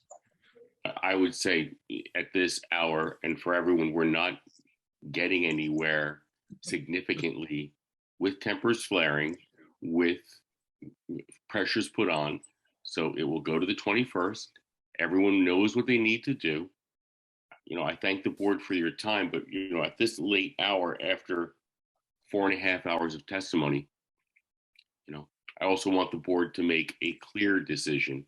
And I'm not quite certain after 4.5 hours of testimony, they can go much further. I agree. Ron, is the next hearing live or on Zoom? I don't know what we go through.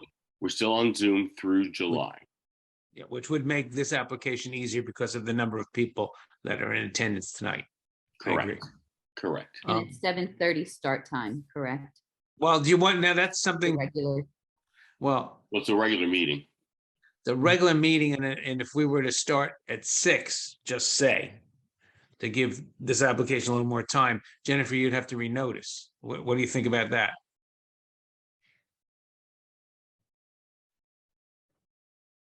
You're Jennifer left? muted. Jen, you're muted. I'm sorry. I would not have to renotice, Mr. Steinberg, because you'd be carrying it on the record without the need for further notice. The board would just simply have to file a notice for a special hearing. It won't be a special, Jen. A special, I apologize, a special time. The No, applicant's well, notice. no, what we would do, well, I don't know what we do. We could hear some other cases before this one and then put this on at 7:30 to give it some more time. We can talk about that. Pardon me? No, but if you want to do this at 6 o'clock, you would have to carry it on the record right now for a 6 p.m. meeting. Otherwise, yes, I will renote it. You could do a special hearing from 6 to 7:30 on this application. We got to decide now because we're going to carry it on the record. Yeah, and give them more time. So Ron, I don't know if that's possible. If we're going to be here at 7:30, we can be here at 6. It's not for me personally. You want to ask the board members? It would just give us, we can give this board. application 2 hours from 6 to 8 or something to that effect and hopefully conclude it. I'd ask you not to limit on the record today how long you're going to give and let the board chair decide at that meeting. So as none of the objectors. I just meant so that we could work out some situation so we can accommodate you and our other scheduled cases for that evening. I would ask to poll the board so we can find out who can come and who can't, and so we can get them at least a glass of water before they go to bed. Okay, so Amy, could you take a roll? And I'm asking everyone if they can attend at 6 p.m. on the 21st. Mr. Fuller? I don't know how to answer that. I'm sorry. I saw my calendar was 7:30. I'm not quite sure I'll be able to do 6 o'clock. 6 o'clock sometimes is difficult. I would try my best. That's what I can say. Okay. Mr. Manel, I'm also not sure at this time, but I also would try my best. Mr. Ashkenazi, Yes. Mr. Mamie, Most likely, yes. Mrs. Tallarico, I'm gonna try my hardest. Most likely, yes. Mr. DeGenaro, Sure, why not? Mr. Puglielli, July 21st, I actually won't be able to attend that meeting. okay. Madam Chair, Yes. That's only 5 members, Madam Chair. And may I just ask if Mr. Fuller and Mr. Manel will be able to attend at 7:30? Yeah, I plan on it. It's just 6 o'clock sometimes are tough. And so I'd hate to say yes right now and then have something, a work commitment that I really can't get out of. Okay, so before everyone, 7:30. So that's not how fair. about this? I asked that we move it to 6 o'clock to the 21st, okay? And by Ron, that time, Ron, I'm sorry to interrupt, but I apologize. I forgot. I'm away I leave to go away that day. I'm not around. I just looked at my calendar. So you're down to 6. Ron, What about carrying it to the August regular meeting and trying to set that meeting up solely for this application? the problem is then we'll be in person. Yeah, that's Well, true. there's 177 people that wish to be there, so Okay, that's true. I'm trying to get this. I'm used looking in at my the- calendar. Is the Board of Adjustment, is the regularly scheduled meeting for July on the 21st? Yes. 28th. 21. 21. Third Thursday. So why don't we carry it to 6 o'clock on the 21st? By that time, we will know. And if not, we all get on, start the meeting basically, and then restart it at 7:30. We still give ourselves the option for having 6 p.m. on the 21st. But you're still only going to have 6 members. Maybe, You have 2 members we're 7, on that day. yeah, but then we have to find out. well, the concern is, Ron, if Mr. DeGenaro, Mr. Puglielli are not available on the 21st, 1, 2, 3, 4, 5, then we only have a max of 6 members. So I would ask that this be carried to a hearing date, a special hearing date. No, we will do another. Can I ask another option? Can we move it to August 18th? Even though it was scheduled to be in person, can we only have this application virtually August 18th? Is that enough time or I have notice? pushed as far as one director can push not to have in-person meetings.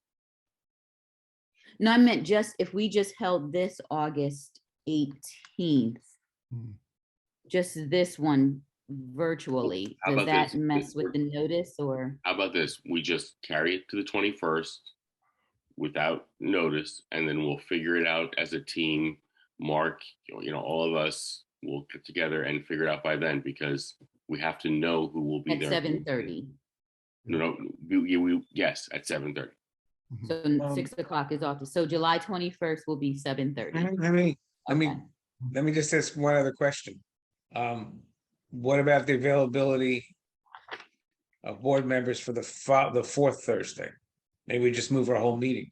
No, but we have a special meeting. No, we have a special meeting then already. Oh, yeah, that's right. All right. Yes. I'm saying, I forgot about that. 14th. What about the 14th? No, we're not doing this. No, we're going back. This is. I'm not here on the 14th. Here's the deal. We're going to go to the 20. It goes to the 21st, and then tomorrow morning we'll be having conversations, finding out who can show up and who can't show up, and move from there. But for purposes of notice, we're just going to have, without notice, going to the 21st, and then try to backtrack from there. Because throwing out dates to the people that are on the board we don't have our calendars all the time. Nobody knows what they're doing and where. So I want. All right, so what But time it's do we not want to just- carry? Wait, but Mark, it's not just for scheduling. We may proceed on the 21st. I don't want the public to think that you're just carrying it for scheduling purposes. You may Right choose, right, you may choose to go forward with 6 members. That's up to you, right?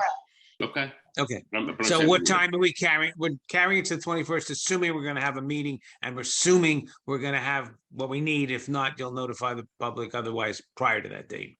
Not by letter or anything. It'll be on the website. And it'll be announced at the meeting. What time? 7:30. It's at 7:30.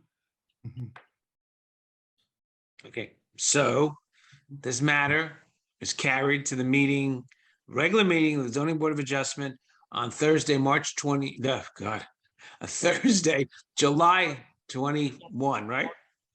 2022 at 7:30 PM at the same Zoom address as tonight's meeting. Is that correct? How about this, ladies and gentlemen?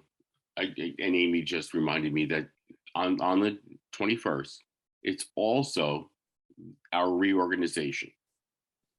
So let us go to 6 p.m. for that meeting if we can, so that between 6 p.m. and 7:30 we can get through all of the reorganizational portions of our board. Whether you're there or not. And we could potentially start this if enough board members are there. So if this is announced to be continued at 6 p.m., then the public. Jen, I get it, but now I've got to be planning administrator. I've got to get we'll do our reorganization at 6 p.m. and have it open, and we move forward from there. That So makes this sense. matter is carried till 6 p.m. on the 21st via Zoom without further notice. Correct. Correct. And I believe that Amy has to put a blurb in the paper to change the meeting time. Yep. We'll work that out administratively. Okay. I'll go over that with you. Okay. Thank you for going so long this evening, Madam Chair, members of the board. We appreciate it. Thank you, everyone. Have a good evening. Thank you, everyone. Good night. Ron, I'll talk to you Monday. Okay. Take good care. Thank you. Have a We good send night. our love. We send our love thoughts and prayers your way. My condolences, Mark. Good night. Thank you. Good night. Right. Good night.